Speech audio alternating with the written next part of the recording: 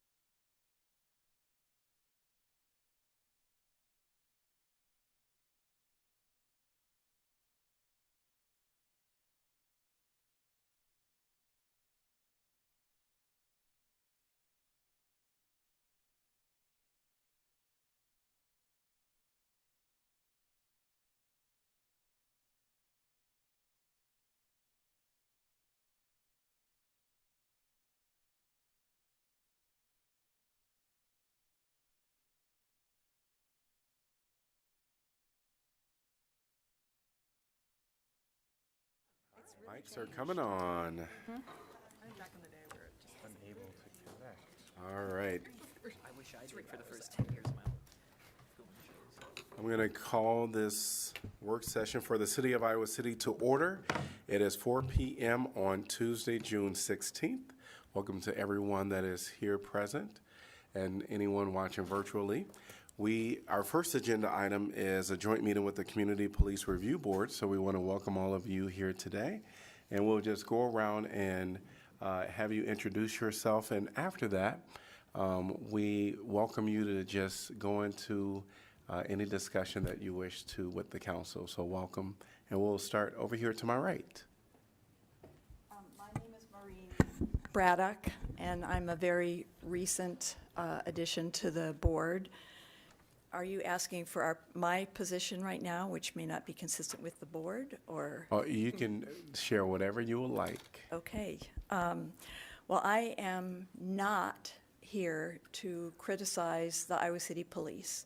I have been very impressed by their professionalism and belief in a culture of service. I think that what we are here to address today is due to perhaps a misunderstanding by the legislature in the role of civil service commissions.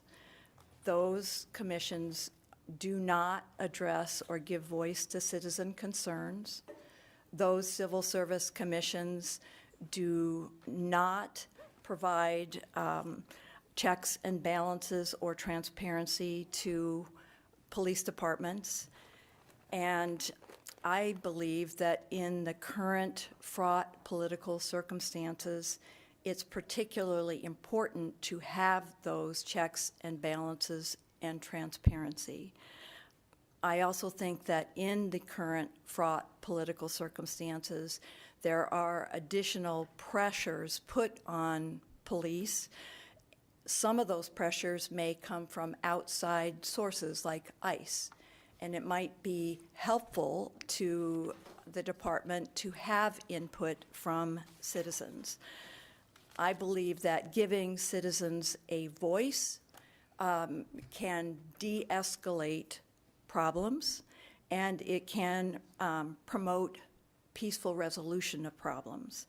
So my recommendation is that the council take action to fill the gap created by the legislature, and the way I suggest that you do that is to appoint a committee of citizen volunteers, perhaps consisting of willing members of the Citizens Review Board, representatives of the police department, and other interested parties, for the purpose of creating recommendations to the council for an advisory board, much as the city already has an advisory board for public art, but this would be an advisory board for public safety.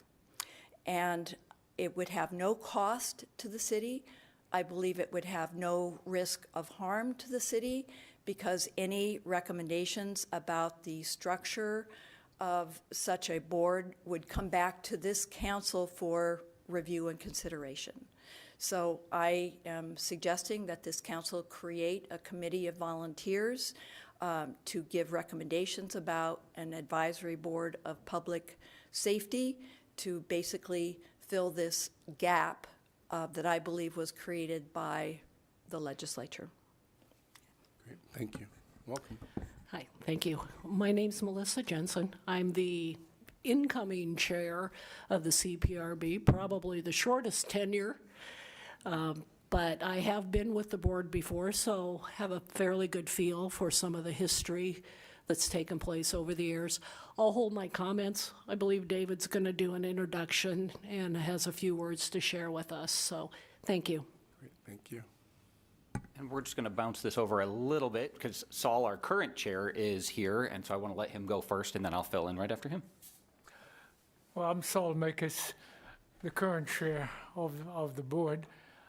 I was absent at the last meeting in which a lot of the discussion took place on this issue, so I will cede the floor to Dave. Thanks, Saul. So we had our regular meeting on June 10th, just a week ago, where we kind of discussed as a board, just an open discussion about how this legislation was going to impact the board and how we kind of individually and as a group might see that moving forward. So I'm going to kind of break my comments up into two pieces here. The first is about the general discussion we had as a board, and I just very want to clearly define that. I'll then move into kind of my personal thoughts and recommendations. So as a board, we're not coming with any single board recommendation. We only discussed it at that one meeting and did not come to a consensus as a board or vote on any particular one solution. So it's great that we have 4 members here to kind of discuss those individually and give them to you. The discussion covered ways to empower the community to feel comfortable reporting officer misconduct without having the review portion. So I think there was a lot of concern on will the public feel less empowered or less comfortable complaining about alleged misconduct of officers moving forward, and how we could address that, factoring in the new legislation. And there were questions about any city decisions or thoughts on challenging the legislation. It doesn't sound like there's been any real discussion or thoughts on the city side for that, but the board was very interested to know if the city was going to mount any type of challenge to that. And overall, if the changes come that it seems are coming, where the kind of the main function of the board will be removed, there was discussion about taking the CPRB portion of the city website and including references on there to the legislation, how that is changing things that have been done in the past, and then having resources there for the community of how to file complaints or follow up on misconduct allegations moving forward. So just very explicit instructions, for example, if they can no longer file with the city clerk's office, that is a change and that they would now need to go to the police department. I'm not saying that is necessarily what it is, but some very specific instructions for the public on how to do that. I think overall the board thought that was a good idea, just to make sure that information was out there and easily available. I'm going to move now to my personal thoughts and recommendations. And I think for me, having a formal city-appointed board made sense when we were reviewing misconduct allegations, because the board was receiving information that wasn't part of the public record. We were viewing videos, we were having discussions in executive session with information the public otherwise doesn't have. Absent the authority and ability to review those complaints and the police department's investigation of those complaints, we're now kind of limited to the main function of reviewing policies, which is all public record today. It's all on the city website. Anybody can do that today from home with an internet connection. I think there would be benefit in having a more formal option for reviewing those with a wider audience. So my recommendation is moving less away from a city board where we have the meetings and agendas, which I see as a limitation, because what we've had in the past is board members or the public ask a question at a meeting where then the board can't discuss it. We have to put it on for business for the next meeting, and I'm sure you've all had this as well. Put it on for the next meeting. At least yours is generally like 2 weeks away a lot of times, whereas ours is the following month, and then the public would have to come back in order to engage in those discussions. So I see that as a limitation. My thought is looking more toward an advisory board. I think we all kind of like the advisory board aspects. And in my thought, it would be more of a police department, police chief run advisory board. I don't know what those appointments would look like or what the limitations are there, but where more, I'll use the word informal discussions can take place, so that if members of this advisory committee come with a current event, it can be discussed on the spot. Because again, a lot of times if you have to wait till the following month, that's a long time to wait if you're looking for information about a police department or an event or policy questions. And so if we could have more ad hoc discussions that can just generically and more naturally evolve and learn information and have a group discussion on those, I think that would be very beneficial. I would also see this advisory board playing a role in community outreach and educational activities. So the board currently has the annual forum, and we have the police department doing outreach. Generally, that's handled by the police department. So I'm envisioning a place where if there's a community event where the police department is doing outreach, could civilians on this advisory board also go and be just another voice there to talk about their interactions with the police department, the policies, why things are, because I think, and for those of you who don't know, I was on the police department for some time. There were situations where I went to public events in uniform, and I recall people saying they were scared to engage with me because I was in uniform and had a gun. So how could we bridge that gap? And I think having an advisory board or some civilian community outreach that's connected with the police department help with that. With that, I'll pass it on. If I may add a few comments, over my years of service on the board, there are some observations that I would like to make. One is about the involvement or the lack of involvement of social services on a more practical basis. We've talked about the philosophical idea of advising, but on a more practical and immediate basis, on a number of cases, there's scant evidence of involvement of the social services and all the ancillary agencies that we supposedly have. There are people who have been stopped 50 to 100 times, and nothing is happening. I haven't seen any evidence of any involvement of social services. There are times, on multiple times, where toddlers are involved, children are involved, and yet nothing is being reported. There is no social service evidence around. These are more practical issues that could be addressed immediately. On the philosophical basis about the advising the police chief, I think there's a remarkable difference between the past police policies, philosophy, and the current one. There's I don't want to say new generation, but a new cohort of police officers who are better trained and better or more concerned with ethical standard, and who are policing themselves well beyond what we as a board have even suggested. I think the City Council ought to take that into consideration. I thank you for your attention. Is it okay if I? So I just have a question for you. Thank you, everyone, for your comments. Specific to what you were talking about with social services not being as involved through when there have been police call-outs and they've gone to attend to things. Are you saying perhaps that social services in this new potential of an advisory board, that there would be representatives there so that if there were a situation?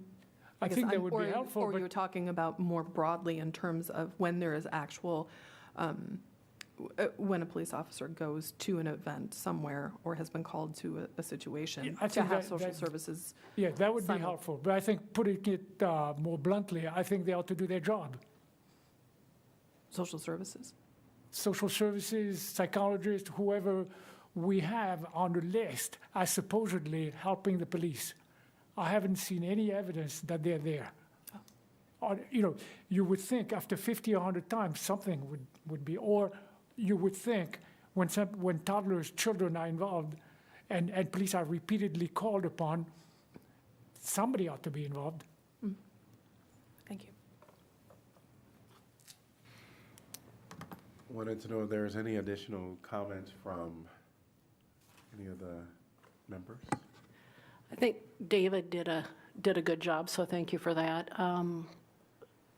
Consensus-wise, I think we, as a board, how we go about it, I don't know that we reached an agreement, but we very much supported the idea of an advisory, whether it be a more informal board, so we were not restricted by some of the things that David mentioned about the ability to discuss certain things. And maybe just be that liaison where we could perhaps be another point of contact, another way of saying, we as a city didn't have have a choice in this particular manner with this particular board. However, this is what we are going to do to try to help bridge that gap. I understand you all have at least one more meeting before it sunsets, August 15th, 16th, somewhere in there? Yes. Okay. And during your meeting, you did not come to a consensus, which I, keep hearing. Is it possible that you all can make a recommendation as a body to the council?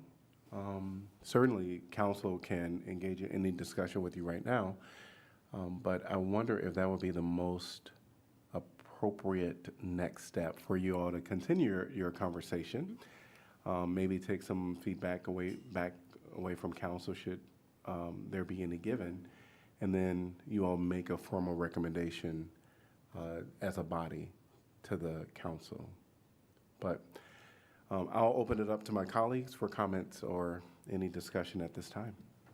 Mr. Mayor, first, this is great. This is like a piece of the puzzle, like what can we do moving forward in order to keep some sort of public engagement. I don't know if you can call it oversight anymore. I mean, kind of, but not in the way that it has been. I still think this is one of those incredibly dumb things to come out of Des Moines. Our CPRB has been working, and the members of the CPRB have been working for many, many years. I know there's at least one member of council who's been on the CPRB, maybe two. And so there's been lots of ways that has helped members of the community engage with these issues and be able to see some of those things. And the ability to look at some of that non-public information in executive session adds a layer of credibility, or a layer to the process, which adds credibility to whoever needs it. Like, it's an independent fact-finding mission, and that is something that I think the city has been really fortunate to have for many years, and I think we're going to miss that when it's gone. I just do. So I appreciate this idea of what can we do to keep some shreds of that in place. The other part of it, just to kind of share with my council colleagues, and we've had some discussions about this, I think, but I can't remember with which people, so I just want to make sure that everybody kind of hears these thoughts, is that when we whatever we have to do to adjust the code, I would be very interested in putting something in so that even if it's like a clause like, everything after this we used to have and it was taken away by the legislature, and should the legislature change it, we would be. So I just hate the idea of completely deleting from our city code or city statute everything that we've had that talks about the CPRB, so that it just becomes a ghost that only fewer and fewer people will remember in the future. But I don't want to leave it in there just as is with nothing, because then it'll just be very confusing. People will go to that and say, well, where's this thing that I should be able to put my complaints in? But if there's some way to adjust things so we don't delete it, but we make sure it's very clear that, the following is no longer in effect based on, the state legislature and whatever the legal boilerplate, whatever was the name of the actual bill of the past. So that if we get what I would consider a more forward-thinking legislature in the future, and they remove this law, that we've got something the city at that time, whoever's sitting up here, could more easily re-engage with this kind of a body. So just something to think about in parallel to our discussion of what do we put in its place. So.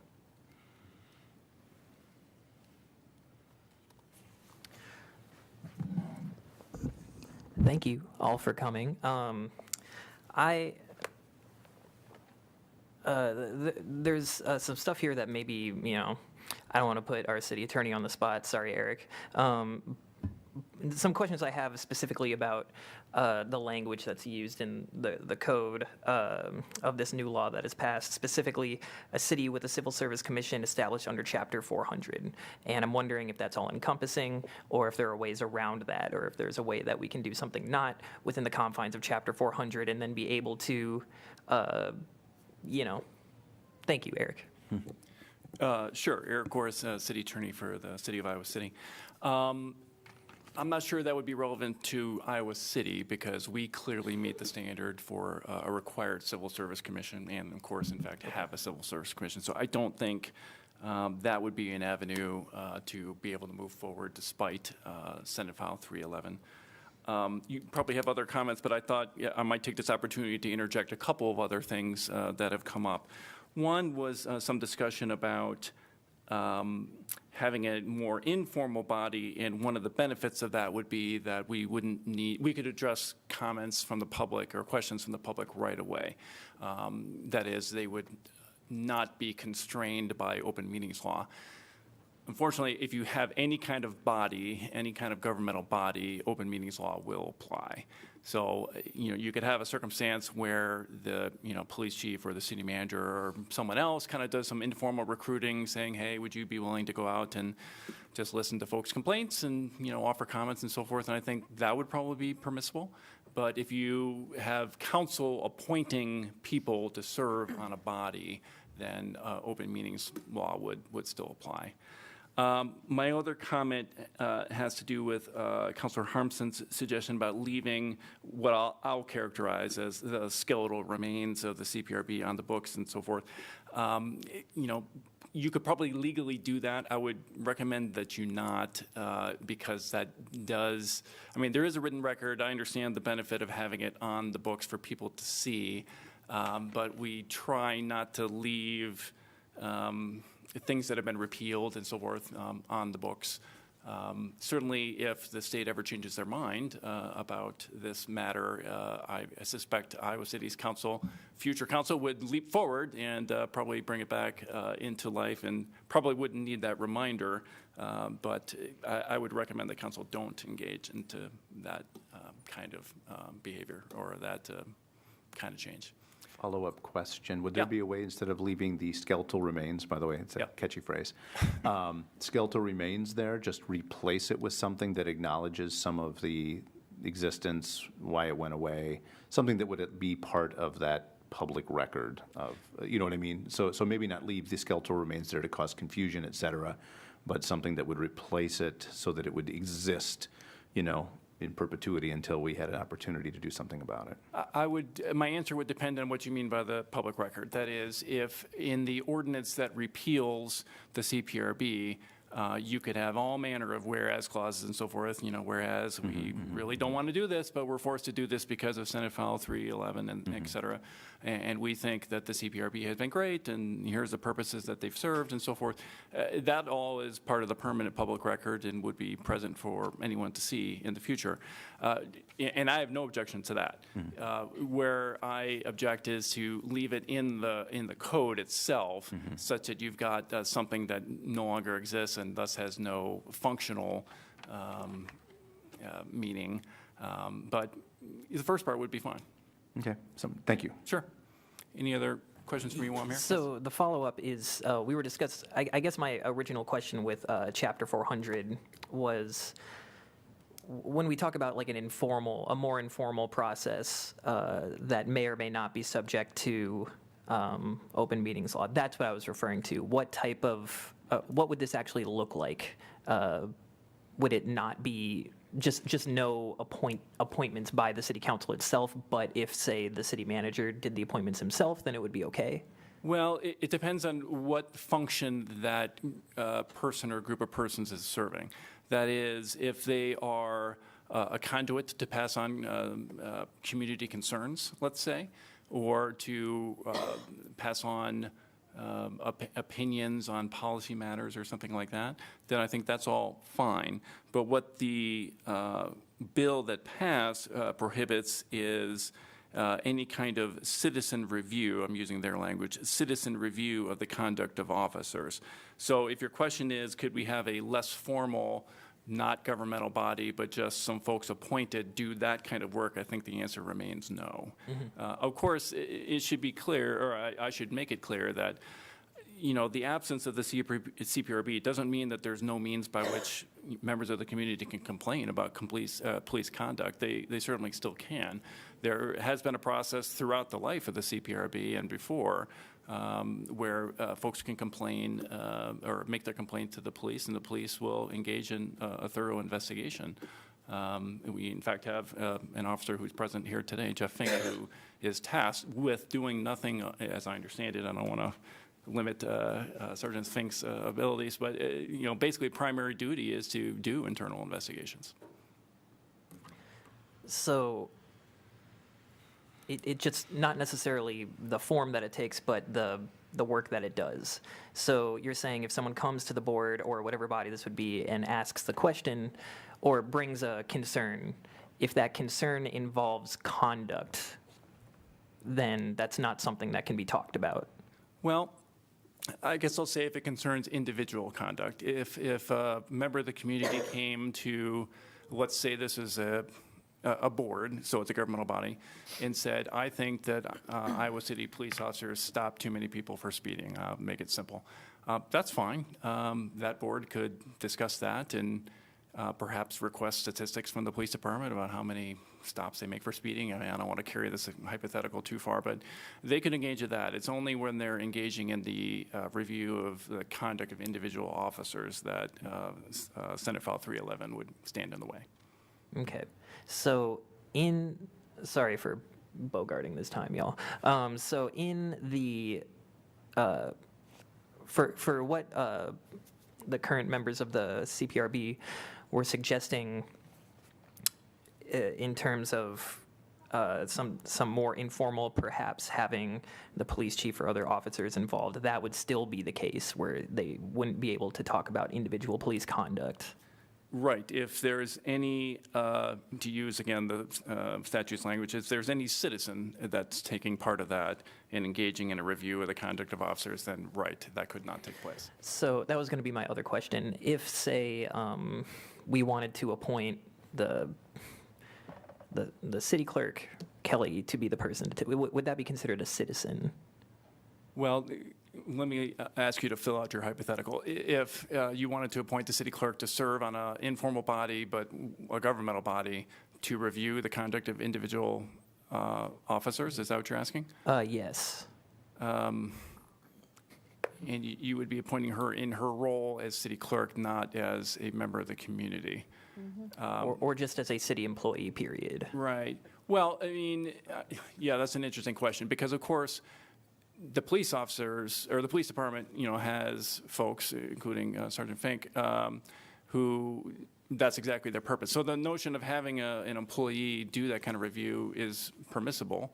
I think that's a distinction from the language that the state legislature used in citizen. I'm taking that as limited to no other involvement other than as a citizen. So that would probably be permissible.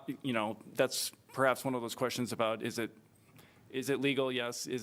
Would that be practical? I don't know. I'm guessing that city clerk might object to her involvement in that. City clerk, that was just an example. Yeah, but no, I understand. Something that I was thinking, sorry, Kelly, something that I was thinking would be the city employs a lot of people, right? That's right. A lot of people in various capacities. Having the pool of people making up this board being employees of the city, whether they be landscapers, whether they be maintenance people, whether they be transportation, whether they work in forestry, something like that, if that would be a way to get around this to where they are basically citizens that would review the conduct, but they're technically not by the law citizens that review the conduct. Right. Interesting. Well, one of our restrictions on appointments for board and commission members is that they're not serving on a board or commission that would have any interplay with their, I'll say, professional lives. We can't have a parks employee serving on the Parks and Rec board because they might, do something. Always there might be the appearance that they're just making decisions to make their lives easier, for example. So that would be the first constraint I would offer. But the second would be that one of the constraints that's always been present on the CPRB is the presence of Chapter 400. That is, it has been a valuable opportunity for folks to be heard from the community and know they've been heard and that an independent body is looking into their concerns. But ultimately, the CPRB has never had disciplinary authority over officers. And, that's been the source of complaints from some members of the community that, they are toothless anyway.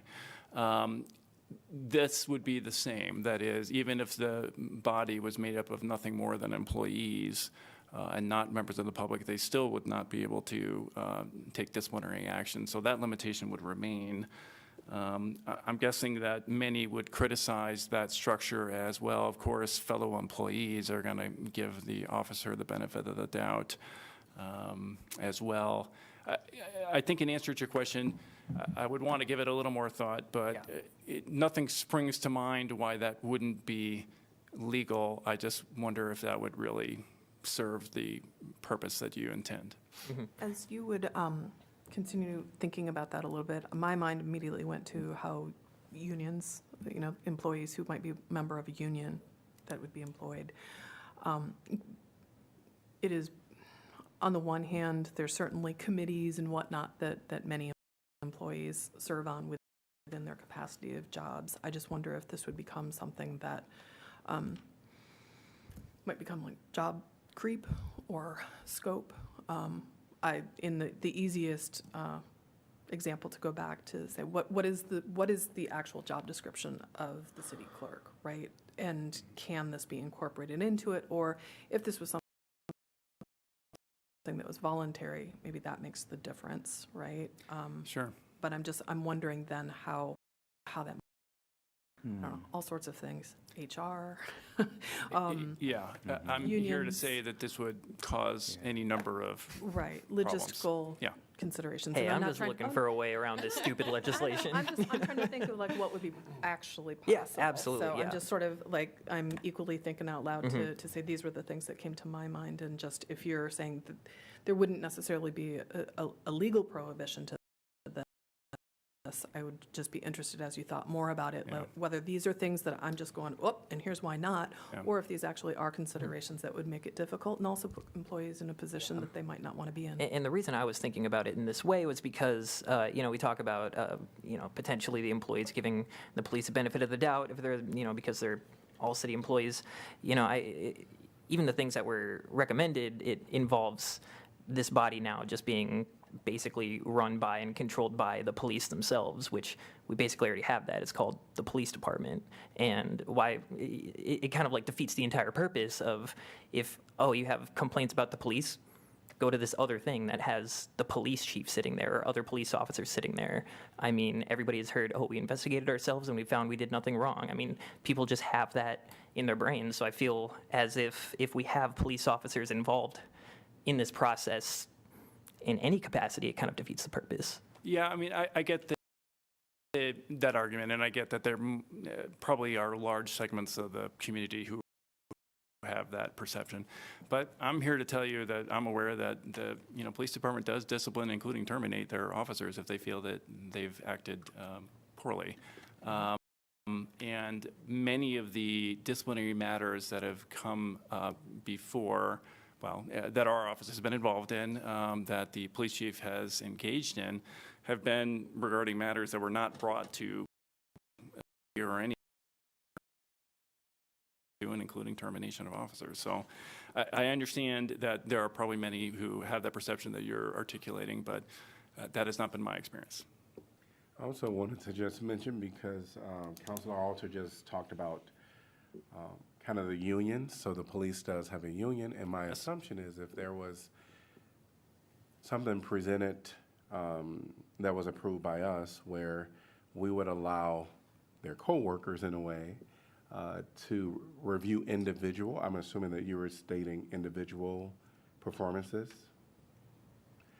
that would be something that they would come back with their union and say they wouldn't be comfortable with that.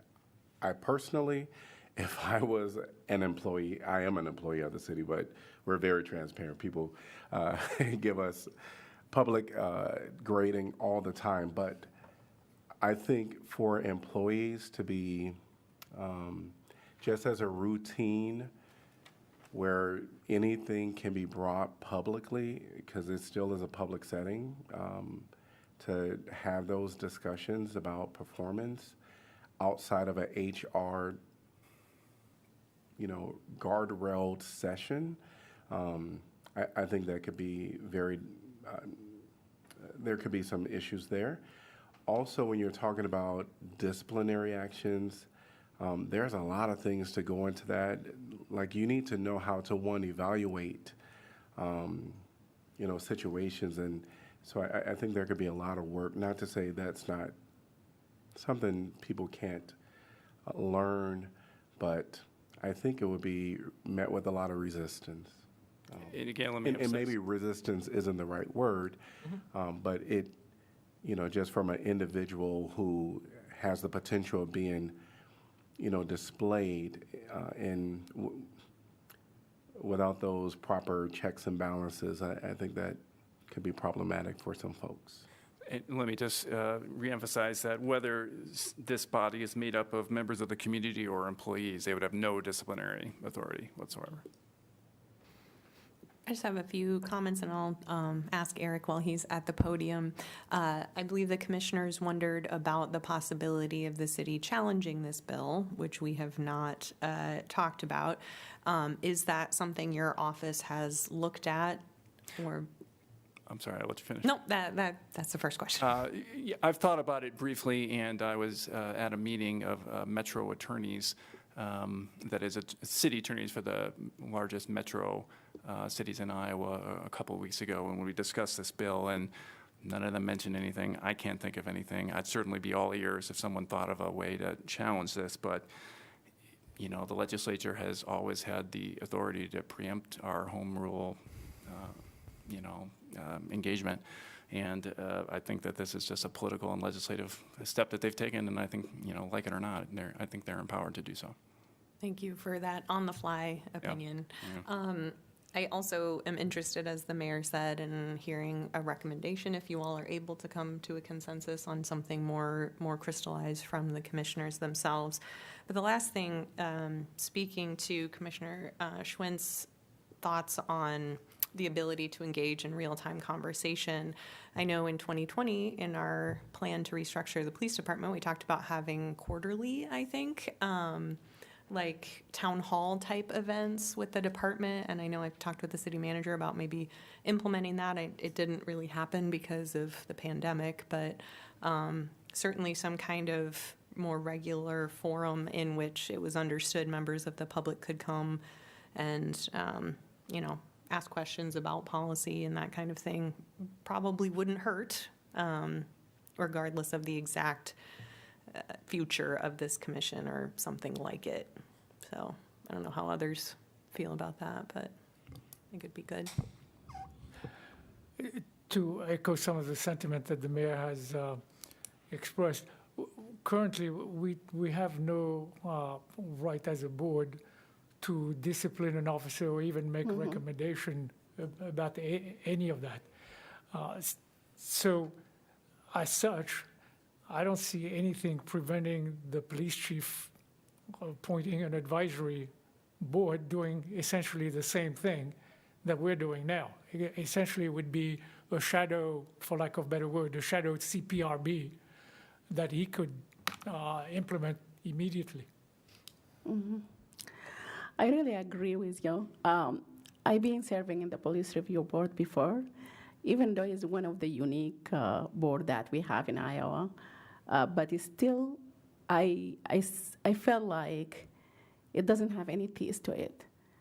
When it comes to, I remember, since this has been when myself and I think another Latino person joined, and also Roy Sandporter, she was there. We are like 3 minority people in the board. That's the first time we sustained a complaint for the history of the police review board.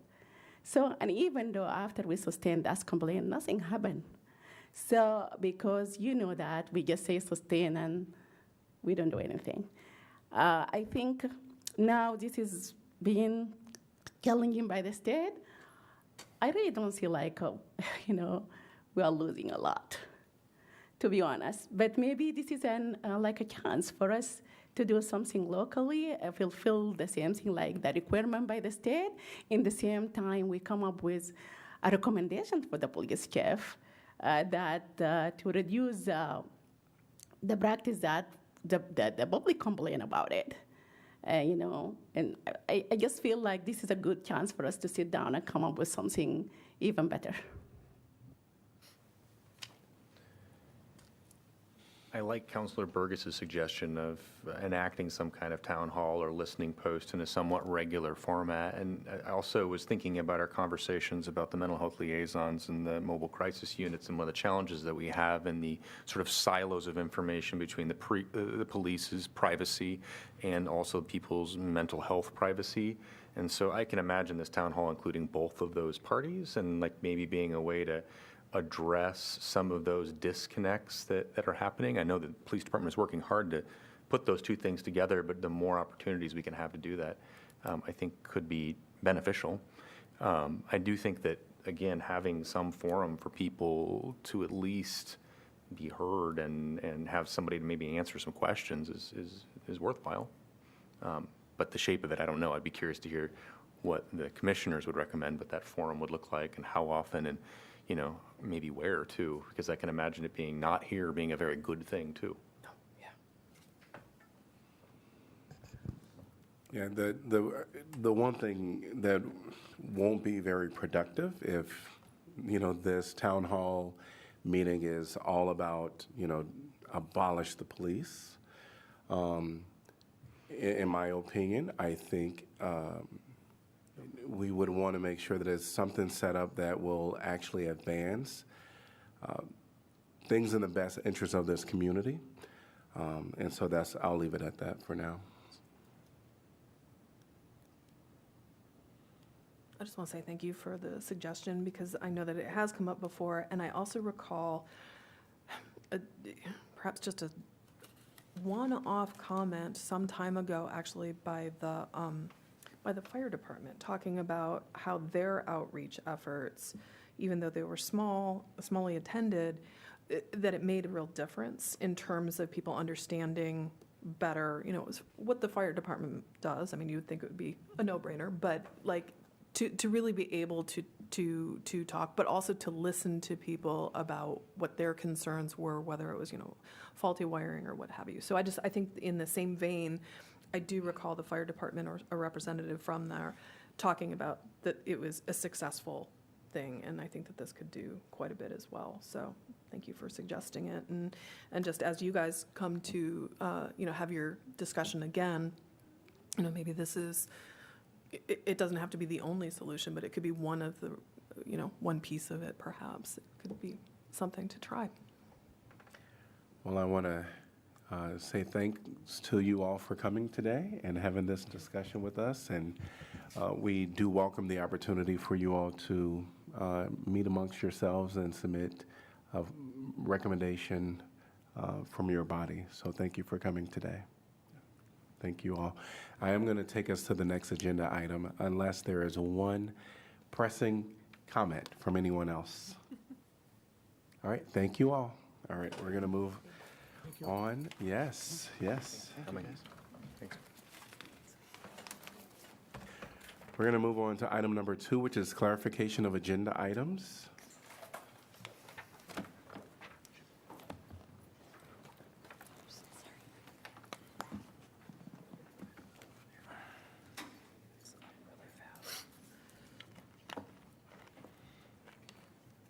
We'll move on to item number 3, information packet discussion, June 5th.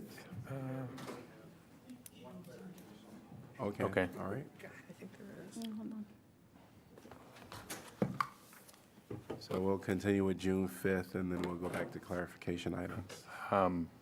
IP2 and IP3 are both ones I'd like to talk about. I'll take them in order. Same. Sure. IP2, the air quality testing update, and it's a thanks to Climate Action Commission for putting in, and the Climate Action Coordinator and City Manager's Office for putting together that memo, as well as the sort of long-term effort of figuring out what the source of the smells that people were reporting during the Procter & Gamble rezoning. And I guess the punchline is that in the analysis that it was a chemical called toluene, but it was far, far, far below anything that's known to be harmful to human health. So in parts per billion with a B instead of parts per million was a pretty dramatic difference. So people were right that they smelled something, but they can feel better to know that there was a long-term effort to figure out what it was. We've been talking about having it on a work session for a long time, so I don't know if that needs to be a work session with this really robust report that fully explains everything. I don't know what everyone thinks about that. Well, I would also make sure that we mention it was not Procter & Gamble. Yes.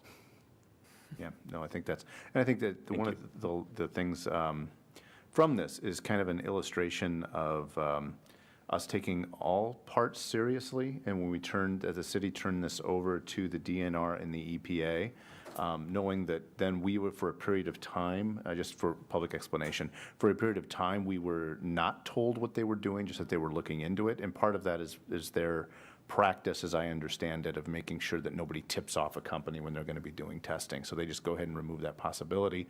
So they operate independently. And then as they do this, they do all the analysis, collect the data, if you look through if anybody's interested in this, if you go into the city website, it's the information packet from 2 Thursdays ago. There's quite a bit of details in there and some maps and pictures and things like that that are worth seeing. But just for people to know that the city was responsive to those concerns. All of us up here took those concerns very seriously, certainly didn't just ignore them. But it took a little time, as we see, a year later, where we're kind of getting the information in a way that is carefully, scientifically tested and determined. And yes, as Councilor Alter notes, that turns out that, again, it was in a different facility altogether than the one that we were discussing last year. If I may, Mayor, I actually have a clarification, and that's on item 9E, the water service agreement for Hidden Lakes. We discovered this afternoon that an older version of the agreement was signed, not the latest and greatest version, and so we've reached out and we're trying to quickly correct that, and we'll probably be asking council to make an amendment on the floor to swap out those two versions. Just for the knowledge of the council and everyone that is looking, we jump back to item number 2, which is clarification of agenda items. Great. Sorry about that. Yep. I was going to get there, but you're halfway in. All right. We'll continue now with item number 3, which is the information packet, June 5th. I know that you wanted to go over another IP. I think I understood. Yeah, I guess the follow-up was, is there a reason to do more on IP2? Or is everyone feel satisfied that we've done our role and this meeting right now is the time to talk about it? I didn't look to see, is that report somewhere other than in our packet? Like, I don't know if there's an appropriate place in any of our climate action information online or relating to the commission, just to kind of elevate that or to send out a press release with it, just to make sure that it gets into people's hands. It would only be in the Climate Action Commission packet and this packet, so we could certainly do a press release or find a home on the website, whatever the preference of the council is. And since it's up, and not to put city staff too much on the spot, but any communications with Loperex? We did meet with Loperex, we being Sarah Gardner with our Climate Action team, went through the report with them and asked if there was anything that could be explored to further reduce the cause of the smell, even though they're meeting all federal regulations. And they were going to check in with their corporate office and get back to us. We've exchanged a couple of emails since then, just seeing if there's any updates. There hasn't been any updates yet, but we'll keep following up. And if there is something that we can do, or they can do independently, or perhaps we could partner on, we'll absolutely consider that to the fullest. Thank you. I do think that it's going to be probably in the media after the discussion today. So we may want to do our own press release. I think that might be a good idea, whether that's social media, whatever that looks like, but I think that would be good. Would, pardon me, would just kind of like a physical mailer to everybody, to the households in the affected area, would that be too heavy-handed, you think? Or would that be a way that we can ensure everybody who might notice a smell can get this in their hand and say, oh, this explains it? Yeah, I think we'd have a trouble defining the impacted area. I mean, we'd have to blanket pretty much probably the east and south side of Iowa City, because so much depends on the wind speeds, on how far that smell could carry. Probably wouldn't recommend the mailer, but we can give it some thought. We can, there's certainly neighborhood associations that we could share it with, the Nextdoor app that many use. I'm sure our team can think of plenty of other ways to target a release like that, and we can explore that. Okay, thank you. Thank you. I want to do IB5. Okay. Back to Iowa City Housing Authority waiting list and homeless count. So for, Are you on June 12th? oh, Oh, yes. yeah. You are not still on 5? Yeah, we're still on June 5th, yes. Yeah. No, I was, the IP3, I think we're done with 2 now. IP3 was the residential development report, so thanks for that report. I think it's very helpful. I will continue to beat the drum and read the little summary that recent permit trends suggest Iowa City will only see 3,120 new units developed between 2020 and 2030. That's just 68% of the housing demand that we need.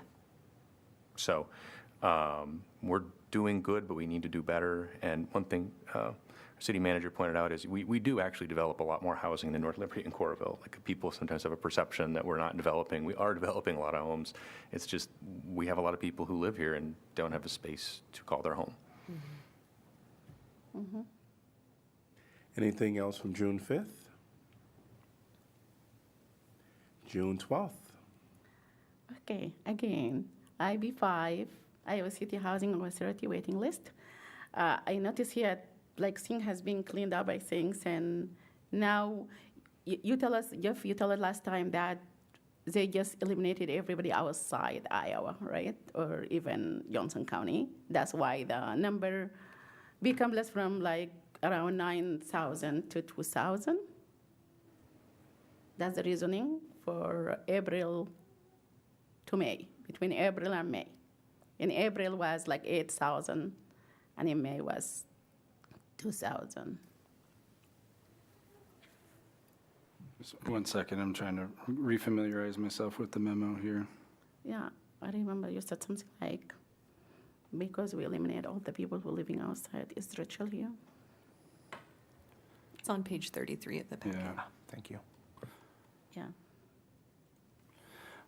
It's not we don't automatically eliminate anybody, but we are constantly going through the list to see if they continue to be eligible and remain interested, because there's any number of factors that can remove you from that. It could be that you're no longer interested. Maybe you lived here and then you relocated to another part of the country and are no longer interested in being on the waiting list. It could be that your income situation has changed and you're no longer eligible. So the staff is going through. You mean they send out a letter to them to make sure, or maybe they did not reply, so. Correct. And if there's a situation where there's no reply, they're removed from the list and they can be reactivated on that list if they then follow up with us after 6 months. That's why you see the slight uptick in numbers from May. So from April to May, we had a sharp decline, and then it bounced back up slightly in June. That's because we had people contact us. We removed them from the list because they didn't respond to our inquiries about being still interested and eligible. And then we remove them, and then within a 6-month period, they call us back and say, wait a minute, no, I still want to be on the wait list, and they're still eligible. So you see a slight uptick in May, and you may see that number continue to go up. I wouldn't expect in large amounts, but over the next 6 months. Yeah, that's what my really next question, which is increase from April to May to June because people reach out. Correct. And we already make it clear on the letter, you have to respond within 6 months. You might see this even increase more. Correct. All right. Thank you. Yes. Anything else from June 12th? Does that do anything, sorry, just to follow up with Mayor Pro Tem's item, does that do is that related to the order, to the wait list itself, in terms of what their position is? No, it shouldn't unless they fall in or out of a preference category, but, right.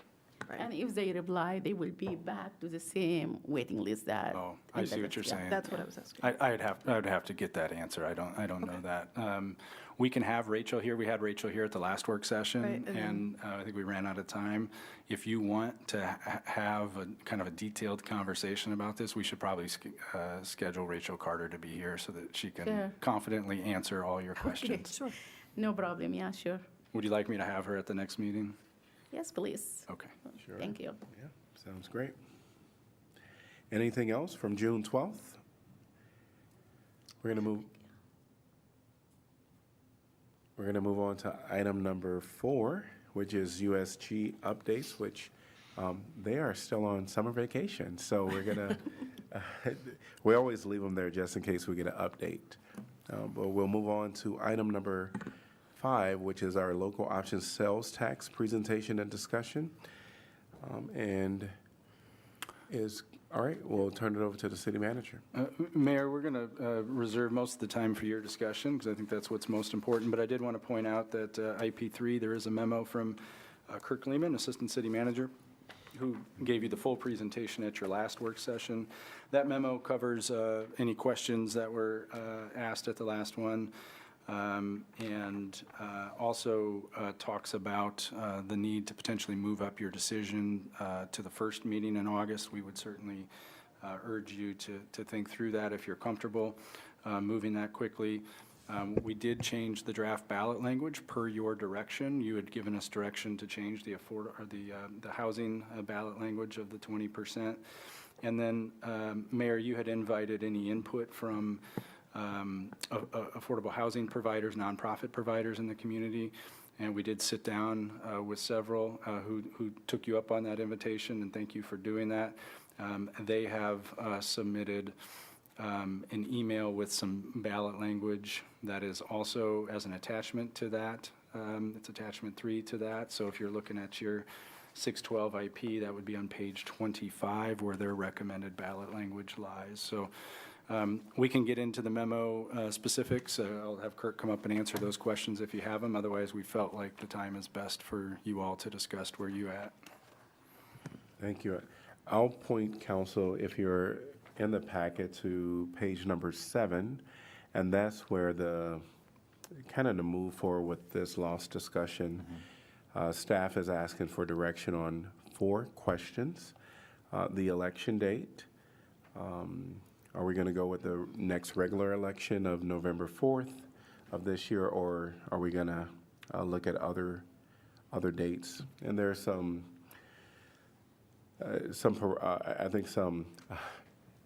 dates that we would have to do some things by in order for that to really be possible. Sunset clause, we need to ask ourselves, is that something that we want to do when we have this ballot language? Use of revenues, which of course that is the majority of the discussion time that I anticipate we'll have, and then allocation of funds as well. And that would be percentages, really, how we're looking at that. Can I make a suggestion that it's not that all of these questions are important, but I feel like 1 or 2 of them might be easier to answer and have less discussion. Can we start with that so we can say, okay, we got through that, Sure. and then we can have the bulk of our time for. So, for instance, I'm thinking the sunset clause. Is that something that needs a ton of discussion, that we see as particularly contentious? I don't know yet.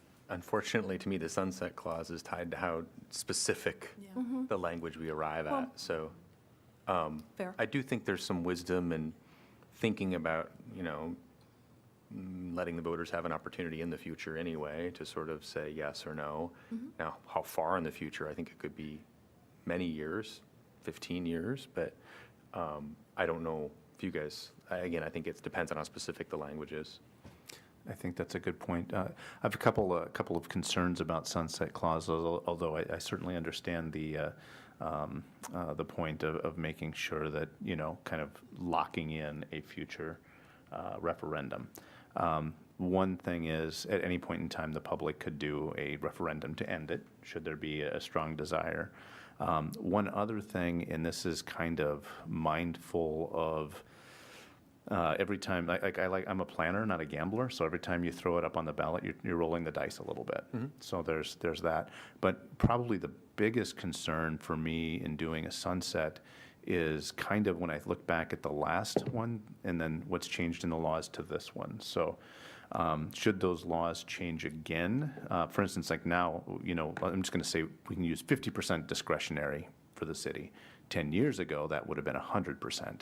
if we have this come up, if we have, if it comes up as a referendum again in 10 years from now or 15 years from now, might that our ability to put our priorities first shrink even further? And it's just such an uncertain, like that's one other roll of the dice. So when I think sunset clause, I'm actually not in favor of a sunset clause for those reasons, essentially. Although your point's very well taken, there's always that element of like, well, we're going to go ahead and build in into this sort of what sounds like a safety net, but I'm afraid in our climate it might end up being the opposite, even though logic would seem like that wouldn't be the case. I don't know how much logic has control these days. So that's kind of my thoughts. Yeah, I appreciate you going through that because I think there's some real legitimate reasons for consideration of not having it sunset. I mean, and of course, my initial would be no. Let's have it sunset. But I think there are so many unknowns in the future, given the example that you just mentioned about how now we're a little restricted. But had we done it 15 years ago, we would have been grandfathered in. And because of the opportunity to rescind that, right, go back on the ballot again, I have confidence that if the city was like, we want to no longer do this, and that's what we advertised, that was the campaign, then I am 99% certain the community would vote to essentially repeal the loss. Yeah, if we did not live up to our end of the bargain, either us or future councils. Yeah, or if we, but if the council is saying, let's get rid of this, then, I think the voters would do it. Yeah, I think my thinking about the sunset or not sunset has changed a lot over time. So I just want to kind of say, because Josh, you said broad, like the breadth of the language informs the question of sunset or not sunset. And I think I really see the utility of what I think, Jeff, your recommendation was, is like have it more broad, but no sunset if it's narrower than sunset. And, kind of thinking about it as the will of the voters, maybe it goes the other direction. Like they're saying this specific thing, then it would be up to the voters to come back and say, no, this needs to change. So like if we had one specific thing and saying, this is our funding stream, and maybe not one specific thing, but just more articulation in the ballot language itself so that the voters could say, yeah, we're in for this and we want this to keep going. And then it would be up to another referendum to change that. So I think it's really just kind of a question of balancing the future. Like, do we want the voters to bind the use of those funds, or do we want the council to have more flexibility? So I see it both ways, but I just wanted to articulate it that way because I think if it's less broad, I appreciate the idea of actually not having a sunset. And actually, because of the language proposals, especially, I know we're going to get into the proposal from the Affordable Housing Coalition and those others that was a part of that discussion, that it was more specific language than broad. And so I think that is what informed my position a little bit on not having a sunset, which I should have probably mentioned, right? It's all a part of that rationale as to why will we have it. And if it's more specific language, then the voters know what they're getting versus it being broad. Question though, just, and here's, I don't know, the third side of the coin, right? The little thin sliver or something is, I was thinking about what if it's not sunset, but in fact, a future council or council will get people saying, now we're locked into this percentage or this particular project or initiative or what have you, and we're not seeing the need anymore, right? So, I mean, I appreciate actually, and I do believe it was Councilor Moe who said, actually, both of you were saying that actually the language is going to impact whether it should be sunset or not. And so just the flip side to your flip side is that more specific language and then saying this is what this will be. And if there is no sunset, needs change over time, potentially. And so residents may well say, and now here we are locked in. And I recognize it could be that, there's a petition and says, we want you to change this bond, or the lost.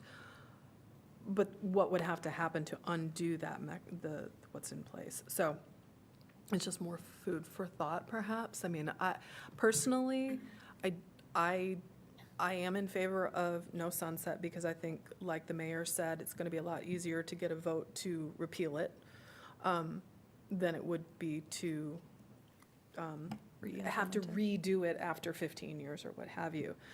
But by the same token, I like there to be a little bit more flexibility for councils who hopefully will be in the same kind of approach as we are, which is to listen to constituents. I mean, that's where some of these categories for funding and what they should be going for came from the public and from engagement, saying what was important as a priority. So that's at least where I'm thinking, is that no sunset, and I actually would prefer slightly broader language, although I felt that the language that was proposed by some of the agencies are not necessarily so specific that we're locked in. I think, they give clarity for the public while also being broad.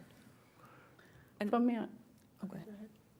I just had a logistical question. I think one version of some proposed language I saw from a community organization would be like to implement January 1st, 2026 versus July 1st, 2026. Is that even functionally possible as far as the implementation date? Kirk Lehman, Assistant City Manager. Perfect. We got this done before the forum. It's got to be 90 days after the election. Okay. So if there is an election on November, then we can't hit that January. But if there's a spring election, it would hit July, because it's got to either be January 1st or July 1st. If you have a spring election, it could also go into effect July 1st. And then the way that you would hit January is by having a fall special election. So if we had done this a little earlier and had it in September, then that could have been on January. Okay, thank you. So either way we go about it, if we want to have a special election in the spring or a November regular ballot election. It goes into effect the same date. Same date. July. That is correct. But the difference is you have to pay for the special election, and But that's the. Yeah. And, you had some conversations with like the city manager and other staff about what elections are good for special elections and what things are good for normal November elections. And I guess I just didn't know what other people's thoughts were when it came to, because kind of where I'm sitting is if the efficacy date is the same and we give ourselves a little bit more time to not be so rushed as into saying, we got to have the stuff by the August 1st meeting, and we only have one meeting in July. So between now and then, there's one meeting, and some folks are going to be out of town as well because it's July. I guess I just didn't necessarily know the downside people would say. I would be happy to hear what people would think the downside would be to going for a special election. I think the downside for me will be the people don't know about special election all the time, especially low-income people and immigrants who can be a voter, and the turnout will be really low. Make it like on November, everybody know about that, and I'll also give us time to people to learn about this and understand what's going on. I prefer November. Agree. But I prefer sun clause. Of course, I need a sunset clause for that because I think sale taxes are really hard on working class and low-income families. And adding that automatic expiration date signal to the voter that the city's respected their sacrifice. and we can come and revisit the policies through like transparent and democratic process if we just make it like that. I'm not in favor of make it just indefinite, just we need to have sunset to it. Sorry, Kirk, you sat down, but I do have a question about timing and about the funding formula with partners, or not partners, but our neighboring communities. If neighboring communities elect to use a different election date, we don't all have to enter at the same time to have the funding formula work, right? That's correct. Okay. It's just all collected at the same time. So if they have a different election than you, then once their local option sales tax is effective, then that's when it would start being added to the pot, so to speak. Sure, okay. It was a simple one, but. Yeah, no worries. that- And I can stay here too. Yeah, no, and I think the other thing to agree with Mayor Pro Tem's point about the advantages of a November election where people are aware of, 100% agree. And I think too, Oliver, I take your point well about, does it feel rushed? The flip side of that, it's, there's really not that many questions for us to figure out. It's the percentage. And really there's, we're probably talking adjusting things, 5 or 10% up or down in these categories. I haven't heard anybody in the council think any of these categories, at least so far, these categories themselves in general are a problem. So maybe some of the language, but again, I don't know that I don't get the sense so far that any of us are terribly far apart on that. I could be wrong. I guess I'm in support, if we're talking about the election date, I am in support of November also for the reasons articulated by my fellow counselors. I would agree with that. One sort of, I guess, zooming out framework question, which maybe is a segue to the actual funding split, is I don't know how you guys are talking to people, your people, to other constituents, but I've been pretty clear that this is not for new stuff. This is not a bonanza of cash for anyone. This is backfilling lost property tax in a lot of ways, and that this formula has something to do with the reality of how we currently run the city, and we're not getting a whole lot of extras, I don't think, out of this. We're just sort of recapturing dollars that we've lost due to property tax reform, and this has a relationship with sort of those things. I'd be curious to hear if you guys are thinking about it and communicating it the same way, because I do worry that some people think that this is going to be a whole bunch more money flooding through city government, and I'm not communicating that. I don't know what you guys are saying. It's a good point. It's not a silver bullet. I think the 50% that we are intending to use in the property tax relief in order to prevent taking out loans on projects, city infrastructure projects, for example, I think that fits pretty well with what you're saying.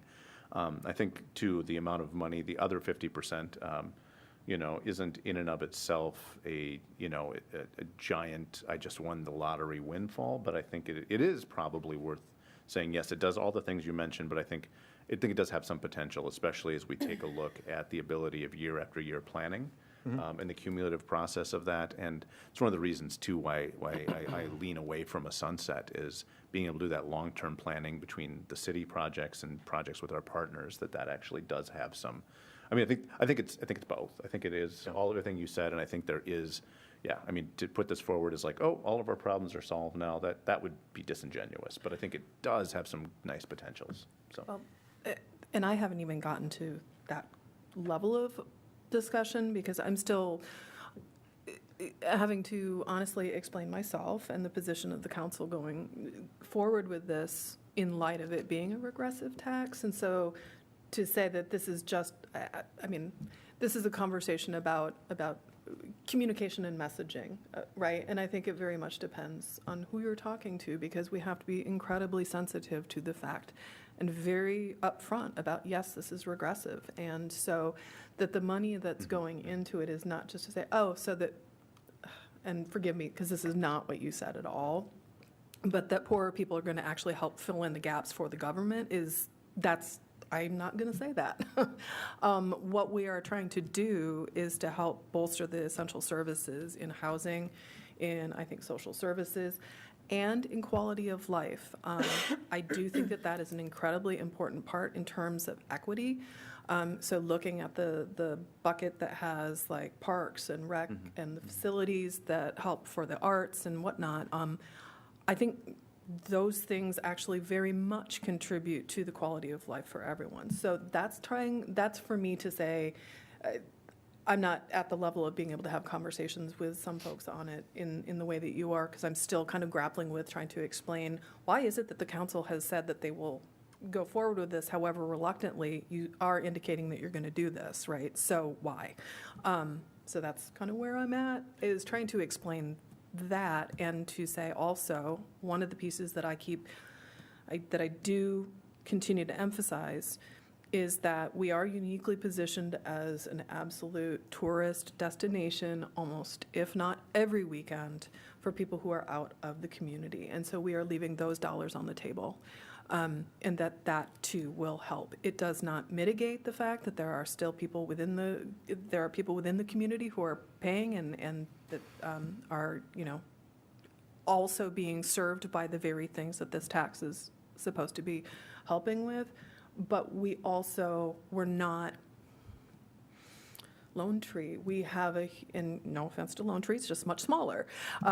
We have a lot of tourist opportunities in retail and entertainment that could bring dollars in. So that's the kind of conversation that I'm having with people to try to sort of position where we're at and why we're doing what we're doing. It does sound like the majority of council want to engage in a conversation related to the revenue, where that revenue is going to go. And so I want to shift our attention to that now. And maybe at the same time, folks can throw in some allocations of funding for percentage, but I think that's not critical at this part of the discussion. So we did have, kind of a draft ballot language in this page 8 in the information packet. And so maybe we can look at this as a starting point. I also want to remind us of our strategic values and, what we, have talked about we want to do in that community impact while we're thinking about what these are here. So we see that there's a proposal for 20%, and this is really related to programs and initiatives that increase housing supply and access that include affordable housing and housing projects designated by City Council. The next one is 20% revenue for maintenance and construction of streets, public facilities, and supporting the art, culture, and learning, recreation, and public safety as designated by council. And then the last is 10% revenues for community partnerships, including but not limited to partnerships that support intergovernmental, economic development, arts and culture, and social service priorities as designated by council. We do also know that we received from Jessica Andino at that email, and I don't know what page it is right now. 25. Page 25. And so there's some drafted language there, as well as a percentage, and that is 30% of such revenue shall be used to preserve existing affordable housing stock, increase shelter supports, and increase access to and the supply of affordable housing for households with low income.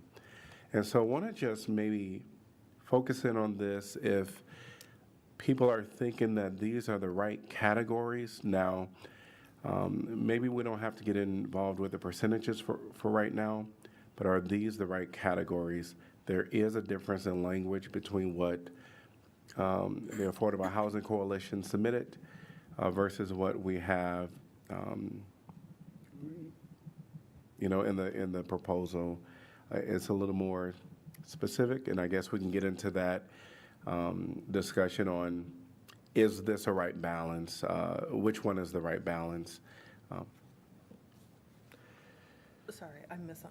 Yes. I mean, so you were talking about the right balance, but you're talking about the language right yes, now? For the categories? Language is the right balance of being specific. Gotcha, thank you. Versus being broad. Right. I think, I don't know, I feel like we don't have support for no sunset. We have support for no sunset, but no, we don't have support for sunset. I think if you don't, I think broader language is better. So the council can choose whatever, that's what I believe. I agree with you. There's also, I understand the desire to have broader language when it comes to a lot of these things, but I think that there are some things where it's like, no, I don't actually want you to have flexibility on this when it comes to housing, right? I don't want there to be some type of way for housing, which is why I like the language from the Affordable Housing Coalition broadly that says such revenue shall be used to preserve existing affordable housing stock, increase shelter supports, and increase access to the supply of affordable housing for households with low incomes. I think that is a way of leaving it broad enough, but also specific enough to make sure that this money coming from a regressive tax doesn't inadvertently, when less cool people are on the council in the future and in staff, hopefully never, but it could happen, to be used for more nefarious purposes. I don't know if that's the right word, but you know what I mean. And also, when it comes to some of the language with, from the original 20% of such revenue shall be used for maintenance and construction of streets, sidewalks, trails, parks, public facilities that support arts, culture, learning, recreation, and public safety as designated by council. I understand how some people could think that money going to arts and culture might be not essential. I think of a lot of these institutions that promote arts and culture to be very, especially in times of hardship, to be places of community for a lot of people, where people find a lot of solace and are able to build that type of foundational support for each other in times like this. So it's not necessarily just going to, a sculpture. It's going to facilities that like foster this community. So I'm in favor of keeping that language in. When it comes to public safety, I really want it to be more specific than just public safety, because that is so broad. Public safety could be public health. It could be guardrails on a sidewalk or something, or it could be tear gas for the police department. That can take literally any form. And I don't want to give any of this regressive tax from working people mostly to the ability to be given to something that broad that could be antithetical. So I misread, I read it differently.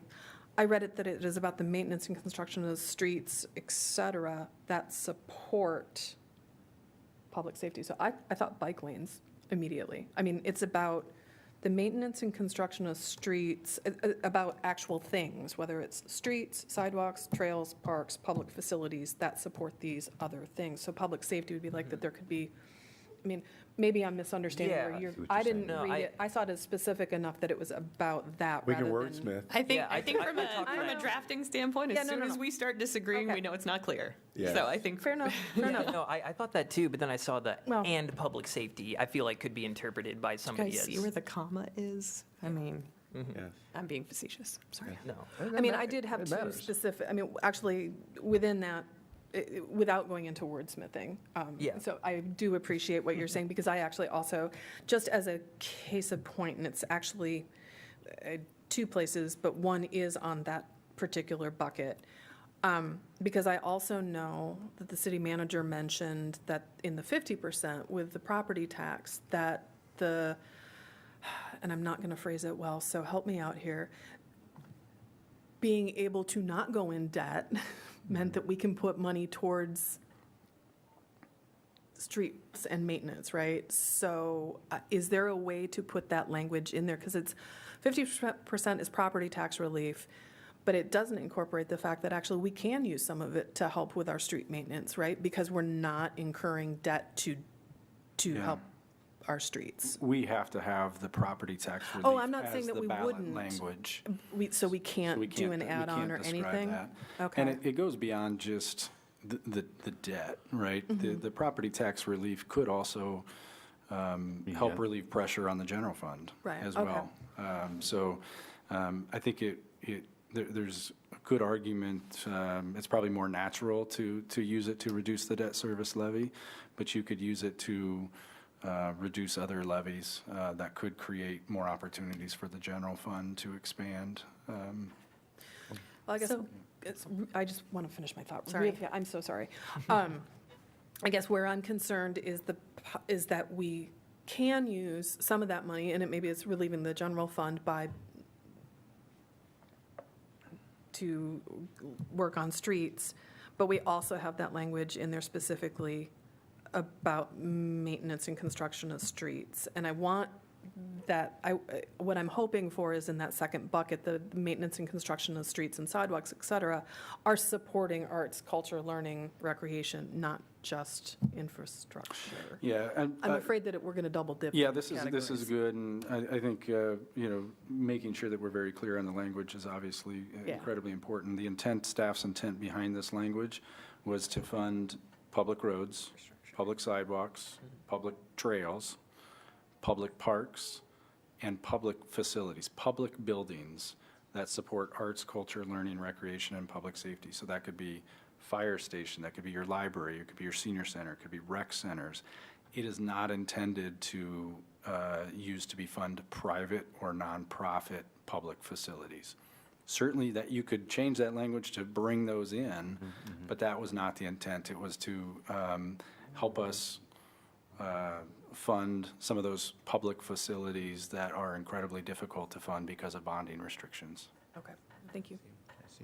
Sorry. Thank you for that, too, because I was had some of the same questions, and I think that, the clarification between public facilities in the one, and then the supporting operations Yeah. in the last piece. I think that's a really important clarification. Thank you. Josh, to your question about like how are we talking about this and how do we characterize this revenue source, I do think the 50% property tax relief to me is the backfill, right? Like that's the intent of it. That is, I understand that may not be exactly the legislative intent of it, but I think as far as how we understand it can be used and the existing opportunities that we have for that, that's kind of how I've been characterizing it. And that the other 50% is where we can really address the regressivity of the tax to say those dollars should benefit the people who are impacted most proportionately. That's how I've been thinking about it and kind of talking about it. But I think I do have a specific proposal relating to the housing portion, wherever we might land with that, which would be to limit it to public and something like mission-driven or not. It's what Oliver was speaking to the last meeting about, like, not private market, right? Because this portion of whatever the dollars end up being, it's a sliver of the tools that we have for economic development, right? And so I think because the revenue source has to be matched to the, what we say we're going to use it on, I would like to exclude those market and profit-driven uses from those particular housing dollars. What about LIHTC project gap filling? Is that? I don't think we should for this. And especially because what we've seen is we've been allocating general fund dollars for the Housing Trust Fund, which is where most of that goes. And at least in, the last half decade, that's not really, I don't think we'll ever run out of public expenditures relating to housing or mission-driven organization expenditures relating to housing that could come from just this pool. Related to housing, this is an old question now. We have the 2022 Affordable Housing Action Plan. Does it matter that we have that plan and we're defining affordable housing differently in different places? Is it really just kind of icky form, or are we legally obliged to follow any of the definitions in the Affordable Housing Action Plan?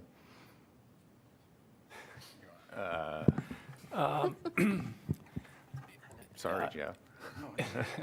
Yeah, that's hard to answer. As council is aware, it has been a years-long process to try to discuss and define what affordable housing means.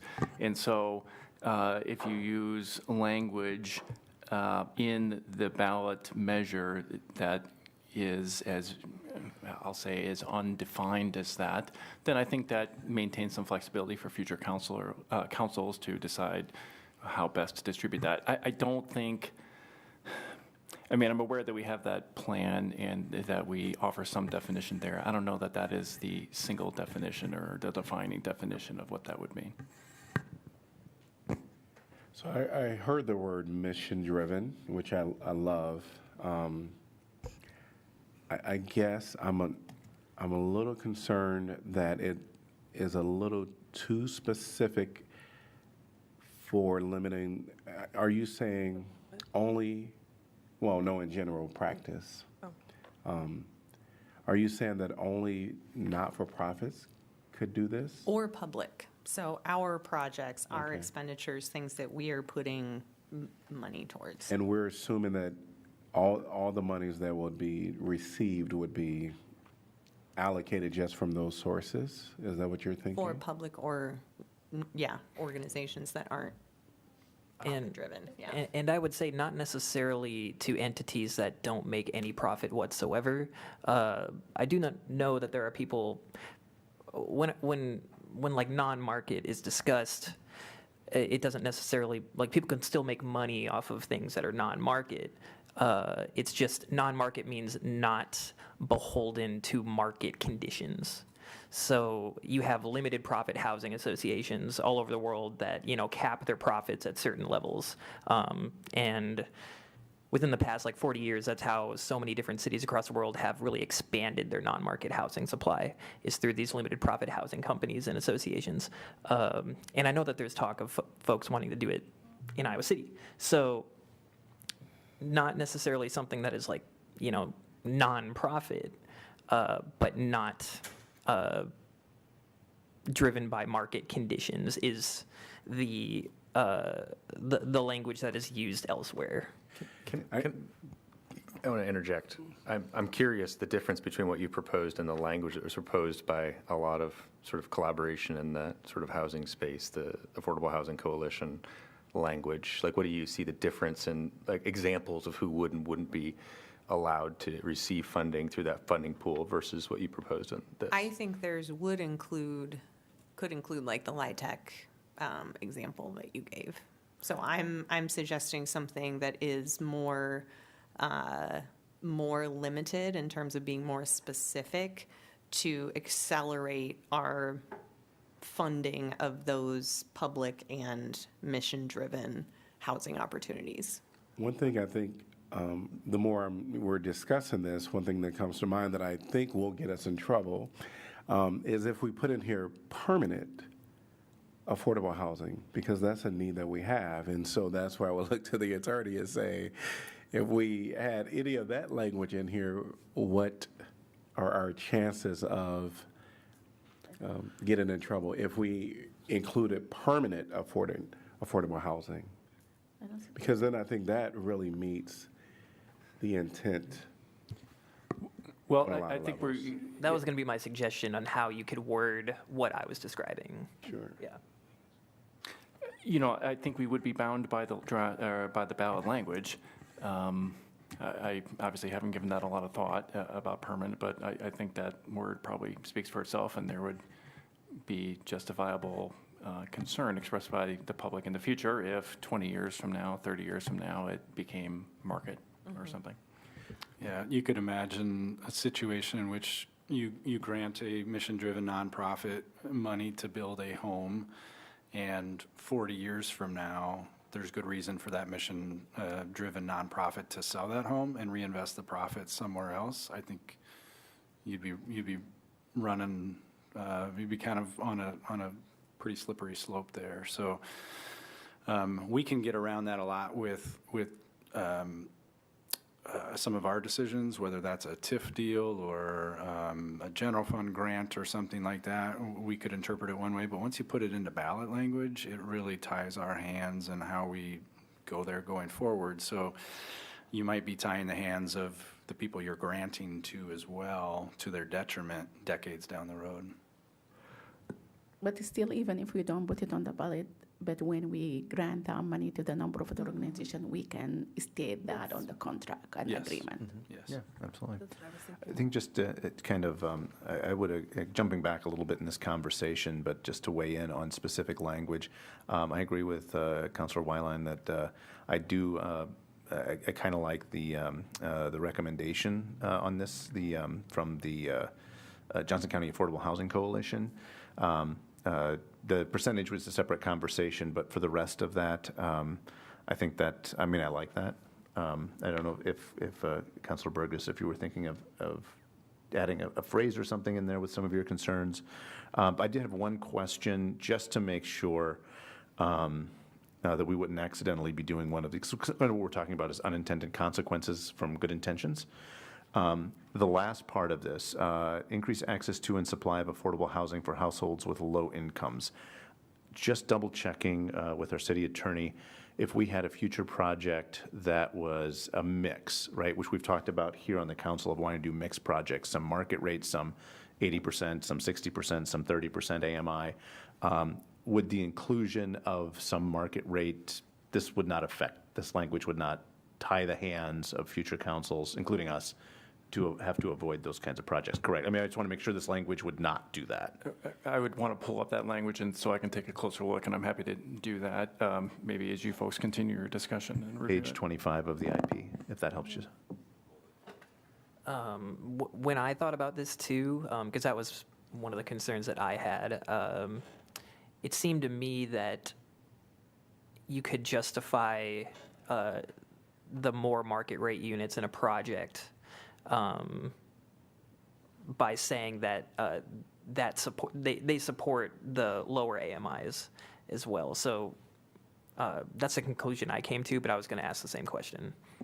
Well, with the assistance of the city manager, I've reviewed it just real quickly. First off, I think it saves you from the discussion you had a moment ago about what happens 30 years in the future and so forth by using the word existing. So money could be spent on existing housing stock. What happens to it 30 years from now? Well, when we spent it, it was existing. But getting back to your question, Councilor Harmson, your concern was whether there would be a larger project in which there was both affordable housing stock and market stock. Is that right? Just want to make sure we weren't preventing that accidentally. Yeah, I think, I think that could be avoided through careful drafting of the contract or agreement by which we would share that revenue to make it clear that that money would be spent solely on the existing affordable housing stock and not on the market rate portions. I get that money is fungible, but as long as there's expenditures that the owner can show on that affordable housing stock, I guess my from the hip reaction is that would be a manageable concern. Excellent, thank you, I'm satisfied. And another direction of that is that when you have a project that, is like 40 or so units and 20 of them are more market rate, 20 of them are 30 to 60 or something like that, AMI. When it's not beholden to market conditions, what you see is that over time they do become affordable because the rents increase at a slower rate than the ones that are conducive to the market conditions. So in my brain, that is how you got around it, because just by investing in those, you are adding to the future affordable housing stock and creating a more permanent solution to the problem of unaffordable rents. So I don't know. That's just another way to look at it. Okay. I know that we only have a few minutes, but since we were on sort of that language, I had a question, and I don't know because we're in work session. Oh, and I don't know that she's still here, unfortunately. I think she just left. Okay. I had a question, or perhaps anybody could, who is in those conversations. The part that specifically talks about increased shelter supports, I think, this is obviously incredibly important. and yet I'm the one who's been talking about sort of the different categories and where there might be additional percentages gained or garnered from different categories, right? So we also have a bucket that is about community partnerships, including social service priorities. My question is, does anyone know when in conversation with the Affordable Housing Coalition, whether shelter supports would be essentially moved over so that housing is in one bucket, and then the community partners piece would not include some of our social services? That this is a matter of semantics and like where the categories are. Would social services that provide housing supports, would their Would they fit under two categories? do they fit in two, or would they move over? They would, this did come up in our conversation with some of the providers, and the intent certainly is that they could fit in both, that you could fund emergency shelter, winter shelter through the 20% allocation, or, you could do it through the 10% allocation. Certainly, if you have the word shelter support in there, it's clear. There was question whether there's a common understanding that, is shelter housing or is it not housing? That's a good conversation to have, but from city purposes, if you look at our past practices, we fund the shelter out of our affordable housing fund, the winter shelter that is right now. So we already have a practice of doing that, and I would say they fit in both categories going forward. What the definition of shelter support here by the city? HUD has a definition for shelter, right? Of shelter support, we have not defined shelter support. I just want to ask about what the definition even for shelter to, like the city when it says shelter, is this shelter for homeless or any shelter? Because I don't know, I feel like shelter is anything type of housing. Yeah. Is that what the city is saying, or shelter mean just shelter for homeless? When it's called out specifically, I would say it's for homeless. But the language would say any housing project designated by the council, so you could broaden the definition and the uses as you see fit. For the shelter supports, I'm wondering, because I know that there's various types of supports. So folks that are even going from being unhoused into a house, so transitional housing. Sure. Is that under shelter supports? Is that, I wouldn't lean too much on shelter supports personally when you have language that says, or other housing projects designated by the city council. I think you're going to be covered by that.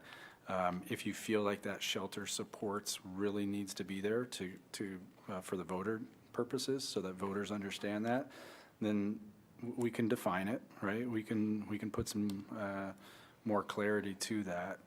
But I look at the language on page 8, and I feel very confident that any types of those shelter supports, as you all have described them, would be eligible. So we're approaching our time. I wonder if council is amenable to us coming back to the work session after our formal meeting. I think we have to. Yeah. Okay, all right. So unless there is something else that we can do within a minute or two, I'll just have us be adjourned. Why don't we jump to item number 6? Which is our council. I just had one question. Sure. When is the next time we are going to be discussing this? Right after the formal.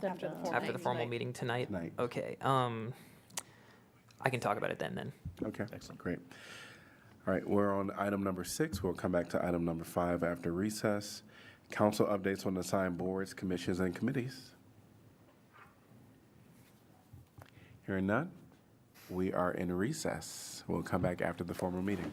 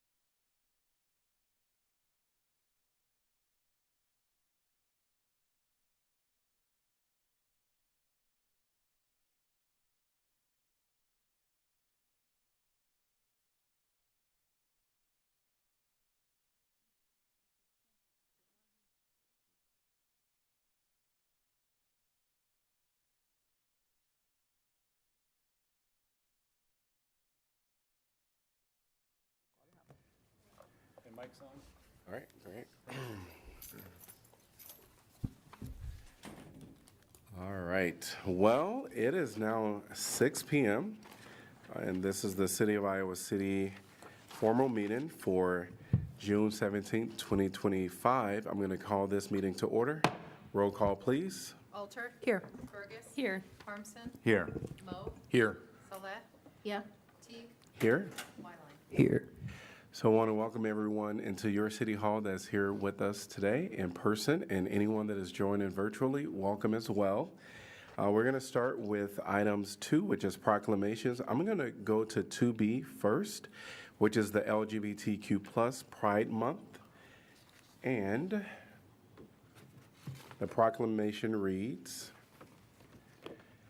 whereas LGBTQ plus communities across the nation annually celebrate pride in their culture and community in the month of June, and whereas the annual celebration of Pride began as a collective protest for the rights of LGBTQ plus individuals and communities, and whereas the national tradition of celebrating Pride in June is a tribute to the Stonewall riots of June 1969 in New York City, which are remembered as the launch of the modern LGBTQ plus rights movement.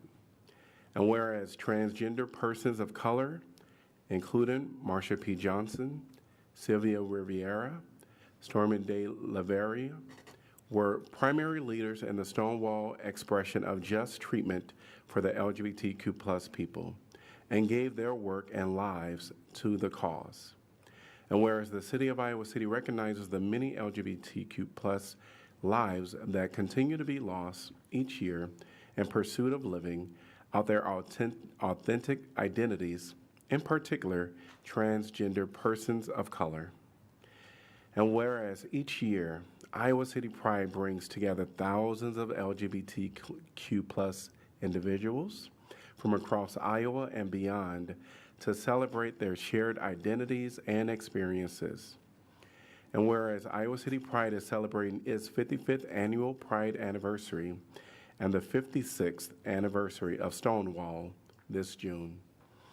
And whereas Iowa City Pride will host its annual Iowa City Pride on June 21st in downtown Iowa City, and I encourage all to attend this celebratory event, which includes a parade. Now, therefore, I, Bruce Teague, Mayor of Iowa City, do hereby proclaim the month of June 2025 to be LGBTQ plus Pride Month in Iowa City, and encourage all to reflect on the ongoing struggle for equality members of the LGBTQ plus community face, and celebrate the contributions that enhance our city. And receiving this is Faraji Hubbard, accepted on behalf of the Pride Committee.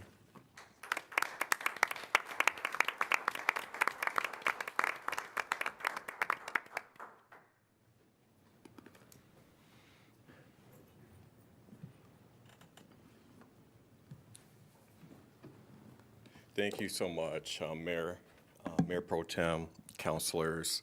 This means a lot. It means a lot. As I'm, Faraji Hubbard, I'm Vice President of Iowa City Pride Board. On behalf of the Pride Board, just thank you for this support. As many of you know, this has been a really trying time, for the community. And the mission of the Iowa City Pride Board is to promote that positive visibility for the LGBTQIA plus community, right? And we want to bring that joy. We want a place where people can find that love, find that connection.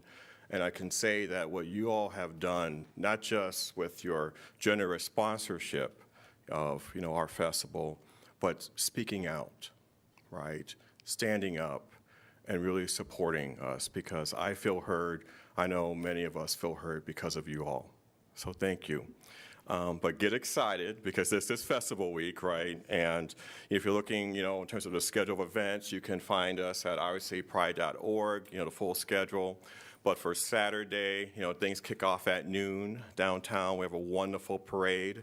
And believe it or not, this is going to be bigger and better than ever. It's already a record breaker for us when it comes to the entries. We have 145 plus vendors so far registered and 75 parade entries, right? So yeah, come on down. It's going to be a wonderful time. Again, parade kicks off at noon, and we have events all throughout the afternoon and into the evening. So get excited, and thank you so much for your support. Thank you.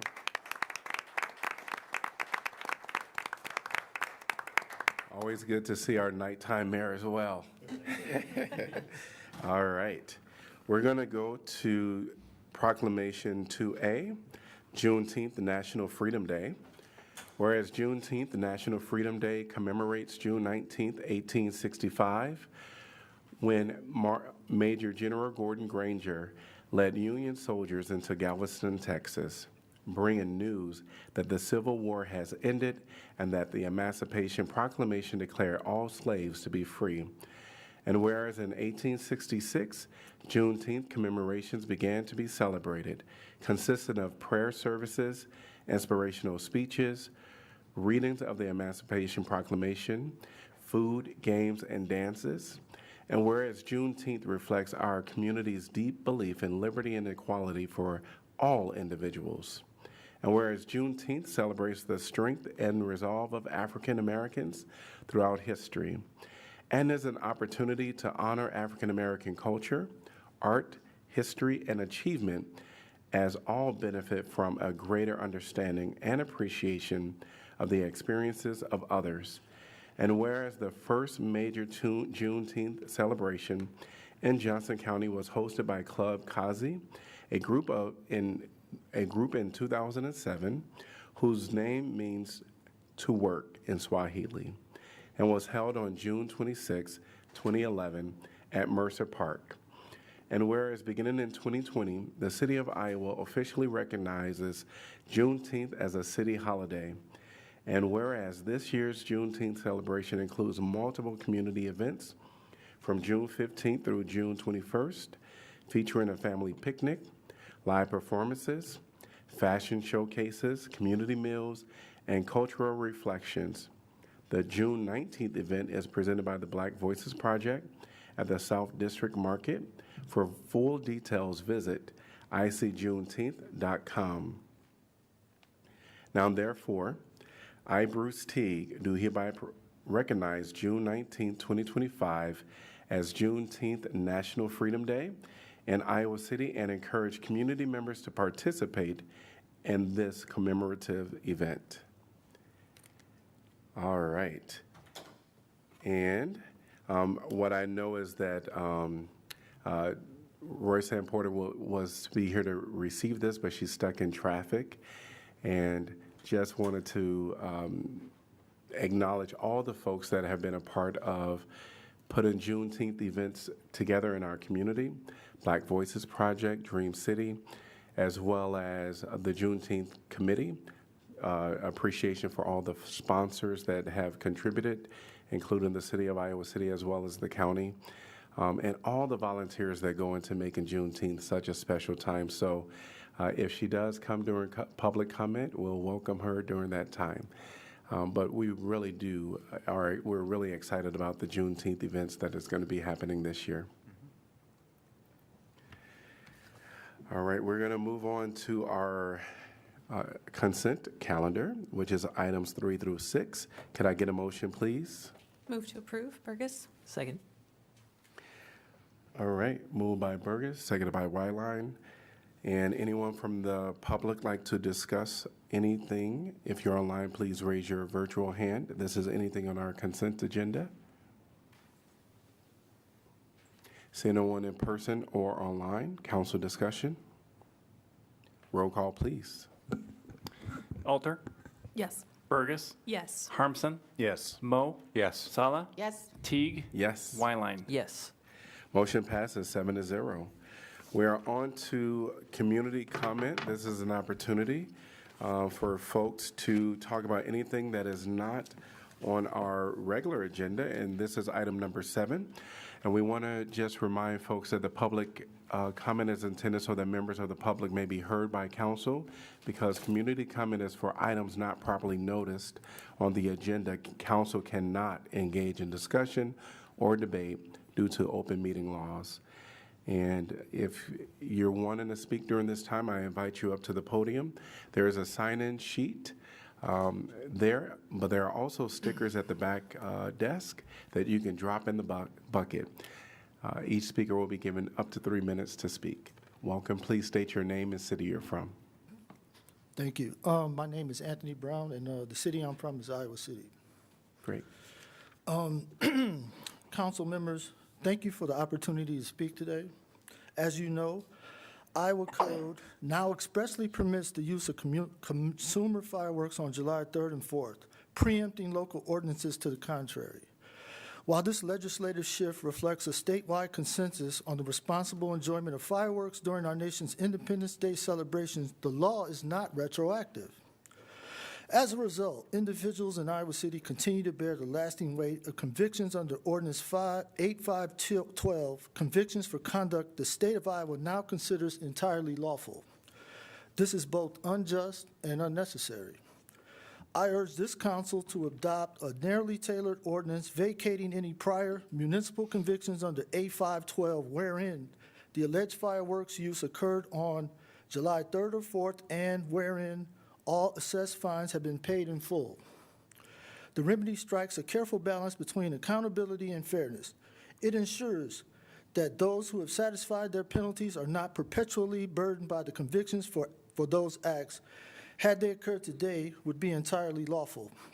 This is not about excusing misconduct, it's about correcting an injustice.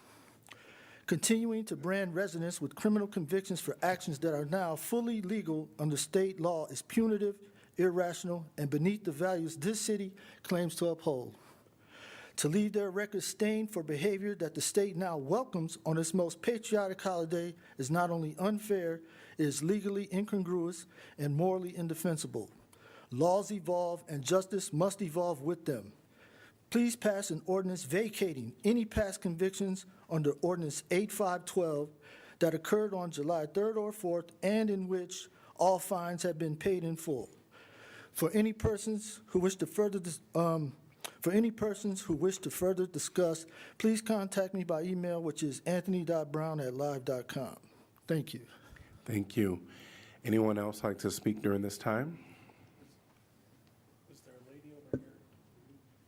No? Welcome. Please state your name and city you're from. And there's a sign-in sheet or... I've got stickers. Perfect. Thank you. Welcome. Never done this before. I like that system. My name is Bob Teig, sometimes pronounced Teague, so I've been looking up every now and then.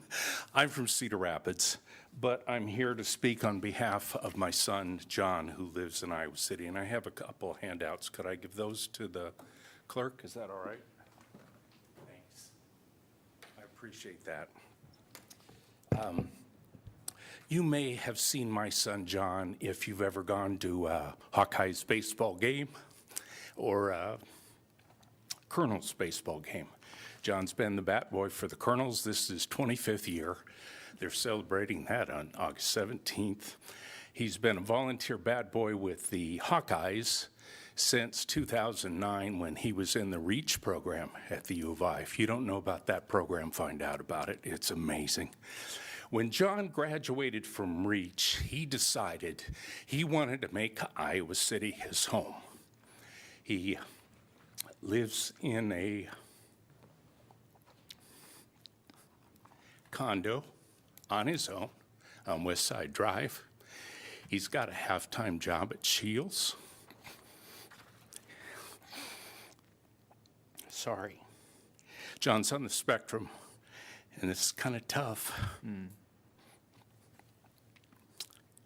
But he pays his property taxes, and he pays his sewer taxes. And 10 days ago, we found out the city of Iowa City said they're going to sue him for a half month's wages. Did you know about that? I'm guessing no. And here's what it's about. If you turn to the second page. There is a detention pond behind 4 condo associations. Developer back in the day had to build that, and a few months ago, for the first time in probably 25 years, the city dropped on us a letter saying, you have to clean up that area. You have to cut down all these trees, you have to cut down brush, you have to trim the grass. It's not a park, it's a wildlife area. And they dropped that bomb on us. And it's not just us, I found out. It's other associations and homeowners that have detention ponds. I don't know who they are because they won't tell me. But the problem is John and the others, didn't plan for this, don't have the money for it. The city waited 25 years to bring this up. That makes it a little more expensive to have to do this. Now, I've got some issues whether there are easements that are valid or not, and Sue and I have gone back and forth, and there are arguments both ways, but I'm not here to talk about the legalities of the easements. Thank you. Thank you. Now, I Thank have you. 2 other people that have deferred Thank their you. time to me. Can Thank they you. do that? No, but they can come up and speak. But thank you. We appreciate you. Thank you. Thank you. I think they could. Yep. Thank you. I think the council rules allow for one other person to give you their time, but they would need to be identified so that they don't come and speak as well. I'm Okay. sorry, Mayor, to jump in. I hope that's Oh, okay. Okay. Yeah. Thank you. I didn't know the rules. Sure. Maggie is one of the other residents there. Okay, great. I think you maybe know her. So what's happened is they've come in and say, you have to take care of this maintenance. My question is that fair?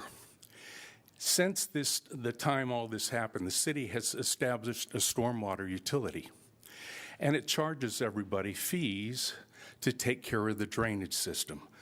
And that system says those fees are supposed to go to the maintenance.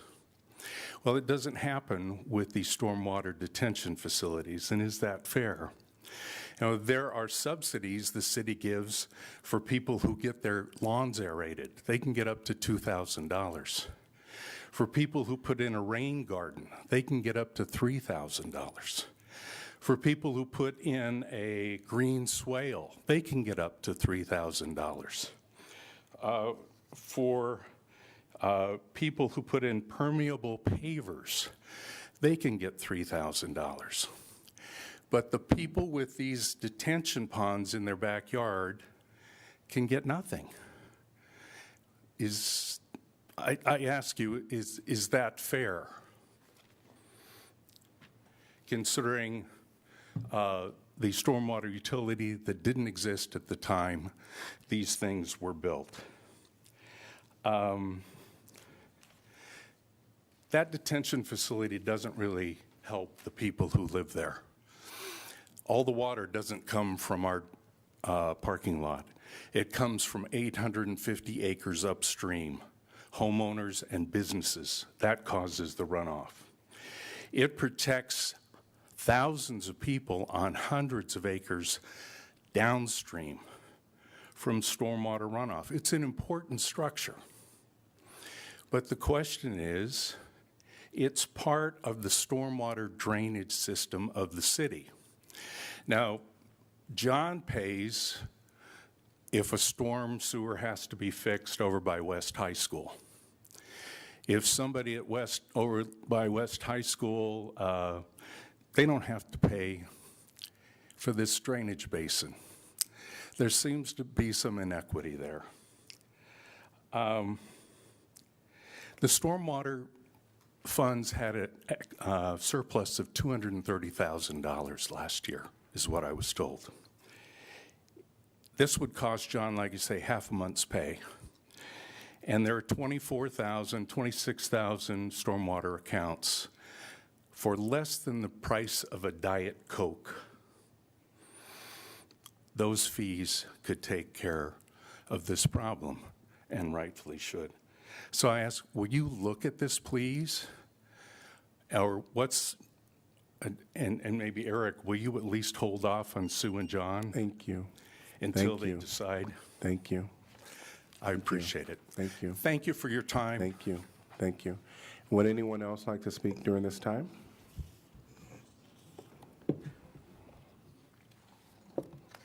Yep,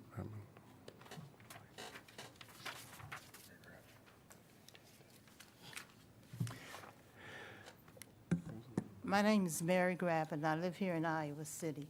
And I wanted to ask you a question about, that occurred on the June 3rd agenda. There was a speaker here from the wastewater treatment facility digestive complex rehabilitation. And he intimated that he was going to get money from the Inflation Reduction Act, Phase 1 for the project. But DOGE, or however you pronounce that, has stripped away so much money. So what happens if this project is not financed? Does this person go to the Supreme Court, or will you participate in a class action suit? Because somehow the city of Iowa City is going to be responsible for that. And then the next thing on here is about aid to agency. That was question 11C on the same agenda. No service, human services, should be zeroed out, and some was zeroed out.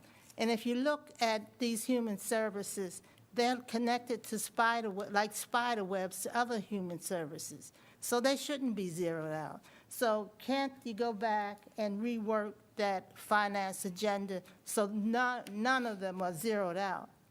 And another thing that I hadn't intended to bring up, because I'm not a member of the Police Review Board, and they were here and you spoke about them on your work section. Why can't the Police Review Board be folded into the Civil Rights Board? Because most people, when they don't like police and they call the cops, want to complain, they're complaining because they feel that their civil rights have been violated, no matter the trouble they've been causing in the beginning to make the police act a certain way, and then some police act that way. And you were talking about the meetings. We did have meetings here at the city library, down at the library, and they had a new police chief. But I didn't like him too much because he thought that 14-year-olds should learn how to shoot. And 14-year-olds were attending the Iowa City Public Library. So that wasn't very good. But, it's just certain things. Will the city be liable for that wastewater treatment? And will that person who spoke come back and speak again and see if he has the money or he will get the money? Because if you're zeroing out the charities, you need the money because they are so useful. Housing to homes is part of the charities, and they all spiderweb in together. So something has to be done. Thank you. Thank you. Anyone else like to speak during this time? Please come forth.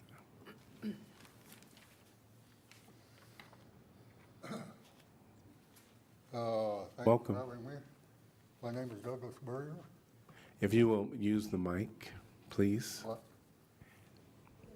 The mic, okay. Thank you. So, my name is Douglas Burrier, and you probably don't want to hear from me because I live at 102 Hilltop Trailer Court, that part of the city you people like to ignore,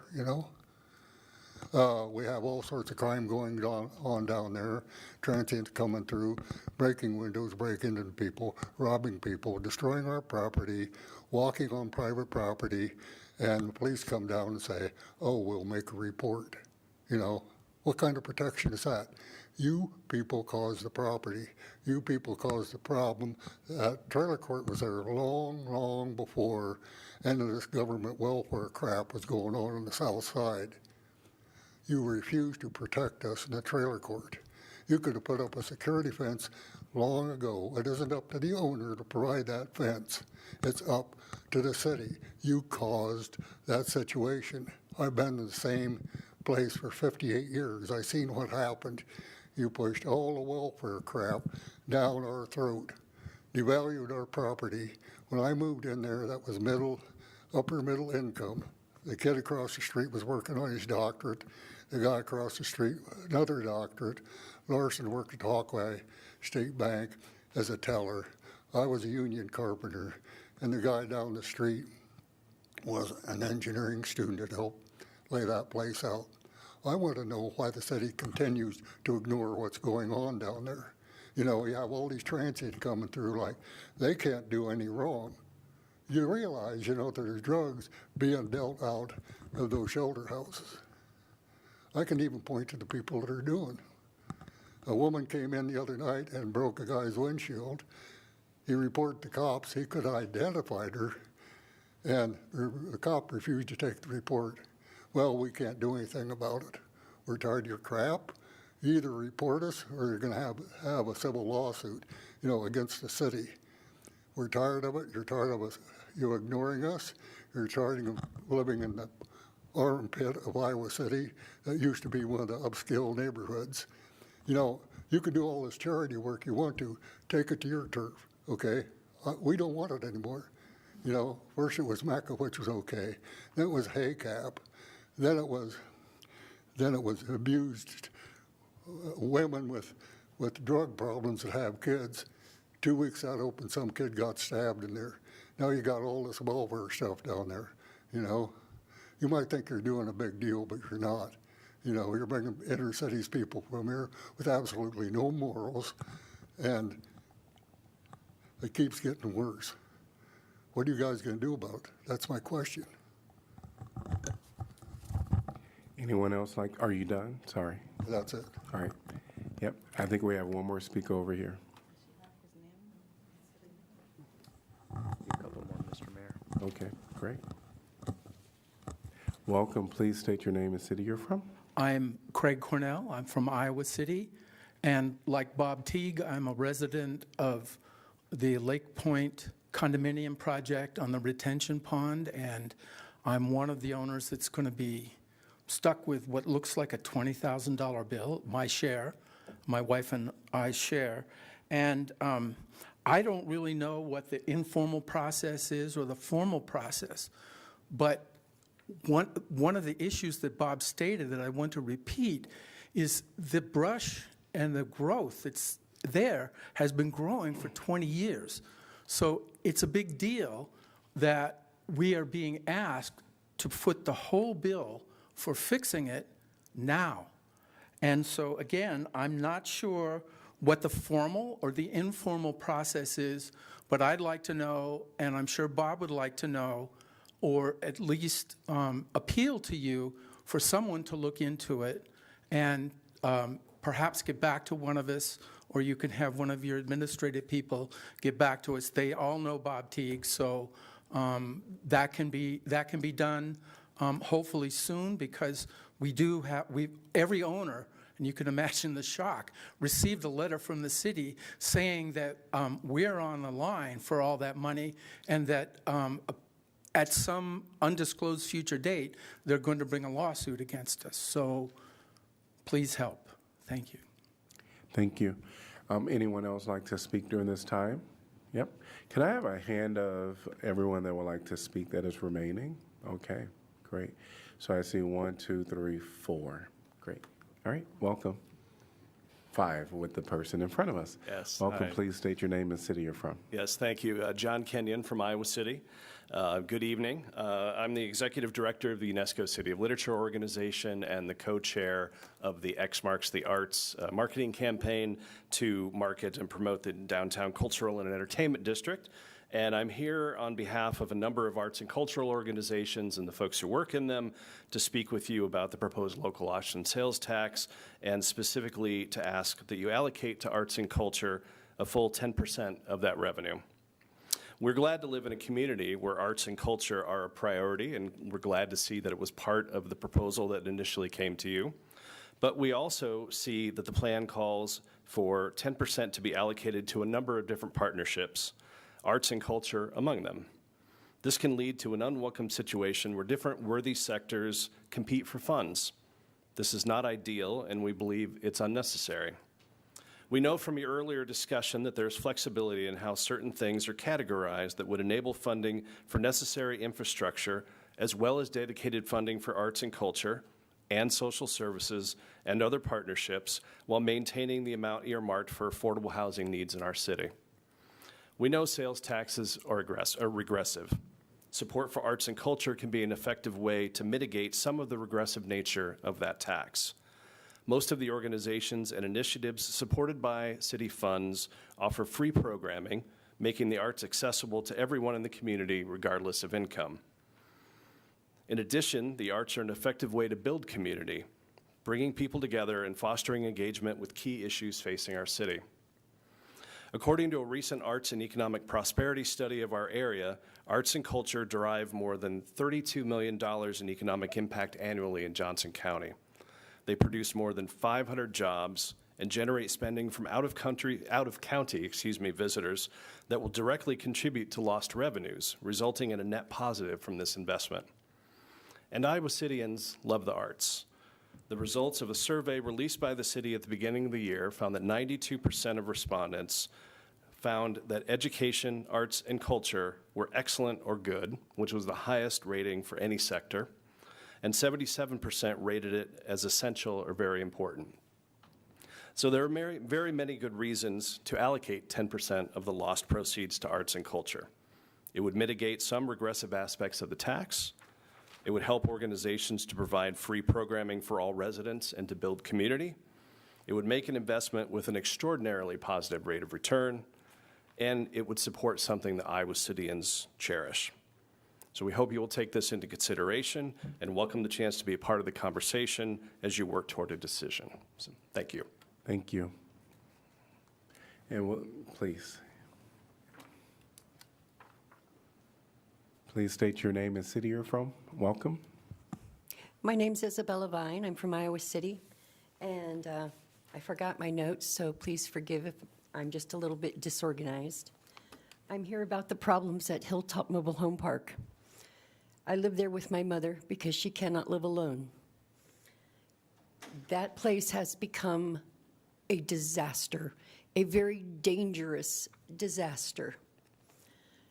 There are transients coming in and out continually. They hang out at the mailbox area in the front of the park, use it as a toilet.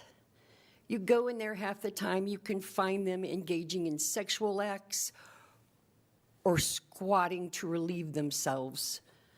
The mailman can't even stand it. We call the police all the time because there is so much criminal activity, so much drug use that they bring in.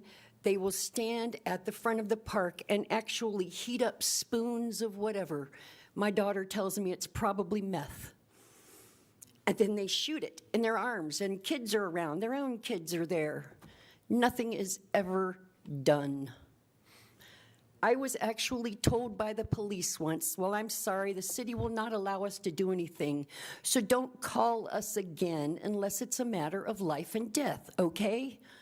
The police told me that. This is not right. Most of the people in that park are good people. There's always bad people somewhere, but most of them there are good, decent people, and they have children.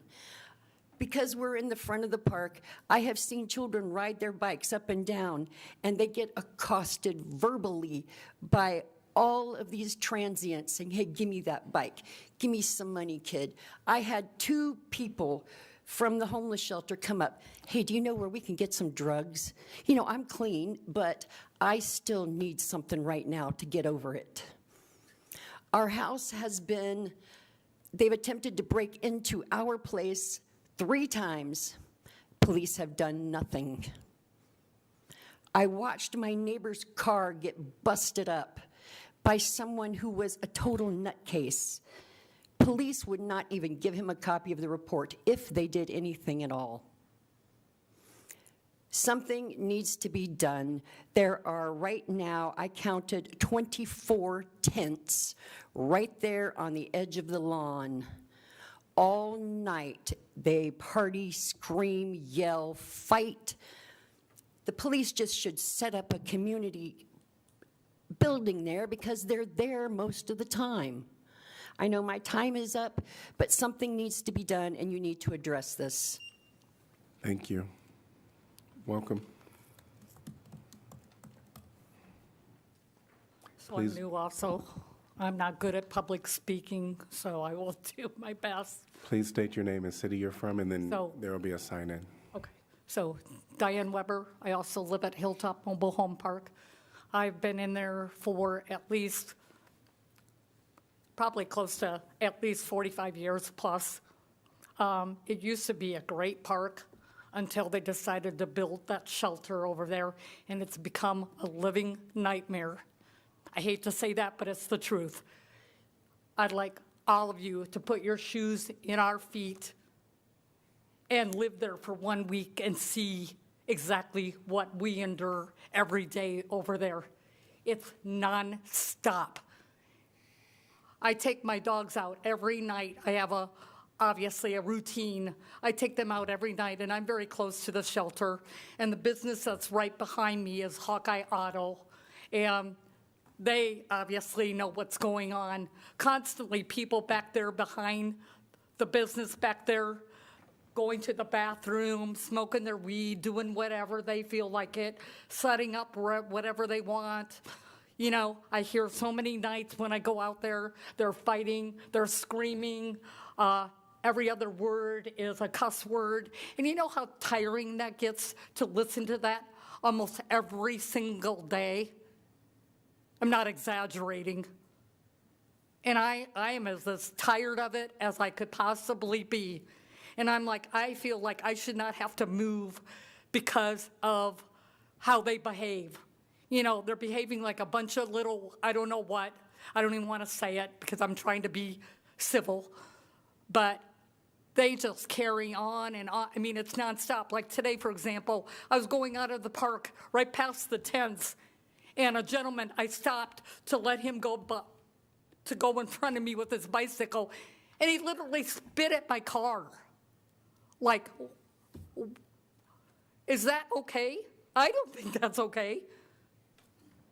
You know, I've also had instances where I've gone out of the park and a lady was walking across right there at the stop sign right there at Southgate Avenue and Waterfront, and I'm like, I was waiting for two people to cross, and she had a cup of coffee in her hand, and I let them pass far enough in front of me, and all of a sudden, she throws her cup of coffee at my car.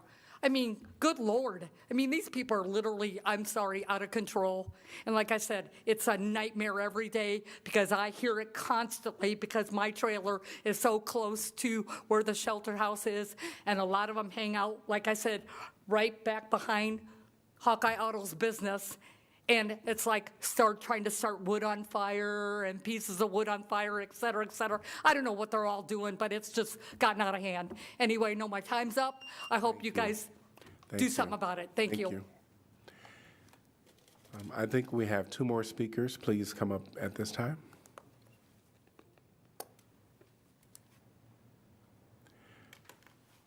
Welcome. Please state your name and city you're from.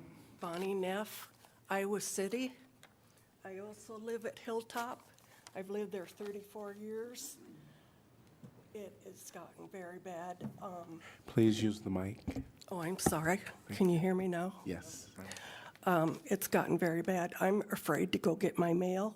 One time I go in there, there's a lady sitting on the floor, cold concrete. She goes, oh, it was cold outside, so I come in here.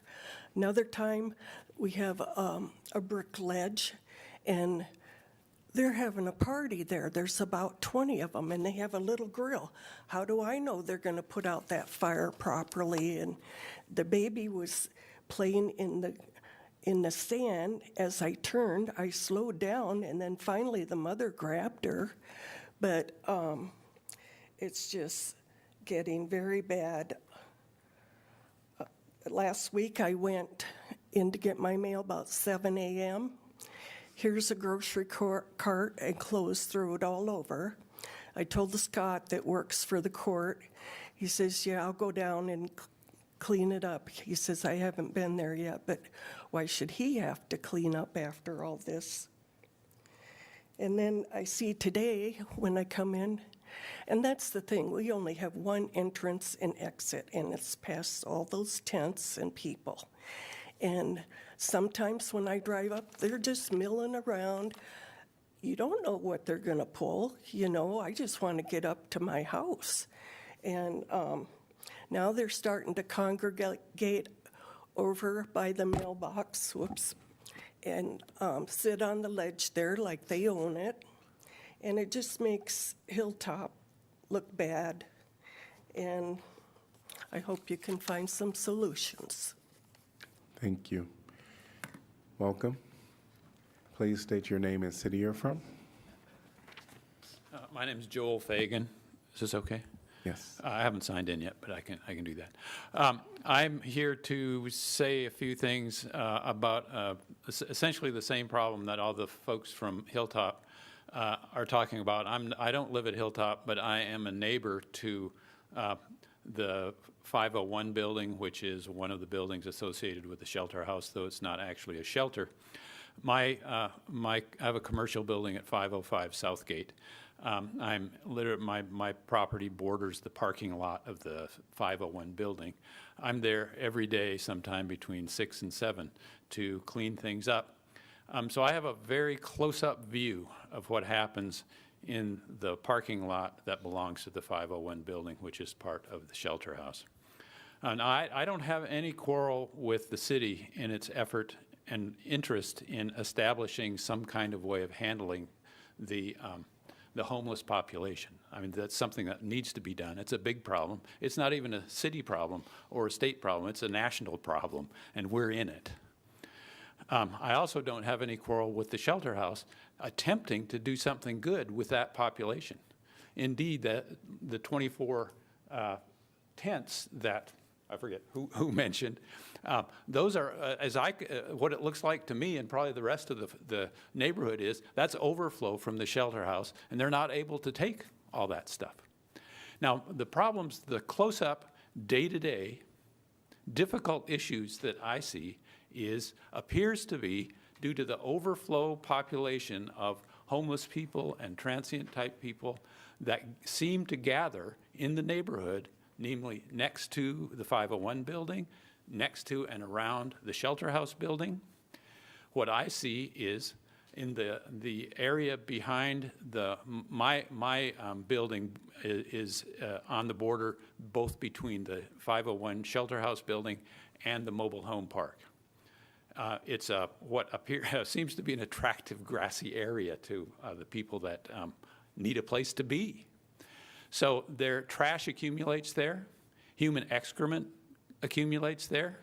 Indeed, in the parking lot next to my property, in the parking lot that belongs to the 501 building, there is, in fact, today, the remnants of a deposit. There's no way to put this gently. A deposit of human excrement on a concrete slab. It's been there for over a month. The remnants of it are still there now. I'll be there tomorrow between 6 and 7 to clean up other things on my lot. If you'd like to have a tour and a view of what's happening there, I'll be happy to point things out to you.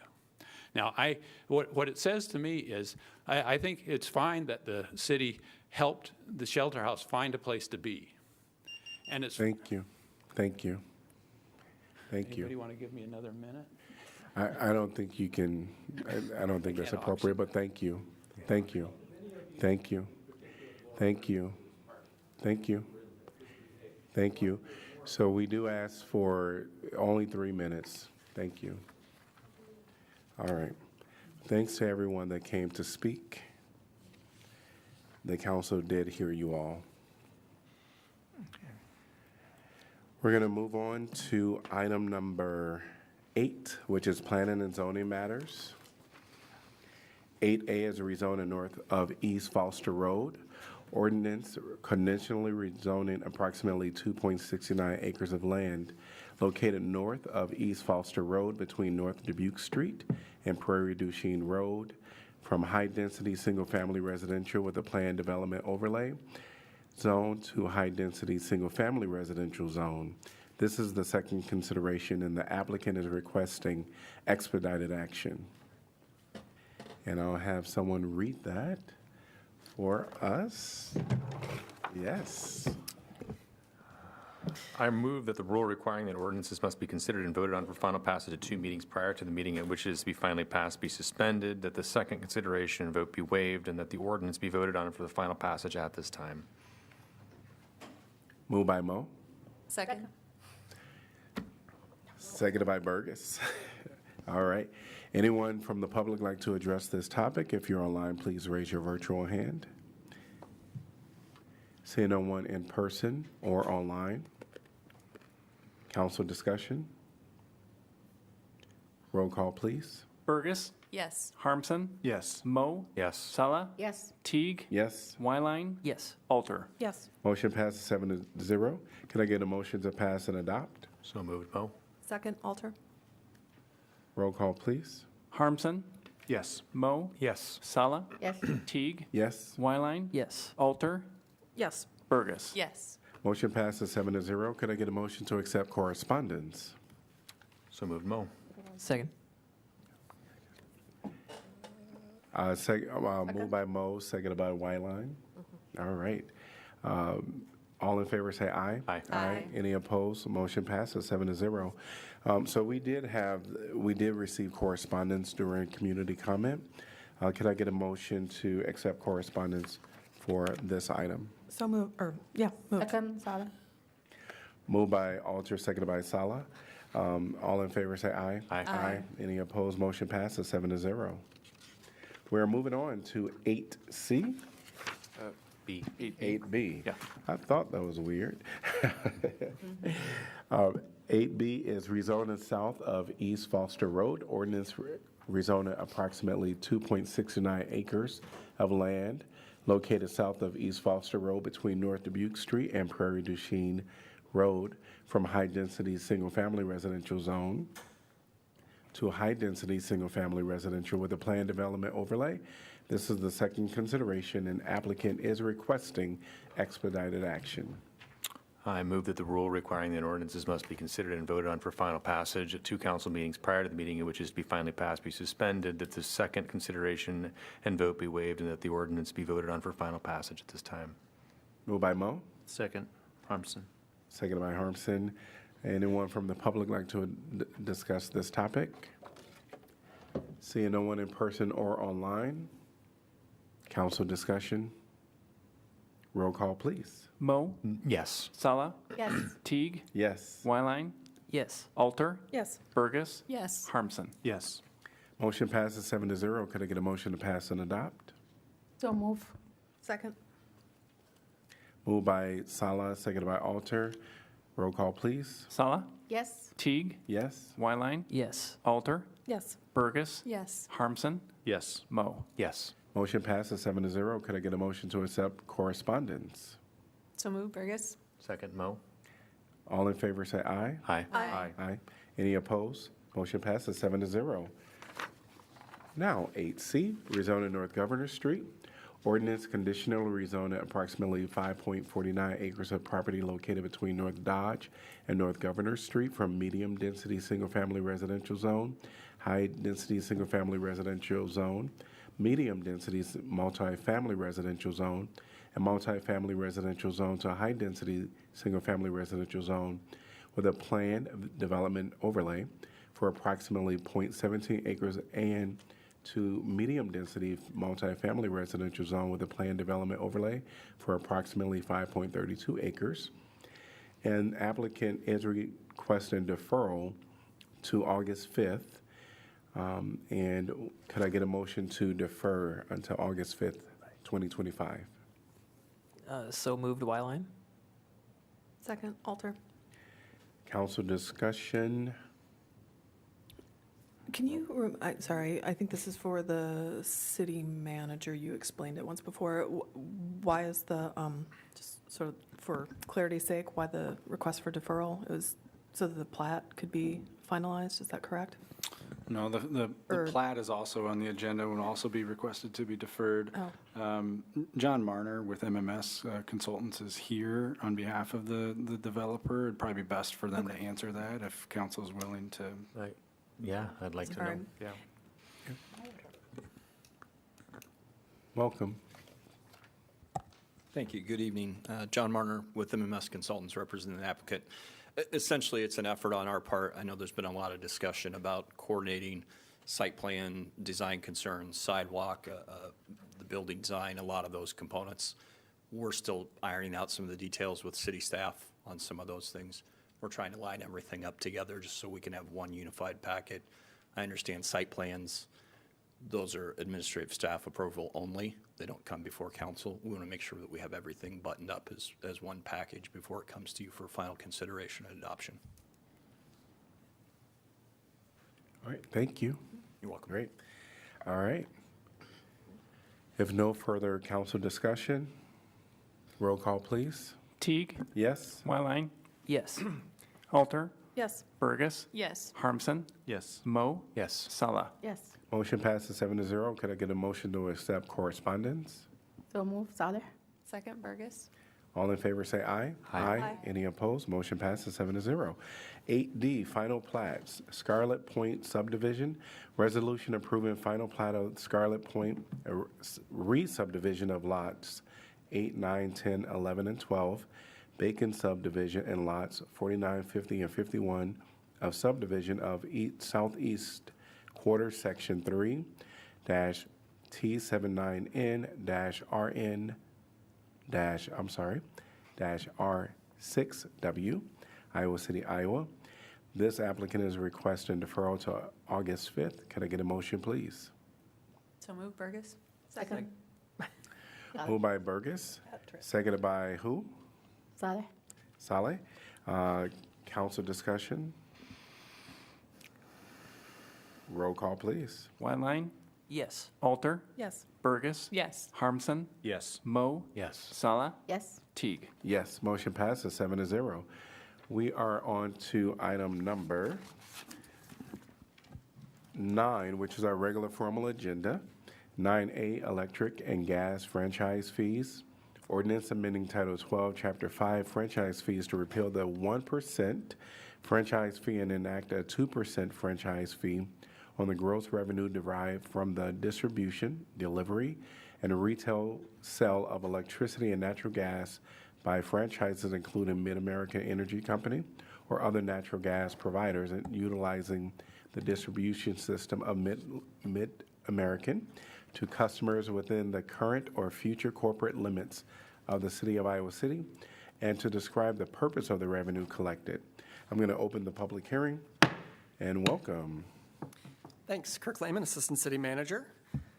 Just wanted to kind of remind you of why this is before you again and talk a bit about why it's important, some of the logistics. So with the Fare Free Transit project that we established in August 1st, 2023, that was a pilot that really embodies a lot of what Iowa City does. It embodies our climate action goals, our equity goals as well. When we established that program with 2 years, we knew that there was an end to that. And that was really because it was originally funded by those federal funds from the government, the ARPA funds. And as part of your strategic plan for FY 23 and 28, we wanted to look at alternative revenue sources that would help continue to sustain that program. Before I get into it a little bit, I did want to share some fun facts about our pilot program since we are coming close to an end. It ends August 1st, 2025. In the first year, we saw a 43% increase in ridership, which is more than 3 times what we saw in similar agencies. And in our second year, we're estimated to finish with another 17% ridership increase. Again, more than 3 times higher than what we see in other transit agencies. So it has been really successful in shifting ridership to our transit as it's helped mobility for thousands of residents across Iowa City. In total, we're expecting approximately 700,000 more rides on transit for a total growth of about 68% in ridership throughout the course of the pilot. So lots of positive things that we've seen. That's equivalent to approximately taking more than 5,000 vehicles off the road or comparable to the annual energy use of nearly 3,000 homes.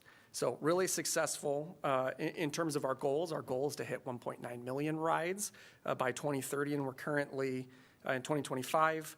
we shot over our goal by 10%, and this year we're expected to, again, overshoot our goal, so we're well on track to hit our goals.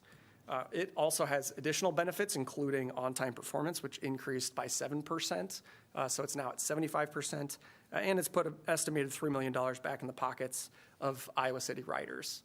So lots of positives that we've seen, which really speaks to why it's important to look at some of these alternative revenue sources. So as part of our revenue package that we've looked at, the first step was taken in FY25 with your budget, where you increased some parking fees to help support this as the lion's share of where that revenue would go. And in your FY26 budget that you recently passed, you also noted the franchise fee as a possibility. So that is included in your 26 budget, and this is really implementing that fee and putting it into effect so that it can continue to support fare-free transit in the future.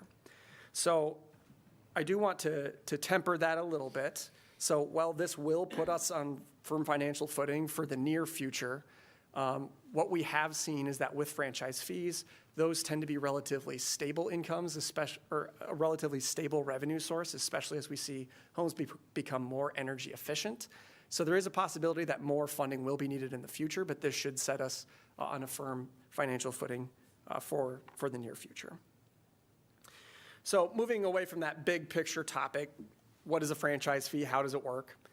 Franchise fee is really a franchise tax that goes on the gross revenues for the sale of natural gas and electricity. Cities are allowed to establish a fee of up to 5%, and changing the fee only requires that council hold a public hearing, pass an ordinance, and that they state the purpose of their revenues as part of that ordinance. So we currently have a 1% franchise fee that's established. The goal of that fee, or the purpose statement that we adopted for that fee, was overseeing the franchise, enhancing public safety, and funding public infrastructure to support economic development. So what we are proposing then is implementing that increase of 1% to 2% that would allow us to help sustain fare-free transit. And it's estimated to generate approximately $1 million in revenue annually. The other thing I want to talk about is that revenue purpose statement. So currently, the revenue purpose statement that was previously adopted is tied to those specific 3 topics that were listed in the revenue purpose statement.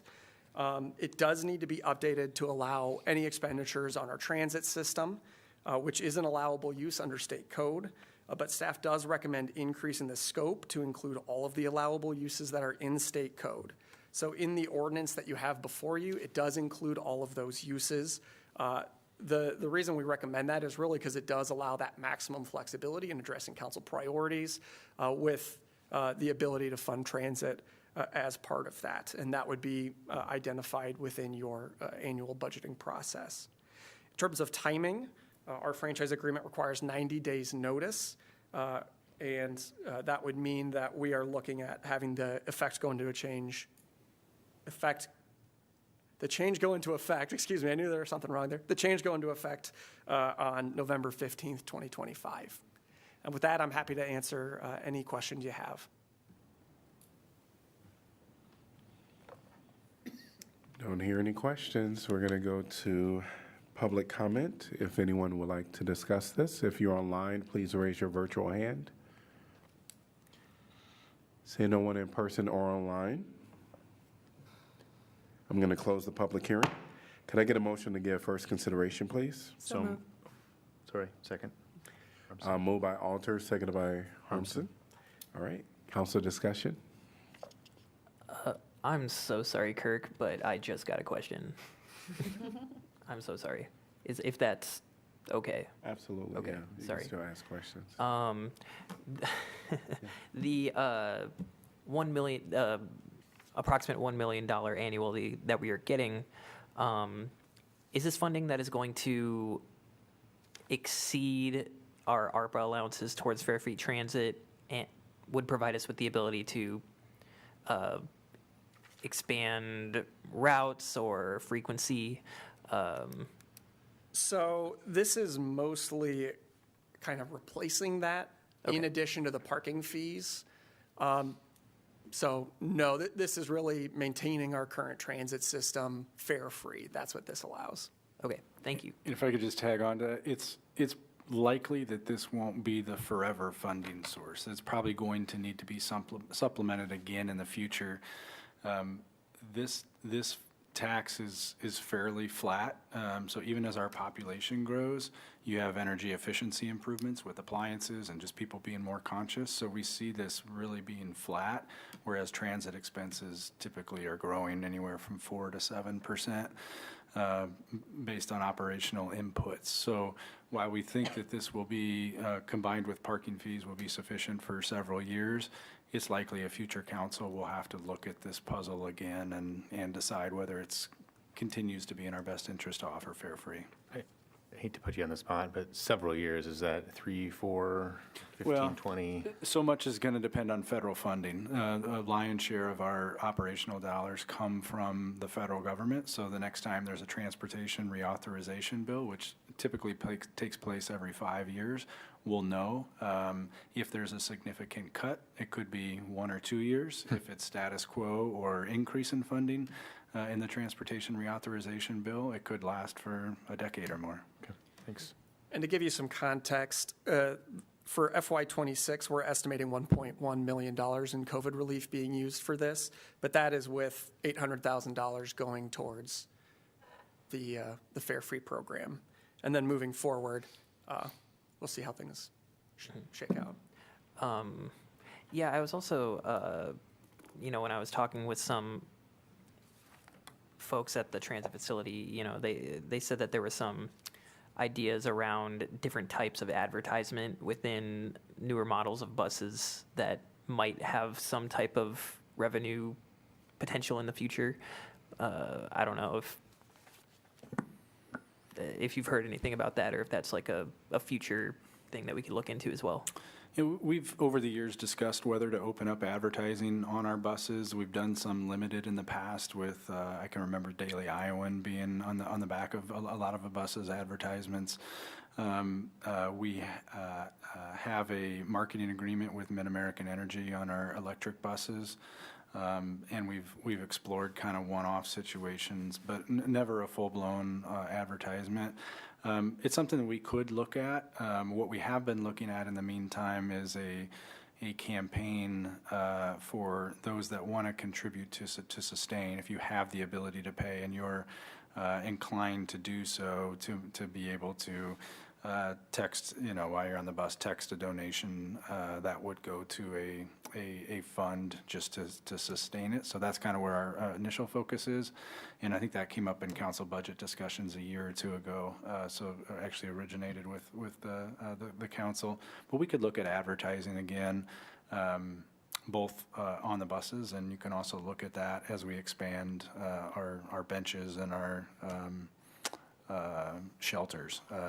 We'd want some council input because people feel very differently about that, and the city also has restrictions on our ability to limit content in a great way. So you have to be kind of open to a lot of different kinds of advertising, and that can lead to some interesting policy discussions. So we couldn't just say no cigarette ads or something like that?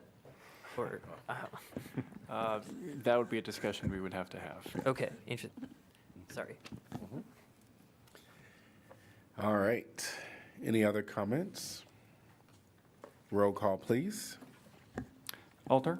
Yes. Burgess? Yes. Harmson? Yes. Mo? Yes. Sala? Yes. Teague? Yes. Wylang? Yes. Motion passes 7-0. 9B, fiscal year 26 Stormwater Improvements Project, resolution approving project manual and estimate of cost for the construction of the fiscal year 26 Stormwater Improvement Project, establishing amount of bid security to accompany each bid, directing city clerk to post notice to bidders, and fixing time and place for receipt of bids. I'm going to open the public hearing and welcome Tim.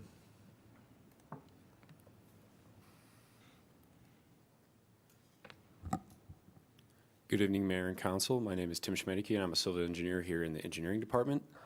The fiscal year 2026 Stormwater Improvements Project is an annual project done to repair badly damaged stormwater infrastructure that includes stormwater pipes, intakes, and manholes. There are currently 3 locations for this project that are in need of repair. There will be additional locations added throughout the fiscal year as issues arise. The first location is Greenwood Drive. This location will be constructed when football is out of season, as there is a parking area that is used and there's a storm sewer that needs to be removed and replaced there. There are also 4 intakes that are in rough shape, and there are 2 legs of storm sewer pipe that connect both intakes, so those will all need replaced there. The second location is Wild Green Road. There are 3 intakes there, and there will be 2 legs of stormwater pipe that connect all 3 intakes that are going to be replaced. The third location is Clover Street. There are 2 intakes there that are in need of repair, and there is 1 leg of stormwater pipe, that connects both intakes, and then a second leg that goes from 1 intake to nearby creek. The estimated construction cost of this project is $350,000, which is based upon the 3 sites that we currently have. The bid opening is July 2nd, and the contract will be awarded July 8th. The construction schedule is set for, at the earliest, beginning in July of this year, and then we'll finish in June of 2026. Here's how I can be contacted. That's all I have. Are there any questions? Do you have you said that, excuse me, one of them would not be done based on its location because of, I know exactly where it is, because of football season, but do you have a schedule of what place is first? I mean, What place is first? Yeah. I mean, that would be up to the contractor. Oh, okay. Understanding from where they could, based on their timeline, the work needed to be done, and then how long that would take. So that's really up to the contractor. Oh, okay. Okay. Any other questions? All right, thank you. Great. Anyone from the public like to address this topic? If you would like to address this topic, you'll be invited. You can come up and you can speak. The council will not be able to answer any comments, but during council deliberations, should a council member choose to address anything mentioned, that will be at the discretion of the council. I'm sorry, I thought with the public hearing, I could ask the presenter the questions. No, you can speak at this time. Oh, Yeah, okay. all right. Welcome. Thank you. I was wondering where the manual is. It says a project manual is going to be approved, and I couldn't find that online. Do you know where, have you seen it? And can you tell me why it's not online or it's not in the materials in the packet today? So I can't comment on it because I haven't seen it. I've tried to find it. The other thing I was going to ask, if there are, it says other sites could be added. I wondered how sites could be added. And you won't talk about that. Is anyone willing to discuss this with me, since you can now, since it's a public hearing and under open meetings, you're free to discuss it? Is anyone willing to answer my questions?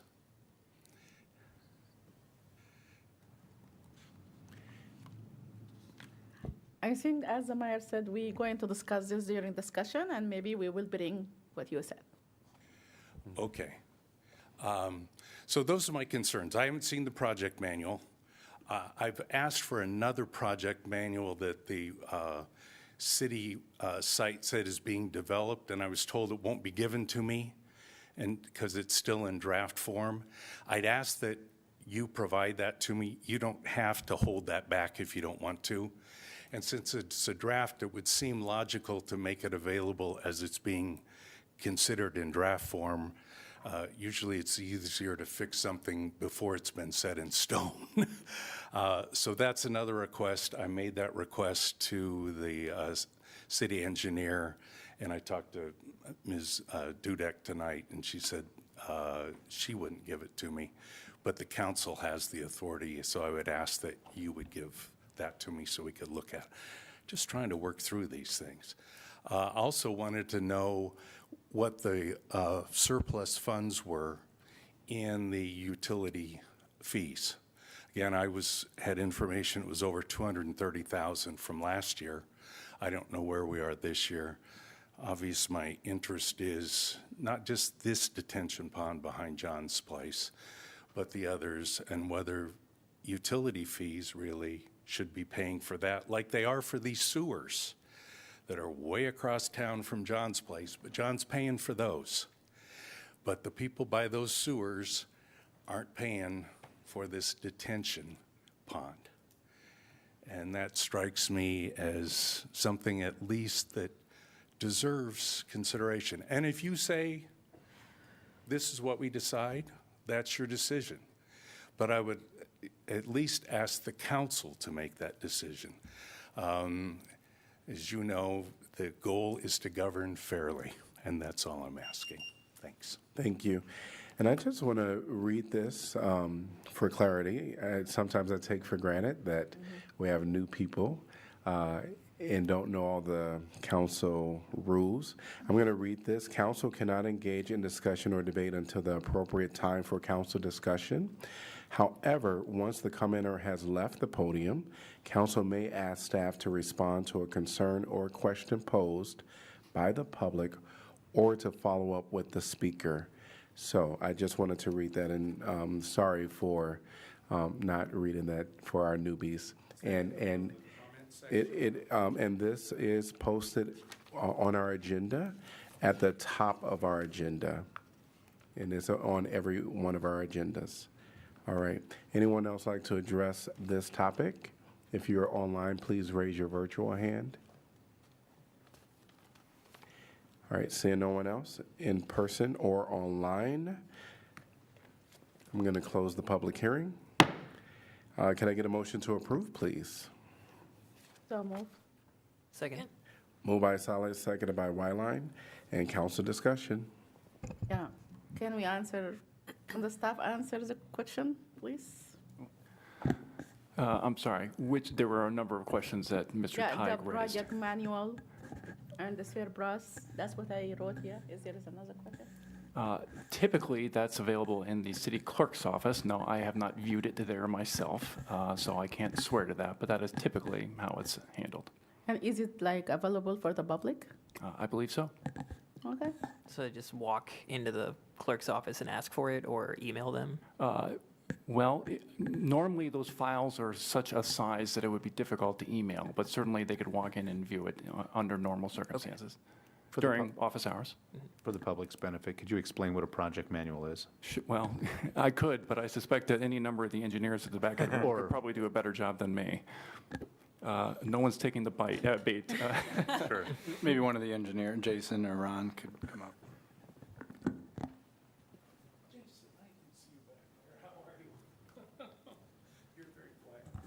Jason Havel, city engineer. So the project manual typically includes the plans and specifications for the project. So it's what the contractor uses to submit their bid. And do we use a public plan room typically for city public bids? So we use Technographics, Rapids, and Dodge? Yep. Yeah. So that's, So and then we you can- post the link on our website, and then it's on the, I'm drawing a blank, but the state builders site as well. Yeah, MBI. So you can look at it from home or come into the clerk's office to see them. Okay. I think there was another question about, there were 3 affected sites. I think Right, there was a could there be question more? of how to add additional sites, or a process in which, was that your question, sir? Yes, that was one. Thank you. Okay. Do you want to just come back up and explain what circumstances might arise throughout the year that would allow us or have us add to this contract? This one. So if we discover a sinkhole or a damaged pipe, we can issue a change order to the contractor, and we can have that pipe and pavement repaired at the unit prices that were bid as part of this project. And this contractor is what? Can you speak to the mic, please? Yeah, so if we award this contract based on, bid prices, if a new site happens to come up, let's say a sinkhole develops overnight and we need to repair it right away, we can have that contractor make that repair under those unit prices. So it would be added as a change order. And just please state your name for Oh, the. yeah, my name's Ben Clark with engineering. Thank you. Also, how much we have in the surplus? Last year, he said 200,000, even I don't know that. So how much is now? Yeah, so I'm looking at the adopted budget, which is available on our city website. The 2025 fiscal year in which we're wrapping up right now, at the end of June, that'll close out. We project total revenues of $3 million and total expenditures of 2.87, so a little over 100,000 in surplus, which was projected by the budget. Where we will officially end, we won't know that until probably October when we Sure. close the books because we use an accrual accounting system. So for example, this project is estimated at $350,000, but it could be $450,000. Correct. When bids come in for it. Yeah, sure. Fair enough. Yeah, looking ahead to the fiscal year '26 budget, we project $3 million, $3,023,800 in revenues, and we expect expenditures of 3.3. So we anticipate running a deficit in fiscal year '26.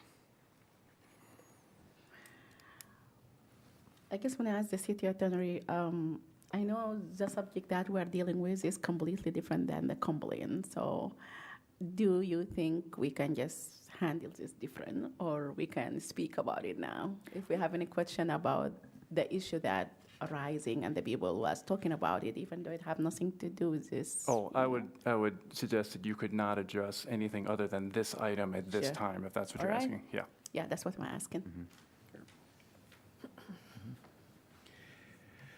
Anything else by council? No. Roll call, please. Burgess, Yes. Harmson, Yes. Mo, Yes. Sala, Yes. Teague, Yes. Wyline, Yes. Alter. Yes. Motion passes 7-0. 9C, Iowa City Senior Center BAS project. Resolution approving project manual and estimate of cost for the construction of the Iowa City Senior Center BAS project. Establish an amount of bid security to accompany each bid. Directing city clerk to post notice to bidders and fixing time and place for receipt of bids. I'm going to open the public hearing and welcome again, Ben. Hi, this is, Ben Clark, Engineering Division. So this project is going to attempt to fix some of the heating and cooling issues at the senior center. So the base bid includes just integrating the controls of the equipment there to the city's building automations, their network system. Don't have a lot to show you for what the project looks like, but this is a sort of a screen grab of the user interface of the building automation system. And you can see there are a number of buildings on the left already hooked up to that system. There are 2 slots at the bottom for future expansion. So one of them would be for the senior center. And if you, just for an example, if you were to click on City Hall, it'll bring up this screen. You can see on the left, you can take a look at what's going on the different floors. On the right, you can drill down to different equipment. So this would be an example of the first floor of City Hall, but I'll show you what temperatures the different rooms are at. If you select on a piece of equipment, it'll show you what's going on with that piece of equipment. You can see it'll send alarms if things go bad. You can program different schedules, change the temperature, that kind of a thing. So that's what we're hoping to do at the senior center. The estimated cost is $278,000. We'll take bids July 23rd, and basically hope to have it done this fall with sort of testing and balancing in the winter. And I should add too, we're adding, there are 3 bid alternates that we hope to select that include sort of energy improvements. One would be rearranging some of the ductwork in the kitchen that'll reduce the amount of outside air that system brings in. The second one would be adding some variable speed drives to the pumps for the boiler system. And then the third would be rezoning the rooms on the northwest corner of the building. They have sort of a hard time keeping up with temperatures in the wintertime. So that's all I got. Any questions for Ben? I'm just curious what city staff is, like, who controls that? Who sees the interface and It would has to be, learn how to use it? yeah, it would be the government building staff, so like Josh Worrell and some of his maintenance staff control that. Yeah. Thank you. Soon to be the most powerful man on staff in Yeah. City Hall. Very selfishly, we have it. Thank you. Anyone from the public like to address this topic? Mary. Please state your name and city you're from. And also, if you're online, please raise your virtual hand and I'll call upon you if you wish to address this topic. My name is Mary Gravitt, Iowa City, and I'm a member of the Senior Center. If you go above the ground floor, you'll freeze your ass off. That building is never warm. And I remember when the air conditioner was replaced, then it got hot. I mean, it got insufferably hot because the building is so old. You know, old post office and everything. But the sooner the better, because believe it or not, winter in Iowa lasts until after June. To July, you got summer. But we fool ourselves with all these outdoor festivals, the art festival. You can't stay there half a day or the wind will blow you away. The senior center is for seniors, and us old folks need some heat. We don't need any excess air conditioning, because when you can tell when something is going on there with the system, the door on the ground floor has to be propped open so they can get some air in there. But like I say, we need that, and we need it right away. And ever since Craig retired, he used to nurse all the systems along. And when in the assembly room, it's got a false ceiling. And so one winter, the pipe burst and the water came down and flooded out everything, but he took care of all that.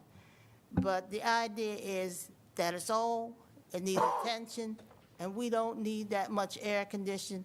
And this time, if you get somebody to do the work, don't let the software disappear. I have heard, the line, old folks gossip, that the reason there's so much trouble there is that the software is lost. But we need some heat. And I mean, not everybody needs heat, but I know I need heat because it's cold in this room for me. So when you hire these people and they bid and they give you all these cheap bids, you gotta watch them. And I hope we get this work done soon, before I die anyway, so, because I like to visit there. All my friends are there. And we socialize there, especially on Monday where we have our food bank. And that's because Natasha opens it up to the public. Everybody, and table to table contributes, and we go there and we gossip. And, you got to have your age group company. Young people don't understand. They don't remember nothing. If you bring up a conversation with them, they know a little bit, but they don't know the real story behind anything. But I hope you treat the senior center right and get the job done and be careful. And don't lose the software this time so that we can keep the system going. Thank you. Thank you. Anyone else like to address this topic? Seeing no one in person or online, council discussion? It's good stuff. I agree with. Hopefully improve operational efficiency, energy efficiency, and also alert us if something's not working, so. Mayor, I'm not sure we have a motion on the floor Oh, yet. moved. Mo. Second. Oh, wait, sorry. That's right. This is a public hearing. So I'm going to close the public hearing after no one else is speaking. All right. Now can I get a motion to approve? Happy to move for approval. Me too. Second. All right. Moved by Mo, seconded by Salah. Council discussion. What he said. Yep. Still good stuff. Yeah. All right. What she said. Roll call, please. Harmson, Yes. Mo, Yes. Sala, Yes. Teague, Yes. Wyline, Yes. Alter, Yes. Burgess. Yes. Motion passes 7-0. Started talking about heat and elderly people, It's important. 9D, Mercer Pool Roof Replacement Project Resolution approving project manual and estimate of cost for the construction of the Merced Pool Roof Replacement Project.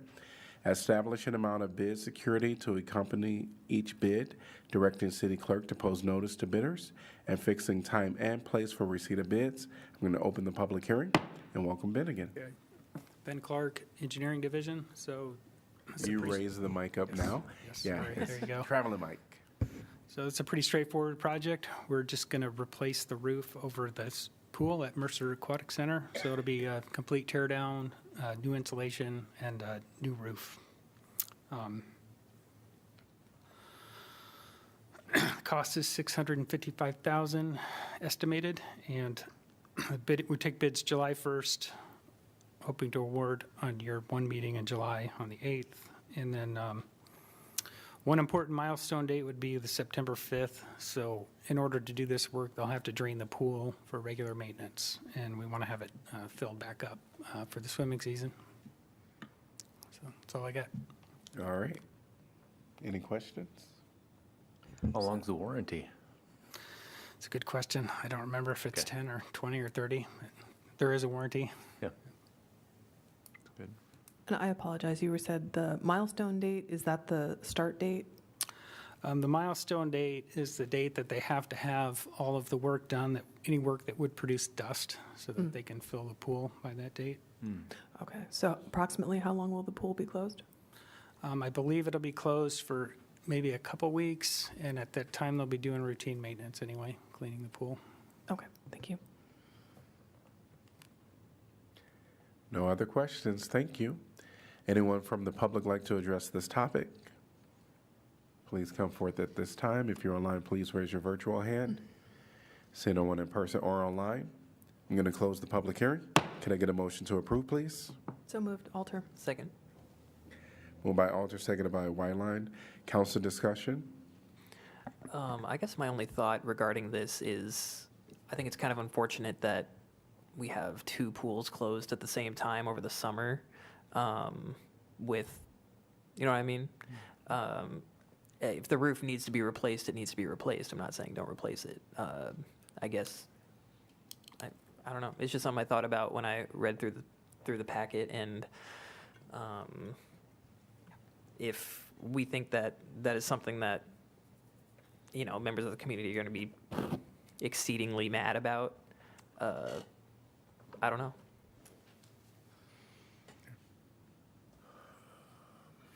Any other comments? Yeah, you're not wrong. I'm just thinking, like, what are the risks of not, leaks are actually the least problem. Getting water in your walls and in your electrical conduits and stuff is really problematic, so. Having tiles fall on you while you're swimming. Yeah. Yeah. I'm not, that happened You're at not the wrong that old it's a field problem. house. Yeah. I guess I'll just have to go to Coralville.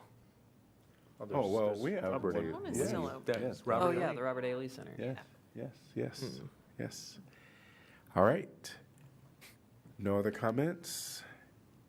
Roll call, please. Mo? Yes. Sella? Yes. Teague? Yes. Wyline? Yes. Alter? Yes. Burgess? Yes. Harmson? Yes. Motion passes 7-0. 9E, Water Service Agreement, Hidden Lakes.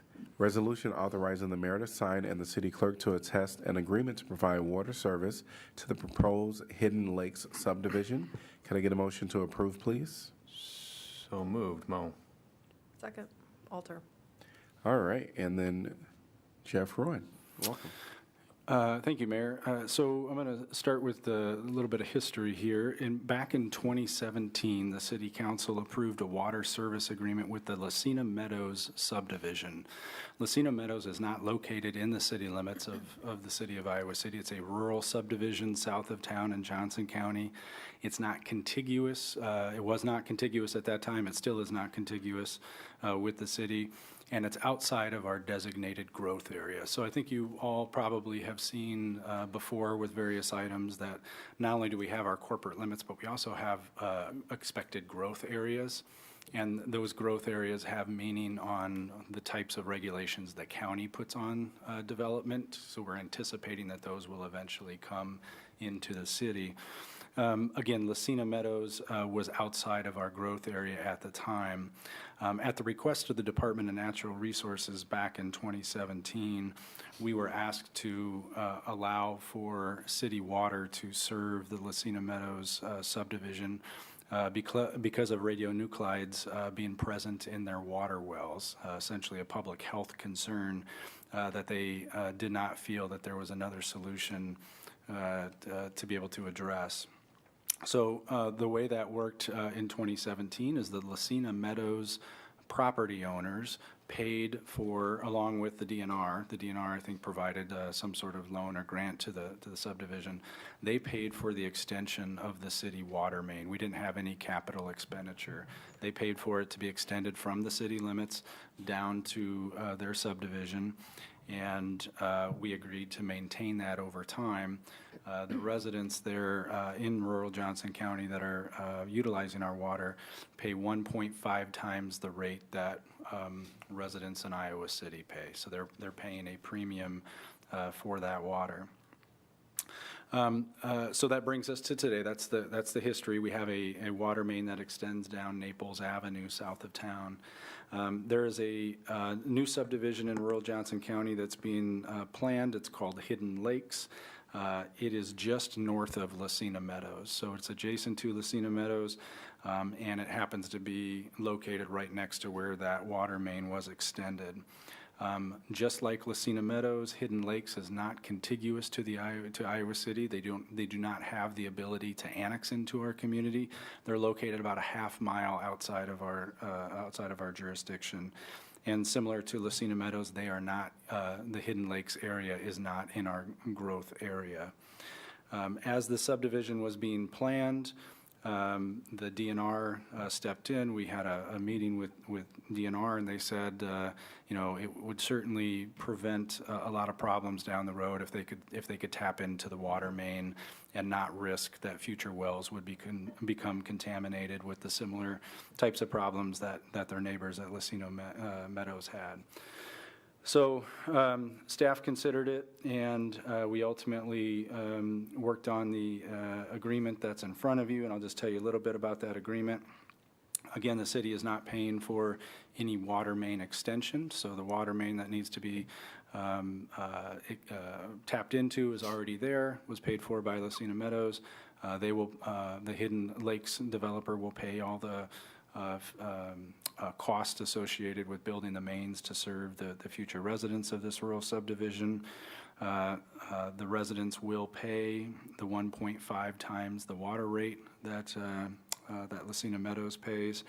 And then there's two additional fees that are in this water service agreement. The first is $225,000 payment to the water fund that will offset the cost of a future loop. All right, so when you're constructing a water system, you try to avoid dead ends as much as possible, because you can get stagnant water in those. You kind of have to maintain those a little bit more, so we like to have constant loops as well. We don't have a loop on that south side, but we do have a plan for how we would like to loop that, basically under 218 over towards the Ryerson Woods area is the ultimate south loop that we'd like to create. So they're going to contribute $225,000 towards the future construction of that loop, and then a similar $225,000 fee that recognizes that the residents of this future subdivision will take advantage a lot of the city amenities that are funded with property taxes, and yet acknowledging that they won't be paying city property taxes, they'll be paying county property taxes. So that second $225,000 would go to the general fund to help support all of the services that we would provide. That's a basic overview of the agreement. We do have one change to the agreement, and I'll let the city attorney walk you through that. Thank you. So the version of the agreement in your packet was inadvertently presented in that it is an older version of the agreement. There has since been changes, so we apologize for that. What I'll be doing is offering or asking council to offer a motion to amend to the revised version, a copy of which is already in possession of the city clerk and which has been signed by the developer who is present, if there's any questions about that.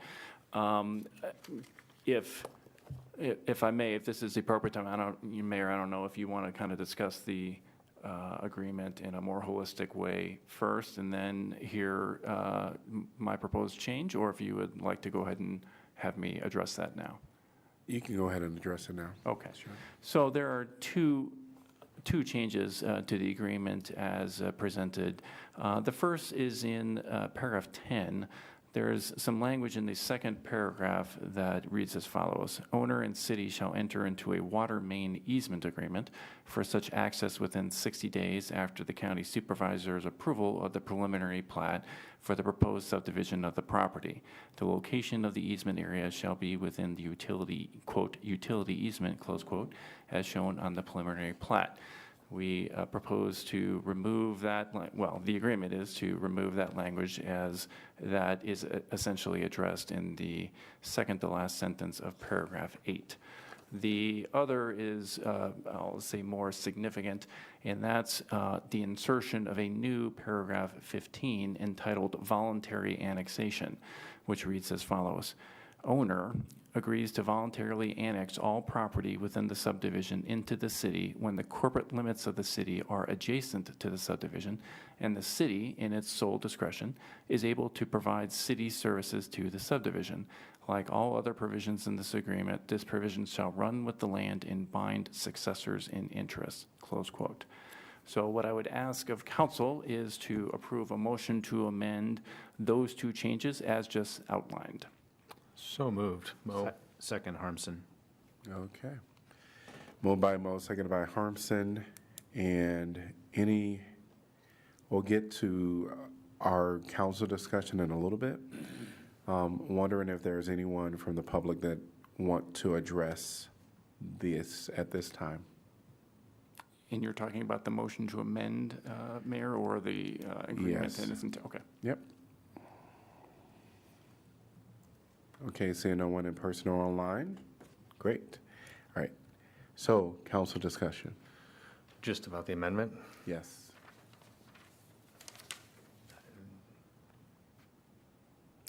Hearing none. All right, roll call, please. Sala? Yes. Teague? Yes. Wyline? Yes. Alter? Yes. Burgess? Yes. Harmson? Yes. Mo? Yes. Motion passes 7-0. All right. So, essentially, we have to, because we just did the amendment, now we have to go back to the original with the underlying- amendment. Yes, that's right. Okay. As great. amended, that's right. Yes, all right. Any further discussion by council?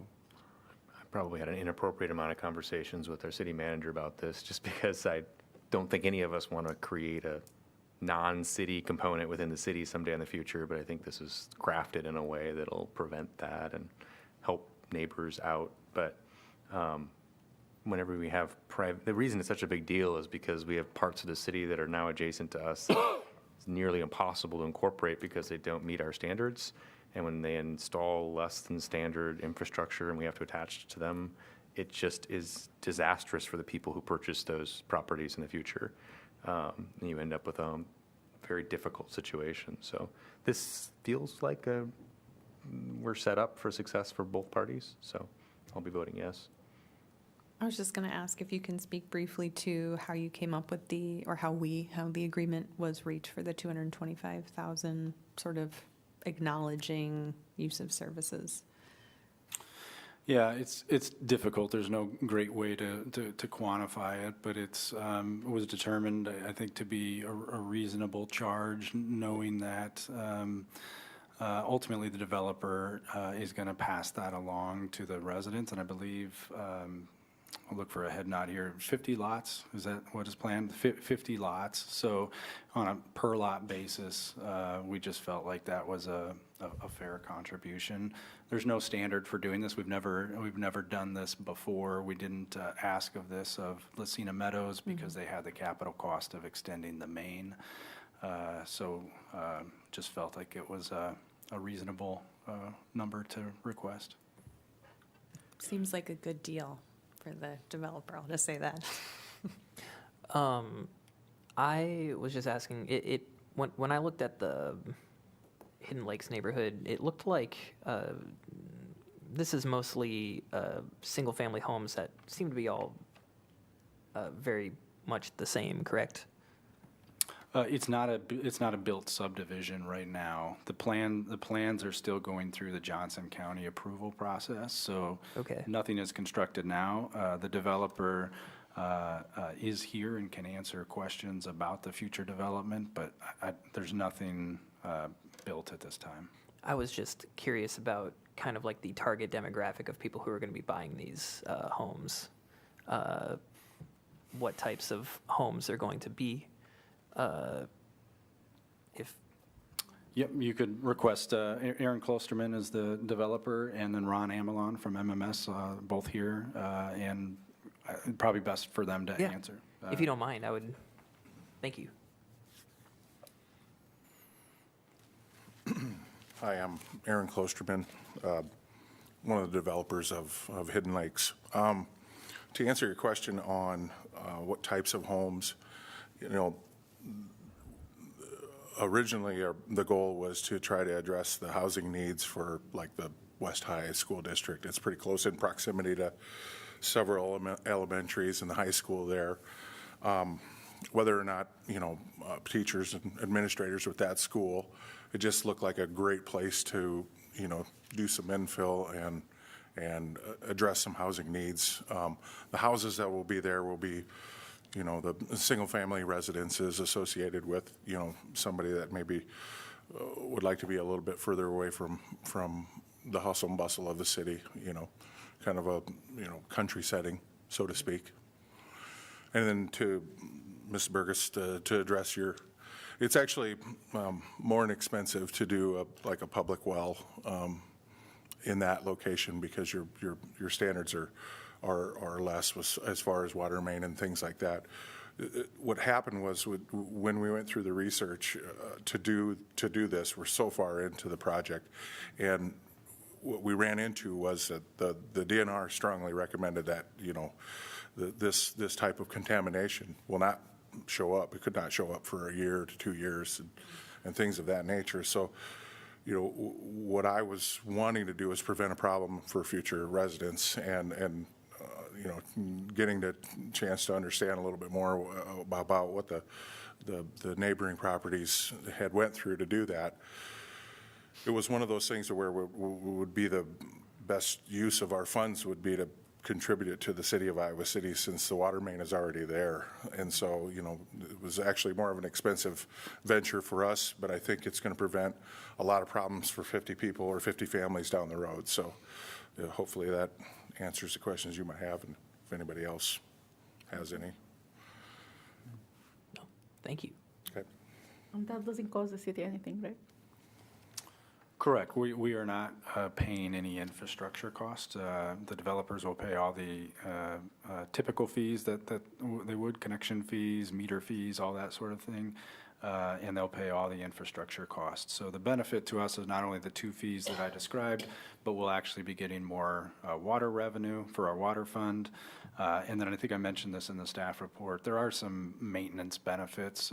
Again, this is a long dead-end main that doesn't have a whole lot of users at the end. The more users, the more water circulation there is, and that's ultimately better for the maintenance of the main as well. So a lot of positives for the city, but acknowledge this is a very non-traditional situation, and this is not something that, absent the public health concern that arose in Lucina Meadows, that we have ever considered before, or nor that I would recommend that we consider in the future. Obviously, when there's public health concerns, I think in 2017, and I would stick with that decision today, we felt if we have an ability to help, we should. Yes. Oh, sorry, go ahead.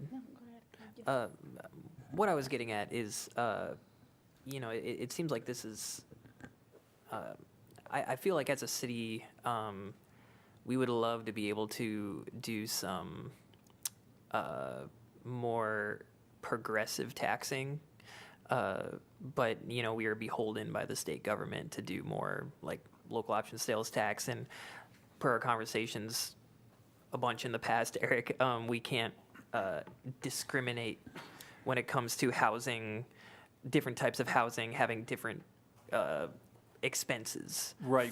I know you're speaking about the utility charges and so Yes. forth, and you're right. There's a state code provision that indicates that we cannot charge what the term they use is discriminatory rates. Yeah. That is charging different people different rates based on some characterization of them. Which is what I was saying. It seems like this is a type of neighborhood where, like what was said, like administrators of like a school might be living in just a little bit like higher costs. So I was wondering, because it is outside of Iowa City, that makes us able to charge them more for water, or is it just because it's part of a private agreement? Oh, I'm sorry. I think I follow now. That's an interesting question. I haven't researched that, but I think the answer to your question is yes, because it's not anything that we're required to provide. They're not within the city limits and so forth, and so I think we have the ability to charge as we wish. Okay. Have we considered looking into the 1.5 number and discussing what that, if that could, if it's appropriate to raise it, if it's appropriate where it's at, just due to the fact that we have the ability to do it at this time? Yeah, I don't know that I can answer that. That's not my call. A different number would be legal, but I'll let the city manager address how we came to that number. Yeah, so that's what the residents of University Heights pay as well, that access our water. When we did the 2017 agreement with Lacina, I can recall having those discussions, whether 1.5 was enough, and at that time, we landed that 50% increase of the water rate is reasonable. I think I'd stick with that. Yes, we could do more. I think if we do that, I'd want to think about how that can or can't apply to the Lacina folks and the University Heights residents as well. But generally, we felt 1.5 was fair. It's significant, a 50% increase, but I understand where you're coming from as well. Okay. We can talk about that more. Something I was thinking about. And I guess I remember we talked about it at like in our small meeting. I remember also there is a reason why we cannot even annex them, because there is another community in between. Yeah, they're not contiguous to the city, so the boundaries from Hidden Lakes, if you take the northern boundary of what will be the future Hidden Lake subdivision, you've got to travel about half a mile north to hit the city boundary. So you can only annex property that is contiguous to the city, meaning that there's multiple property owners in between that would have to say yes as well. And frankly, we're not ready to annex down there. If you think about just the services we'd have to provide, running fire, police, and snow plows and that sort of thing, we're just not quite ready for that as a city. We're probably decades off. And again, that's kind of how we start to look at that growth area I talked about. What is that kind of next level of city growth? And this is falling outside of that. So this would be far, far down the road. But at some point in time, there probably will be annexation considerations, and that's why the amendment that you approved earlier, just foreshadowing that situation, was really important to us. And the houses or the property that you said in between, are they using city water or are they going to? No. Those are agricultural fields, and they're not using any city water. The only residents using this water main that was extended down Naples is from that Lacina subdivision. It also moves in. I think the subdivision changes names as it crosses Dane Roads. I think Meadowview, yeah. Oh, yeah, Meadowview Lane. I think it's Woodland Ridge or something like that. But it's for intents and purposes, it just kind of looks like Lacina extended across Dane Road. Mm-hmm. Yeah, Woodland Ridge. Sorry about that. Thank you. All right. Any other discussion? Roll call, please. All right, so again, this is the underlying motion as amended. Teague?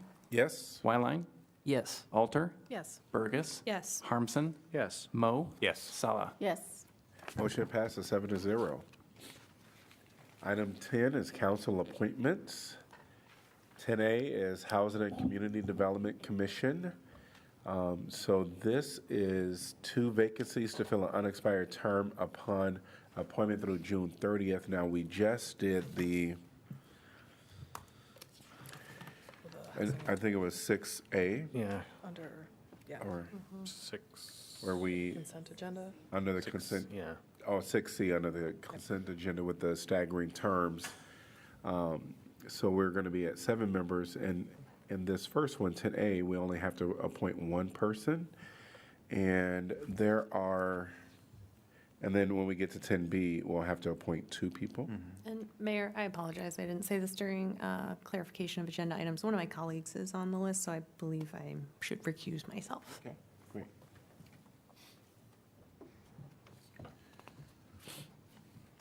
All right. So why don't, and then there's 2 different Different lists of people. list of people as well that we have to consider. So we'll do these separately. So let's work with 10A, and there are 7. There's 7. You said yep. there needs to be 7. one. One Yes. person. One from this list. One from this list. Normally, I put forward because we have engaged people who want to be on these commissions to try to rotate, but there has been a difficult patch of getting people to get to quorum. So I would actually recommend Caleb Benning. He's served on HCDC before. He's been a consistent member. I believe he actually served as chair at one time. I think he would be a good candidate, but If I may, I believe he would be an excellent candidate, but he's such a good candidate that he was just appointed to planning and zoning. That's right. Yes. I thought the same thing, and I was like, that sounds so familiar. Sorry, Yeah. it completely, oh, you know why? Because I was not at that one. I was listening to my daughter at a concert, so I missed that meeting. Yes. Thank you for helping. Lots of really good applicants. I also noticed Sarah Murray's application, public health expert, so sort of social determinants of health might be closely related to HCDC work. Good point. That's, And yeah. Daphne Daniel then also has legal work with Iowa Legal Aid, and those came to the top in my mind. But there's also lots of other great. Yeah, indeed. But I'd be okay with either one of those. I do think, yeah, I agree with you. I think the social determinants of health and environmental conditions is interesting. That's Sarah. Oh, Sarah. Sarah, yeah. Okay. Sarah Murphy? Yes. Marie, yeah. Murray. Yes, sorry. All right. Sound like we have a majority for Sarah Murray. Marie, yeah. Could I get a motion to approve her or them for the HCDC? This would be for 10B. And this would, For One 10A? vacant to fill. 10A. Oh, 10A, yes, 10A. And this is going to be from appointment through June 30th, 2026. Mm-hmm. Can I get a motion to appoint, I'll please? move, So move. but, yeah. And I'll second. All right, moved by Salah, seconded by Mo. All in favor say aye. Aye. Aye. Any opposed? Motion passes 6-0. Now we're on to 10B, which is the Housing and Community Development Commission. 2 vacancies to fill 3 terms. And this is going to be July 1, 2025 through June 30th, 2028. This is for 2 people. I really want to do Tom Rockland. Me too. I agree. I like Tom very much, and Mary Ann Dennis also. And actually, sort of same reason, she's been stalwart and Yeah. fantastic on the Great. commission. Yep, Yeah, that was my second one too. good. Yeah. Tom and Marianne Dennis. So sound like, do we have a majority for those 2? Sounds like yes. All right, great. So we will get a motion to give the two appointments to Tom Rockland and Mary Ann Dennis. Can I get a motion, please? So moved, Harmson. Second, Mo? Oh, sure, whatever. All right, seconded by Mo. All in favor say aye. Aye. Any opposed? Motion passes 6-0. All right.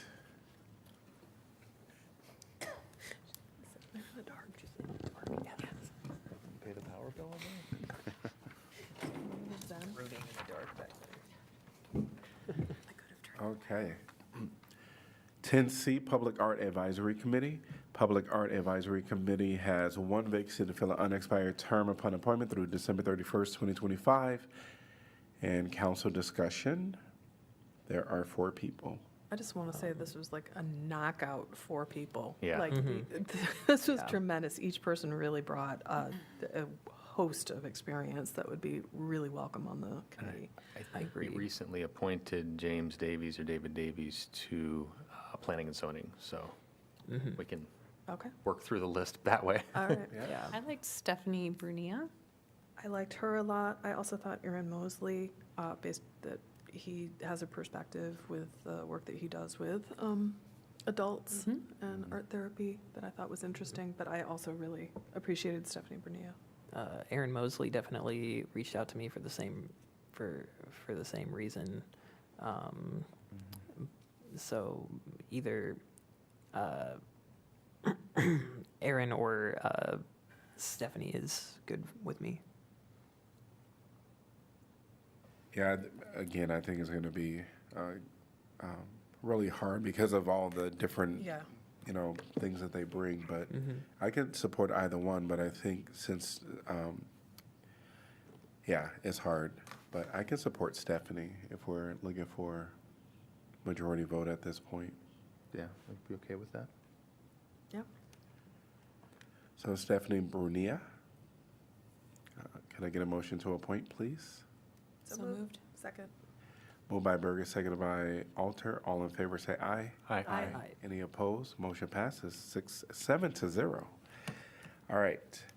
We are on to item number 11, announcements of vacancies previous.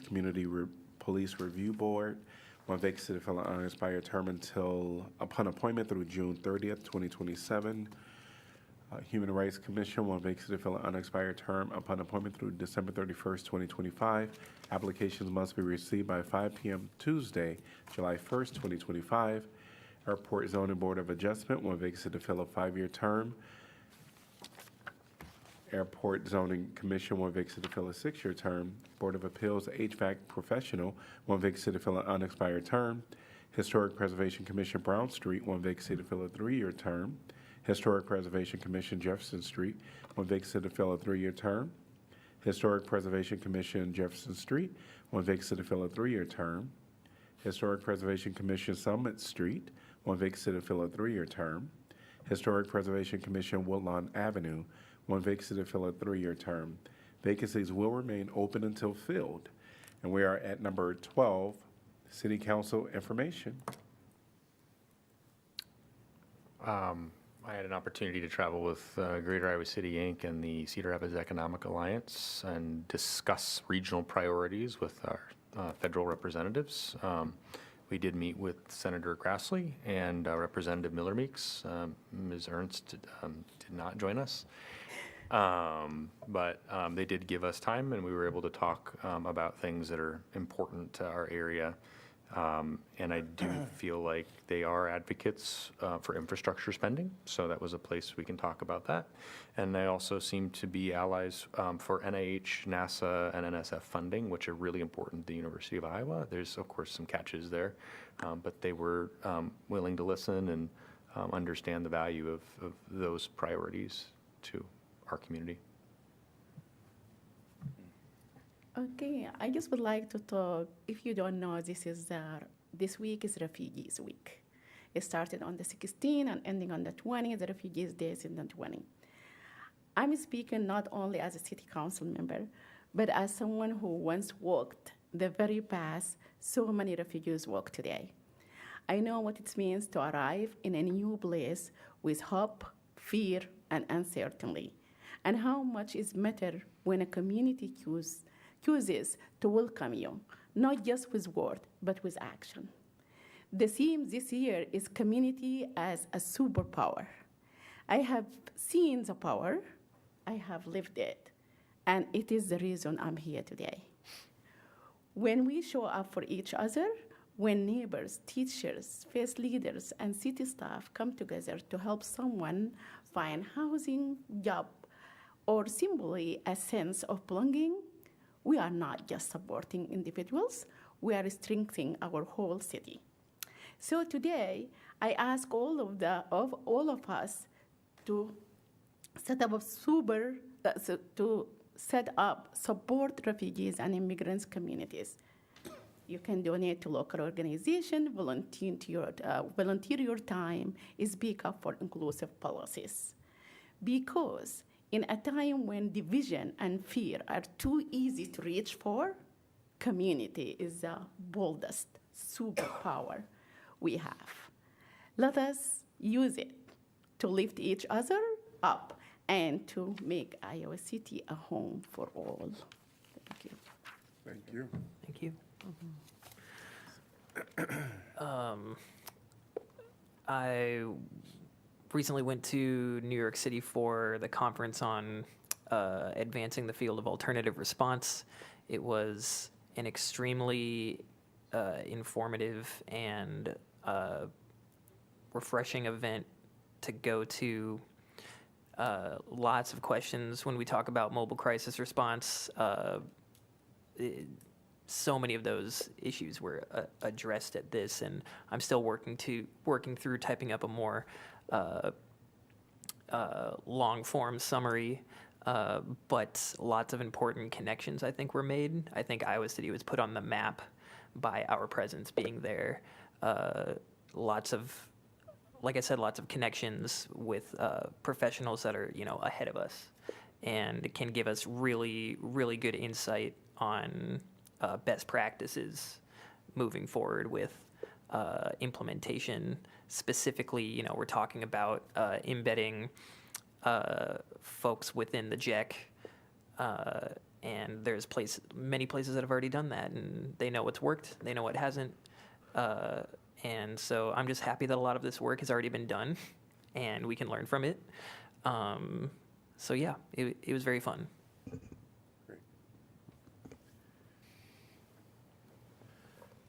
All right, we're going to move on to item number 13, reports on items from city staff, city manager's office, city attorney. Nothing for me, thank you. City clerk. All right. Item number 14. Now remember, we're adjourning back to work session, but we will take a 10-minute break. Yes, All please. right. So can I get a motion to adjourn, please? So moved. Second. Moved by Alter, seconded by Sala. All in favor say aye. Aye. Aye. Any opposed? We are adjourned from our formal meeting. We're going to take a break and come back to continue our work session.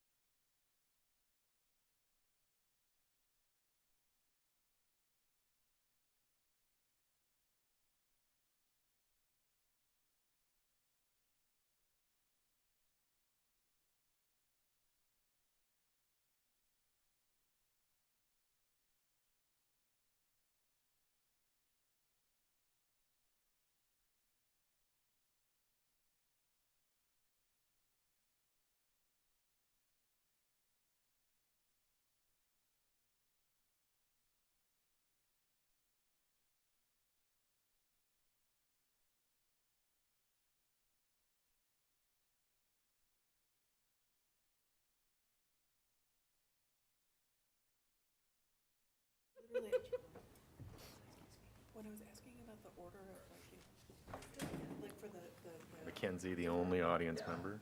water main things. Oh, Good, right? They didn't hear me out here. Yeah, yeah. the schedule, it's not the itinerary, it's the, like, the order of who goes first, right? And then there's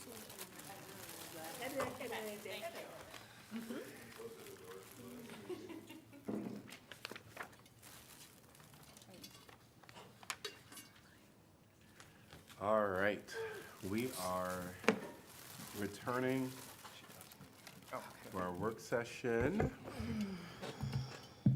So we are returning to our work session from having a long recess while we did our formal agenda. But this is, again, June 17, 2025 work session. And we're going to go back to our item number 5, which is the local option sales tax presentation and discussion. And we'll just pick up wherever folks want. I just want to remind us that kind of where we left off was kind of talking about the language. So maybe we want to pick up there. And are we gonna talk about everything, like even the percentage, everything, or are we just going to talk only about this? Because you were saying something about, don't talk about the percentage now. Oh, I was just referring to maybe we wanted to talk more about what things we wanted to do. Oh, sure. But yeah, at any point, I mean, that. And don't we yes. have to make a decision on all of these Yeah, tonight? so I want to. Yeah, Direction. I think, right? We have to give direction, and it's more of a timing. Sure. Because I think the council, the majority of council has kind of identified November as our target. And so with that, there needs to be some direction tonight. I have an alternative idea if people want. If people are agreeable to this, tell me if this is a terrible idea or not, and I won't be offended. I feel like, I technically we could talk till midnight tonight about this, but I feel like I would feel comfortable if, especially if you want to have it on the November ballot, I would feel comfortable if we had a special meeting sometime just to talk about only this. Maybe even as soon as next week, so we can just dedicate from here until now to researching and then talking with staff and then coming and having a really long form discussion about it. I would be comfortable with something like that because I just want to do something like this right. And I fear of us doing the whole, maybe not saying things we would because we're tired and it's late and it's rainy. But that's just my thought. As one, not necessarily to say no to that, but one of the things that I actually would, in councils past have gotten this levied at them, and it's purely that you had mentioned about like, well, we could have a really long, in-depth session on this. And I think that we need to really just look at what is it that we need to do. Yes, there are many angles, but let's not get analysis paralysis. This is about, do we want to move forward with this? What is the language that we think is going to put our best foot forward, right? Yes. And to be able to direct staff towards that. This, with a few hours distance from our initial conversation, and I was guilty of it myself, I feel like there were moments where we were really getting into what is it going to look like when we're actually doing a project, right? And we do want to make sure that we cover, that the language allows us to be able to do the projects, like to make sure that they're the types of projects that we want and that. But I think that if we really start, if we go super deep in order to come back up and say, so here's the simple language that'll cover it all, I think that's where we're going to end up having meetings that are 4, 5 hours long, and we're going to still end up in the same place, which is, yes, let's make the language broad so that the public can understand it, because we're not going to be able to do a, 2-page explanation for this. So I just want to say that it's not that we're not doing due diligence. If we don't talk about every single permutation, I think that we need to think of it in the big picture. What is it that we want to accomplish? Have we got the language that we believe best covers that? And then we go from there. I've just been, in my daily life, I've been in too many meetings where that's sort of what the end goal is, and it goes so far down, and you come up going like, okay, so we're going to change it from to the. And I think we're not doing ourselves or the public any favors. We just have to balance that. I think we absolutely have to be very thoughtful about how we craft the language and the percentages, but I don't think that we need to try to think what if or what about on every level. If we think about, does this language fit the spirit of what we want, that addendum, or not addendum, but that document that if this passes, that we then have committed to owing the public and ourselves and whomever to say, these are the things that we're going to be targeting specifically, that's when that kind of like, here's what you're going to get for this money will come out more specifically. And I'm not saying it as an argument, I'm just saying we don't need to spend 6 hours to craft a 3-bullet ballot language. So what I would say is I do appreciate your thoughts on this, Councilor Weiland. I get it, I understand it, but I think if we're just looking at 3 categories in a way, we'll be able to come back again when, the resolution is before us to make those final decisions. So we'll still have that opportunity. I know that there'll be 2 counselors potentially, that won't be present in July. And so that's where, things still have to go on. So I do understand that. What I would suggest is, I think we've had a lot of discussion so far earlier about the overarching languages that's kind of in that draft. What I might suggest is, one, we get a majority on if we're, okay with the first overarching affordable housing, and then we'll go into kind of the maintenance, constructions, and then we have arts as well as social services. And I did hear about, should we separate arts and put it in one? Because some of these are overlapping. Mm-hmm. We don't have to fully get too descriptive tonight, but I think we have to have a good walk away for the staff to kind of craft language and come back for us. So we're not trying to create every word. So if we can start with the overarching affordable housing, let's just keep it at that. Mm-hmm. So we have, of course, 2 proposals that I've heard tonight. That's the one that, staff has in the IP, and the other that the affordable housing has submitted. What are thoughts on the language that the staff has committed? Do we feel that that is too broad? It does state including affordable housing or other housing projects designated by the council. I think, especially in terms of public understanding of what we're trying to do, that might accidentally signal something other than our affordable housing priority, right? And so I don't think it's bad language. But if I put myself in the position of trying to understand it from somebody new to it, I think we kind of run a little bit of runs a little bit of risk there. I think, generally speaking, none of these are like super objectionable. I have a slight preference for the affordable housing wording. Affordable Housing Coalition. I'm sorry, you're right. Thank you so much. Okay. Affordable Housing Coalition wording. But I wonder if maybe that's, whatever the final thing looks like, I think for me personally, I would like it to look more like that one. I don't know if anybody else feels the same way. I agree with you. I think I like the staff one, but I also very much understand that this involved different partners who could help, and they had conversations about this. So And including with staff. including with staff. So the AHC, the Affordable Housing Coalition language or something, some version of that makes sense to me.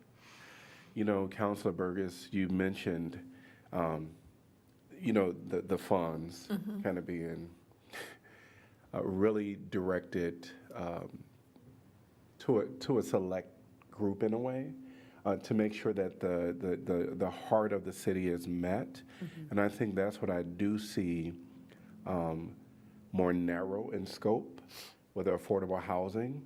And actually, after tonight, all of the discussions, I'm reminded that housing is a human right. And, the shelter supports here I find to be appropriate as well in this one. And so I am more leaning towards I can fully support the affordable housing. Now, if there's a few things that need to be tweaked, open to that, but I can support that. There was one thing that I thought, because I think sometimes with like increasing like shelter supports, I think sometimes like certain transitional housing gets left out. So I don't know if maybe adding something like increased shelter supports, including transitional housing, because that's such a sometimes shelter, I don't know, it can leave out just various programs that I can think of. I don't want to backtrack, but Mayor, you said, I think we're in agreement on kind of like the three main categories. So we have housing generally, right? We have support for public infrastructure, and we have grants to organizations, right? So I think the question that I have for the group is, how much do we expect of this housing money to go to organizations, and like I just want to be cognizant of that overlap that we've spoken to a few times. Sure. Also, the overlap of the 50% property tax relief that could go into facilities and public infrastructure as well. Or housing. Or Or yeah. housing. I think that's, Anything. Yeah. that will make us have to talk about how much percentage we want to give it to the housing in general. Is it 30? Is it 20? And after that, we can say this percent to this and this percent to that. One thing I will say is that anything that we do that is currently supported by our general funds, may provide some relief once if loss is approved. So then there would just be more funds in general funds, although the increases there, the needs there are still great, right? Yeah. But so I just want to remind us that anything that is here is probably associated with the general funds now. And so if it will, kind of give us funds in a new revenue stream and relieving that pressure off of the general funds. Well, and I would also say that, especially since I'm the one who brought it up, I feel like it behooves me to say it, that I'm reminded that the number one thing that the community said that they wanted was better roads. So for us to completely say, like, we can divert some money so that it doesn't go towards as much in streets, but it could go, again, towards housing or what have you, I think we just want to sort of honor the categories. And I'm not saying that that wasn't what you were saying.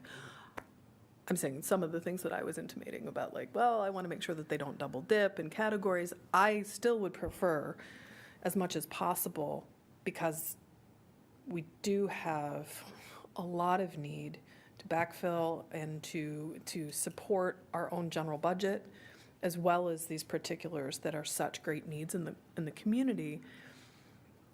How can we best serve these entities? And I guess what I am concerned about is the possibility in overlap that there may be some inadvertent or intentional ways in which some things are favored in terms of funding even beyond what the percentages of the buckets are. And so I want to be cognizant of that, because there is such great need holistically. I want to make sure, for example, in community partnerships, that there is room for us in a meaningful way to help the arts community, to help economic development and social services. But, as we've just gone through with working with aid to agencies in our funding, the need is huge. And so if, in fact, one entity perhaps is covered through housing, then it might be something that when we work out the details of like how are we actually going to allot dollars, that we just keep that in mind. So that's nothing that goes into ballot language. I just wanted to put it out there. I am okay with the language that talks about shelter supports. I actually very much like the idea of transitional housing because to me that is getting someone into a home situation. Saying wrong. Yeah. Yeah. I just want to make sure it doesn't get lost in translation Yeah. by not like assuming that it is covered under shelter. Yeah. But that's why I asked area About what's the proportion. interpretation of the shelter to the city, and I think I felt it's like it's not transition. It's just like only homeless. That's what, if I understood you correctly, Jeff. Yes, I mean, shelter, we would look at shelter as probably the emergency shelter that we contract with the shelter house, the winter shelter. That's probably the definition. However, both of these languages, whether you're looking at what staff provided at your direction on page 8 or on page 25, I think transitional housing and shelter is covered under both of those languages. It's my personal opinion. How specific you want to be, I mean, if you think that that's important, either so that future councils and future staff make no mistake that it's eligible, that's great. If you think it's important to getting votes at the ballot box, that's great. But I can absolutely say that transitional housing increases access to the supply of affordable housing with households with low incomes. Like that's not a hard argument for, I think, us to make. Well, and thank you for bringing us back to like what, honestly, one of the driving forces has to be what's going to actually help pass this, what's going to work for the votes. Yeah. But if it's really going to be like no sunset for this, I think you never know who's counselor going to come next, how going to interpret shelter and all this. That's why it's. I think it adding should be- transitional housing makes sense. I mean, I think don't it's think it hurts different than the, maybe the middle ground between the laundry list and the, more broad language. I also would like to just put on the table the question of whether we intend to do like a statement of intent or a resolution as to how we want to use things like before November. It seemed like a really reasonable idea, but like when I'm thinking about our time and energy and capacity to garner the input to do that versus being more precise in the ballot language and being able to rely on the voters to say yes and then to say to staff, we've had this conversation, these are the categories, follow the strategic plan. I think maybe not setting ourselves up for continual renegotiation every few years of, like, we could do that, or future councils could do that, but I very much like the idea of trying to say, can we make it narrow enough that it's a little more clear? I agree that a second, like a corollary document, I thought about it, talked to several people about it, and they're like, that's going to be confusing. Like, what are we actually talking about? Yeah. So I'm kind of against that. I think we should make the language perfect, perfectly, clear so the community knows what that means. So it does sound like we want to be clear and more precise with no sunset. So let's just stay with affordable housing now. It sounds like the majority, if I am hearing this correctly, are comfortable with what was submitted by the Johnson County Affordable Housing Coalition with the addition of adding transitional housing. Is there anything in that statement that we want, that we think we want to see here or take out? Are we comfortable with that with the addition of transitional housing? I'm comfortable with that. I'm comfortable with that. Yes. Yeah. Yes. All right, then let's go to the next one. So this is going to be infrastructure. Thank you for bringing in that word. So we have, so this is where, you know, we have to have that balance of precise, but also with flexibility. So what's here, we see supports arts, culture, learning. You know, are we wanting to remove some things that are not, because even the supports of art, I mean, you can put something on a building and that is, you know, it's defensible. But maybe that's not what we want in this category. Do we really want this to be fully? I think it's buildings. I see public facilities that support art. So I don't think it's could be used by an arts organization to operate. I think it, and that's how I read it, Mayor Teague. But Oh, that support, I see. yeah, What if we ended the sentence at public facilities? right. Yes, but. The rest of that sentence is almost trying to put boundaries, which I appreciate, but it may also be creating unanticipated confusion. So I was thinking the same thing, like Councilor Burgess, about shortening that. You know, but I mean, but I very much see, I think, where staff was coming from with this, trying to make sure that we weren't just lumping in all public facilities, because I think like maybe Councilor Wyline made the point earlier about just public safety even being in there is like, if it's, you know, if somebody's going to oppose this because they think it's going to go to whatever thing they don't like, you know, so I mean, I'm kind of arguing both sides of that. Saying that the public facilities, you know, if there's a way to make the sentence more clear, public facilities, especially facilities that support arts, culture, learning, recreation. I mean, it may be that simple of a solution to clarify the meaning of the sentence, or just dropping it completely. Or for the public good. I mean, that's where you could just say For the- streets, sidewalks, trails, parks, and public facilities that support public good.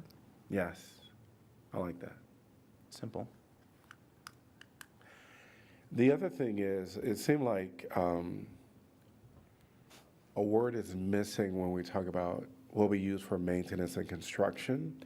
I don't know if we say city maintenance and construction because, you know. Public, like maintenance, folks construction have- of public streets. Yeah. That's what I was thinking, public streets, sidewalks, trails, parks, and public facilities. And I think the interpretation would be we're not going to use it for private Sure. stuff. Oh, I see. Yeah, just because I think it could be used for private. Good point. So maybe we don't have to wordsmith it now, so we want to make sure that we have clarity on what the maintenance and construction is for. We want that to be public or city, something like that. And then I think I here just ended it at facilities by, as designated by city council. Okay, all right. Let's go to the next one, and then after this one, we'll come back up and do percentages. So the next one is really surrounding social services and arts and culture, or well-being. Social infrastructure was a word someone said. I was thinking of a phrase like arts and partnerships, just because it sounds a little catchy. Well, but that doesn't really account for social Social services. services, which is Well, it's a huge. partnership. It's yeah, huge. Yeah. And if it'd be helpful, just a little bit about staff's intention, and we're Yeah, obviously trying to please. be really broad here. Arts and culture, we did have in mind, you know, you've been contacted by many of those organizations over the years who have had flat funding for the city for multiple years in a row. Social services, you just went through 8 agencies, you know the need. But we've also had unique partnerships over the years proposed or pursued with other governments. So if you think about childcare wage enhancement, that's really us and the county, us giving dollars to the county. The Trip Connect program that's being piloted right now, if you were to see a continuation of that, we could tap into these funds. A few years ago, the school district proposed Lost for preschool. So none of those are in our mind as these are where the dollars are going, but we just know that these things come up from time to time. So that's why you see intergovernmental there.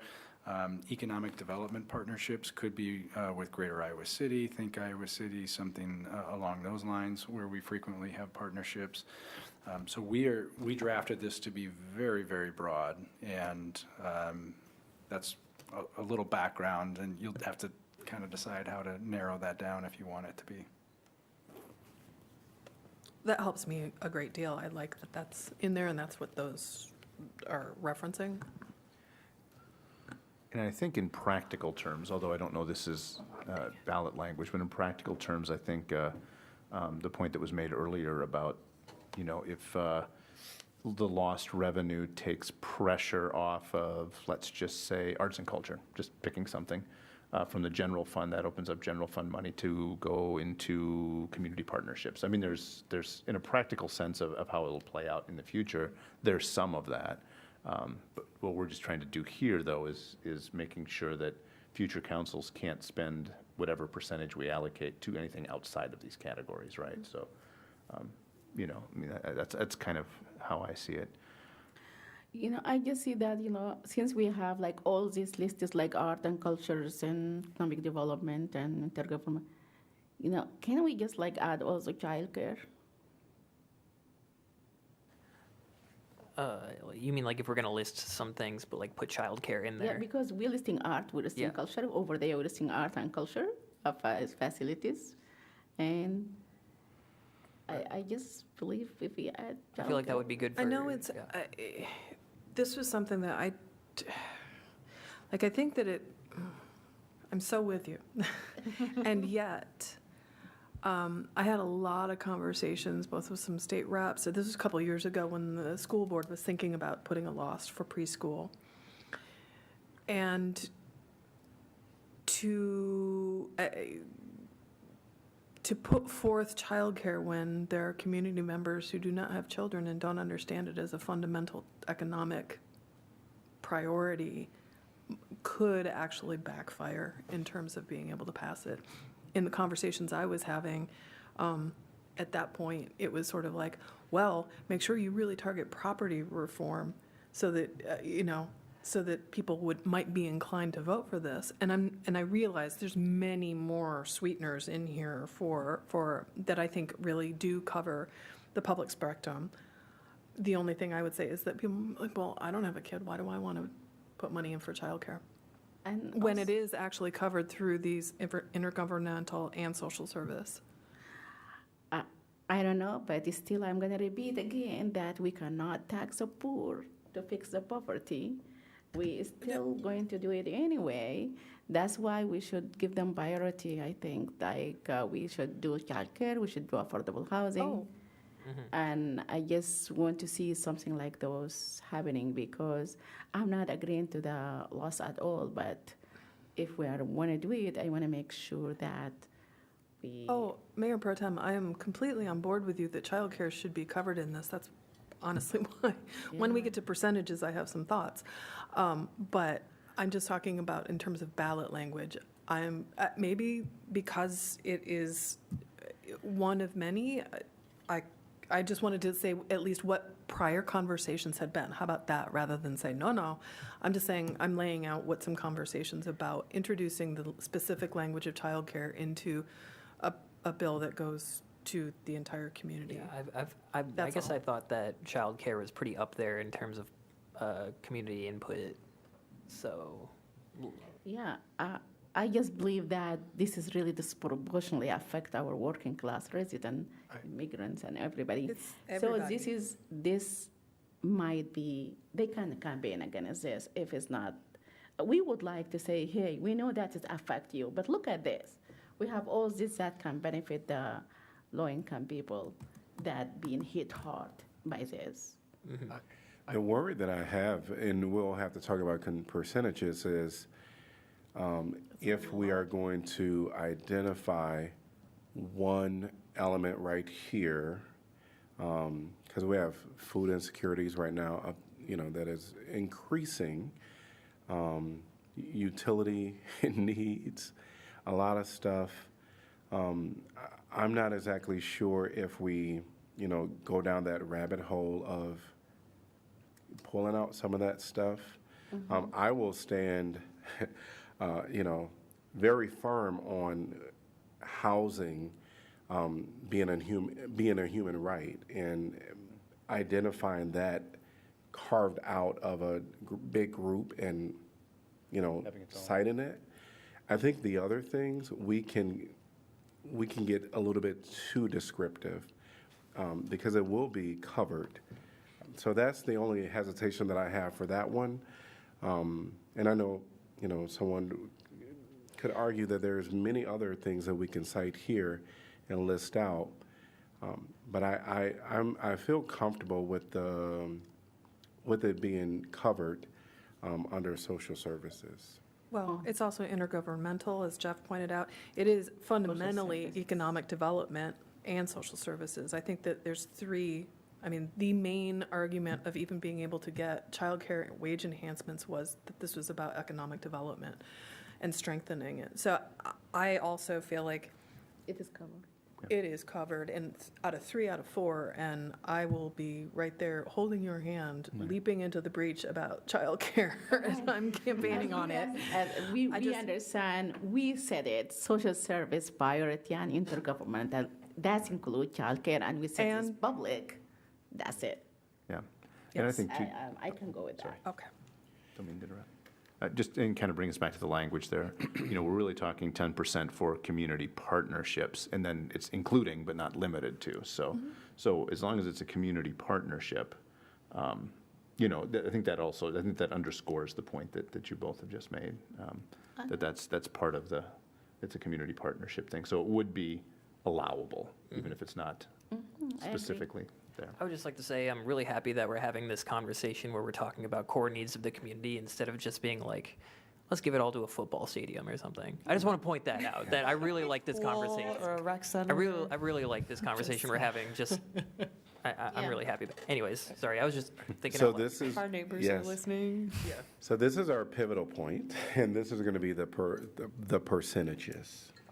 Okay. And so I'm just going to open it up to see what folks say. I might insert from the beginning. I don't know. I don't do that too often. Usually, let us all. You lead us I don't do that too often. So we know that the housing and kind of what we just finished discussing, those priorities within the community, core services, that's probably going to get a lot of weight from this council is what I anticipate. We only have 50% that we could work with. We talked about infrastructure, potentially, having some opportunities under the 50% towards property tax relief, even though we know the ballot language will say 50% allocated for property tax relief. So for me, that kind of can switch instantly the 10% and the 20% on one of them, where we have that 10% going for kind of the infrastructure. And then from Infrastructure? 10%. Oh, you're saying, gotcha. Yes. I apologize, I wasn't following. Yes. Continue. Yeah. Sorry. So then if we had 20 for affordable housing, 10 for the infrastructure, 20 for the really core services that really support the core needs of our community. So I'll leave it at that, and then those are my comments, and we can do numbers however we want from there. So I keep looking at the POLCO survey. I just keep looking at that because that's a data point that we have, and that is how we, I think, get to the finish line. And I think we've all kind of understand that there's a lot of fungibility in how this works. And if we look at that, it's the top priority is bridges, streets, and sidewalks, and then affordable housing, and then parks and trails, and then social services. So if we were to follow that rubric, we would do like 40-10-10 40 infrastructure, 10, 10. But I don't think that's what this council wants. So I'm not going to propose that, but I'm just saying that's the will of our community in this survey. So I think that we should be informed by that.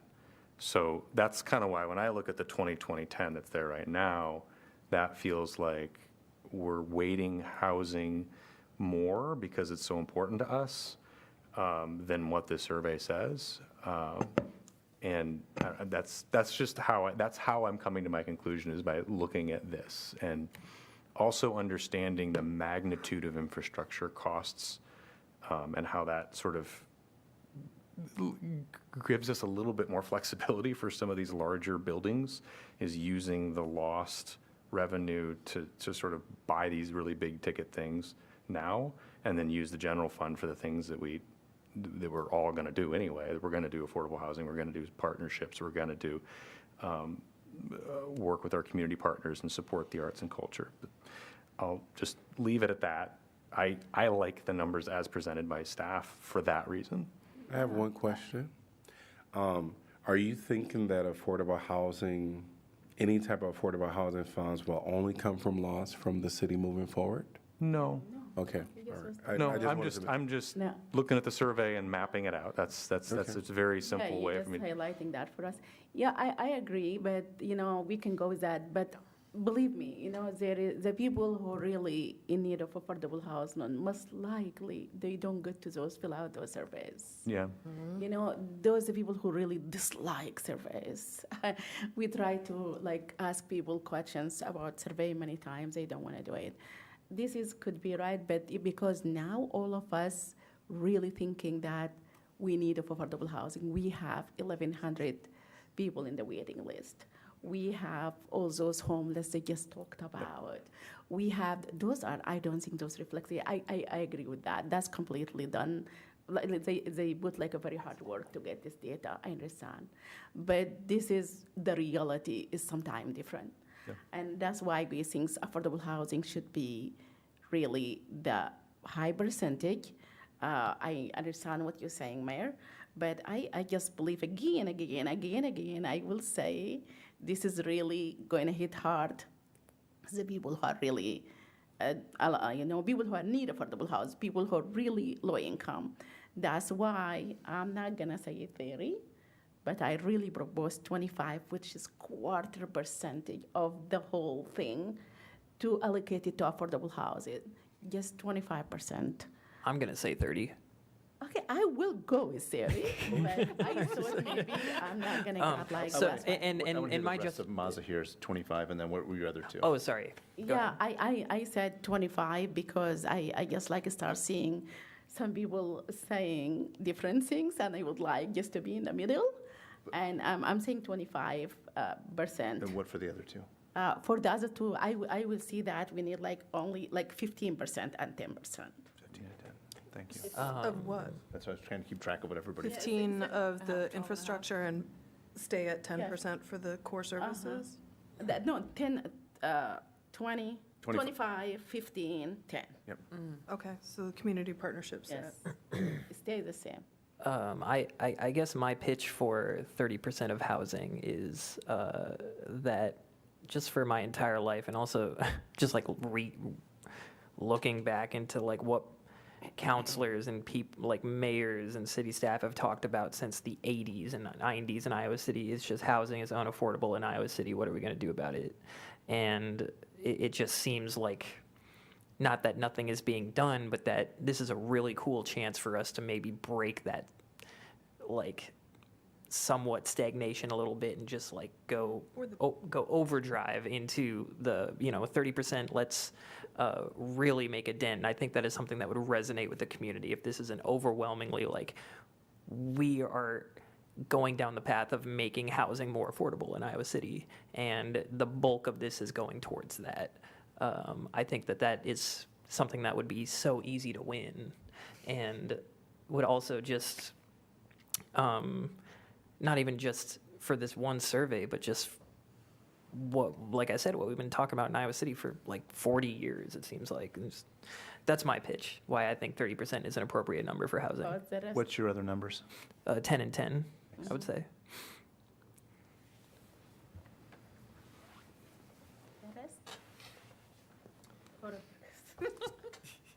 Sorry, I was thinking. Yeah, I don't have a strong objection to anything. I was thinking, can we do partial percentages? But then also, like, how does that play for the voters? 27.5. Because, yeah, I mean, 25 and 12 and a half and 12 and a half was in my brain. But, yeah, I mean, I think, that's what I got right now. So just to sort of get us, actually, and I don't know, Sean hasn't weighed in yet. I've vacillated between 25% and 24 as initially put out there. 15 and 15, I think that's where I kind of landed, partially because that, when we talked about it the very first time, without even having percentages and buckets, it was like, what we didn't want to do was dilute so much, right, that we weren't able to really make an impact in any way, shape, or form. That last bucket includes a lot, and that is the smallest percentage at the moment. I absolutely say, affordable housing, we need to build on the money and the work that we've been doing, the programs that we still have, that we've got, as well as to build on them, and we need more money to do that. So I am fine with it being the top percentage. I also see that there's going to be a lot of people who are voting on this to say, where are my sidewalks going to be? They're not going to be swayed one bit. It's not the easiest thing in the world of, oh my God, affordable housing, that's it, no problem, I'm sold. They're going to say, what's in it? My sidewalk is crap. I need that. I need my roads, anybody in the north side with the kind of potholes and stuff that can happen over winter. So I just think it's sort of like we really have to cover the gamut in the most effective way that we can so that we are putting money into these areas in a way that residents can feel like it isn't just lip service, right? So that's why I'm like, yeah, it's kind of wishy-washy, at least on its surface, because we're kind of splitting it down the middle, but I see it as like a 20, wait, what did I say? 15. That's kind of where I've ended up landing, okay? And it's not exactly reflective of what the survey did, but I think it shows, here's our priority. We know that this is a crisis locally, regionally, federally. We need to do something about this. And people want to live here, so how are we addressing that? And then how are we dealing with these other things in ways that people can say, okay, there's a chunk of money in there. They're all in double digits. So I am very concerned about that last, the community partnerships, because I think there's so much important and innovative things that could be done there, as well as the fact that we just came out of the last council session funding our agencies. And there are agencies, as happy as they are that they're getting the full funding that they asked for, are like, what's going to happen? What is going to happen when 2 years are up? Yeah. So I think that we need to show good faith in that regard. Is not just good faith. We need to actually try to say we will support. So that's why I say 15. All right, so I find myself, I think kind of torn between the suggestions of Mazahir, Laura, and Megan. I just think all of them, everybody made a good choice, and I think in all of these cases, we're funding good things. So in one way of looking at it is there's no wrong answers, but we have to make an answer that sort of maximizes the benefit. I think, I think I would probably be somewhere in the either 15 or 25, 12.5, 12.5.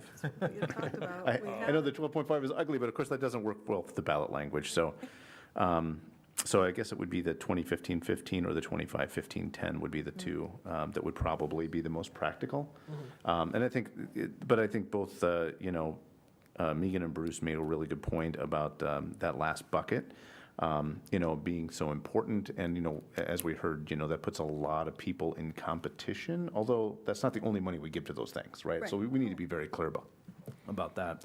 I think there's also value in, and nobody suggested going less than 10% in that last bucket, which you know, is good, because I think there is some value even in things like arts and culture, you know, because that helps, well, that helps mitigate the very impacts that we, the worst parts of Lost, right? So in terms of like charging our, as Mayor Pro Tem has made the point many times very well, you know, something that unfortunately hits with a greater proportion of their income to our lowest income residents.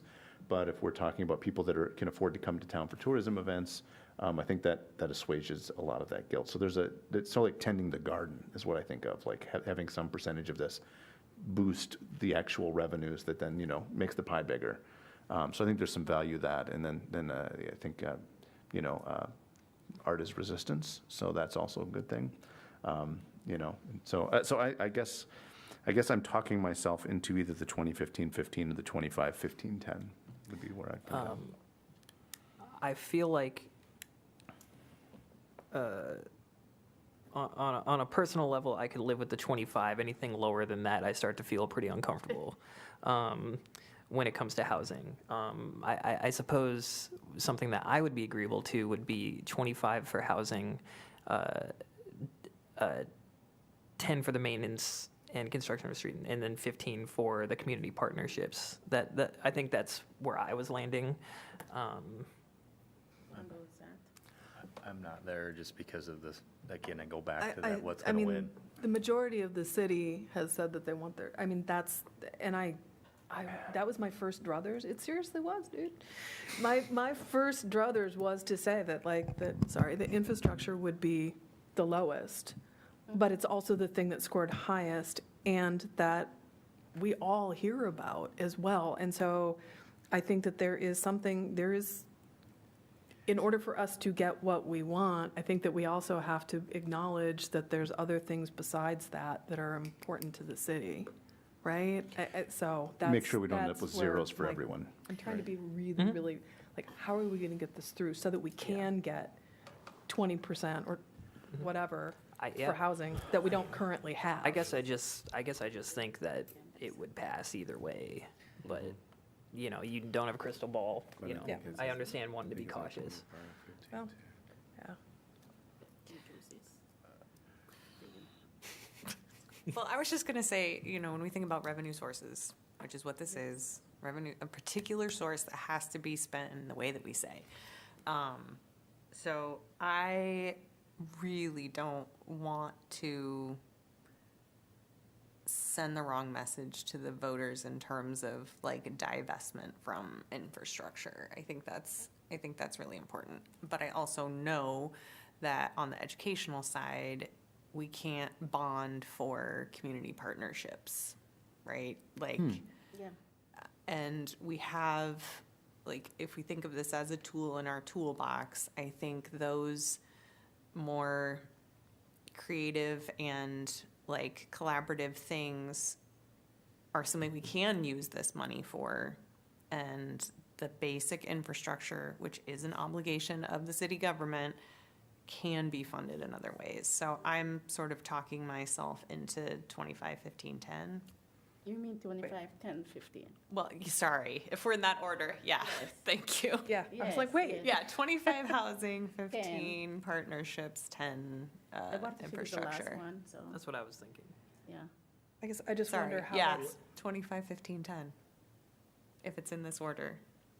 Well, infrastructure is in the middle, so Yeah. you're saying 15 for infrastructure or 10? Okay. Yeah, I think you mean 25, 10, 15. Yes. Yeah. Correct. Yeah, that's good. Sorry. 25, 10, 15, I'm with that.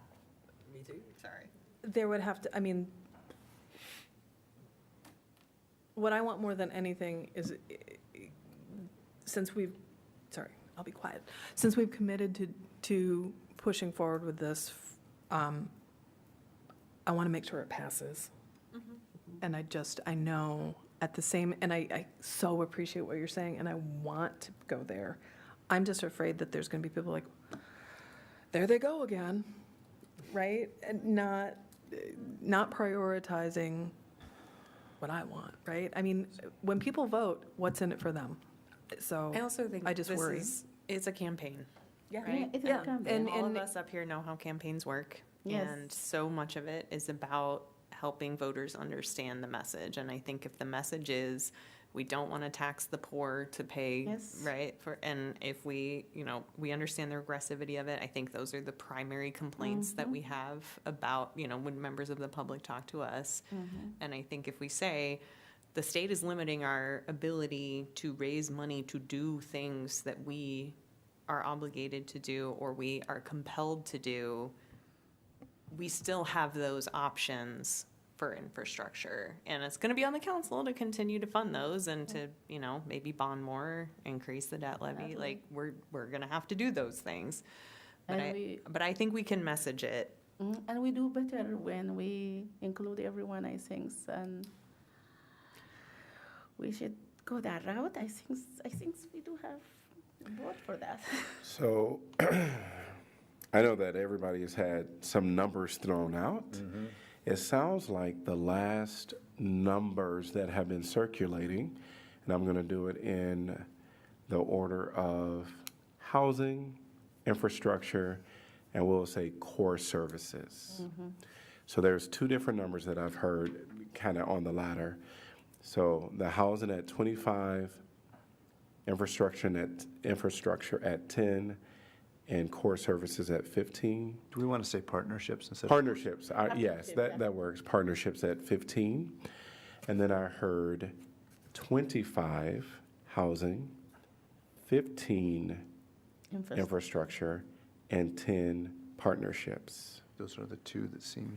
Those seem to have the most traction. Even mine, I kind of just threw that out there just to get us started. I wasn't, very firm on what I started with, but I just thought I would throw something out there. So now, does anyone attest to either one of these, I guess? I guess I think let us try the first one, 25, 10, 15. 25 for the housing, 10 for the infrastructure, and 15 for the partner. So you're thinking of vote? Who else? Yeah. Yeah, I can go with that. Oliver. I mean, I think that's fine. We're still actually, and just make sure for people watching, this is not the vote on this. No. Yeah. This is us giving staff direction on what proposal to bring back to us that we will still vote on. And so after we have time to think about it and get some of the community feedback on some of these things, which actually would be, the vote will be the first meeting in August, correct? Probably, to make sure we stay on track. So, so between now and that first meeting in August, and if we had to do an amendment of changing a percentage, 5% up or down in one of these categories, that will not be a huge lift to do if we hear something dramatically different between now and then. Thank you for that. And we'll also have this on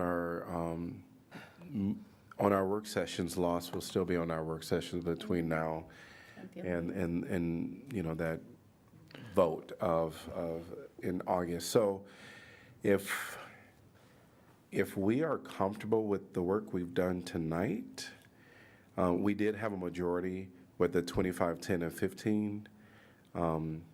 Unless there is a last-minute strong push by any individual on this council, I think we can consider our discussion kind of done at this time. I want to look at staff and see if they have direction from us and if they need anything addition. Okay? And oh, sorry, go ahead. No.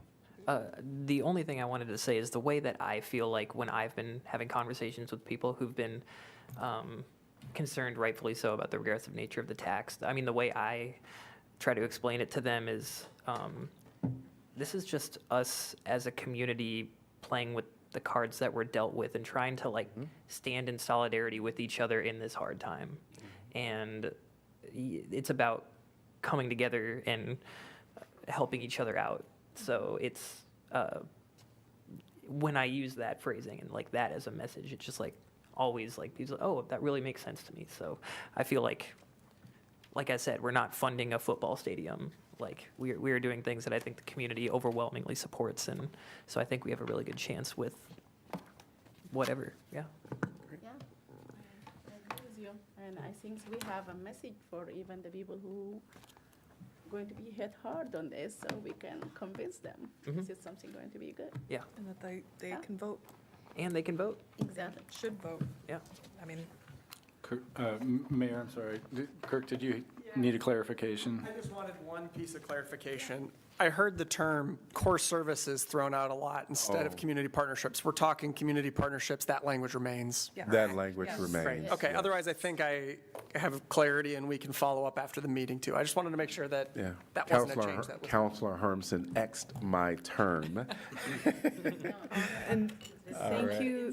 Yes, yes. Thank yes, you yes. also for the amount of work, because it's like the simplicity of the language or the brevity of it completely belies the work that goes into making it. So thank you, and we've got something that we can move forward with. We also, as you said, Laura, now we need to go into, once we get this settled, we need to go into campaign mode and to educate and to explain. Yeah, educate, Not now. not campaign. Yes. Sorry. You're right. Counselors in their political positions can campaign, but Right. city. Yes, that's what I meant. The That's city what- staff is not using No its city resources. resources and Correct. Correct. No. Just want to be Just clear. Sorry, as an individual. Also would like to shout out to Greater Iowa City for all the hard that you put on this, and you've been sitting here for a long time. Yes. Thank you. And if they're still listening, Johnson County Affordable Housing Coalition and all those housing Of course, partners. Affordable Housing Coalition too. Partners. And and all the As a partner. and the individual voices that have reached out. So thanks to all of you. We can consider ourselves adjourned. All right. Thank you.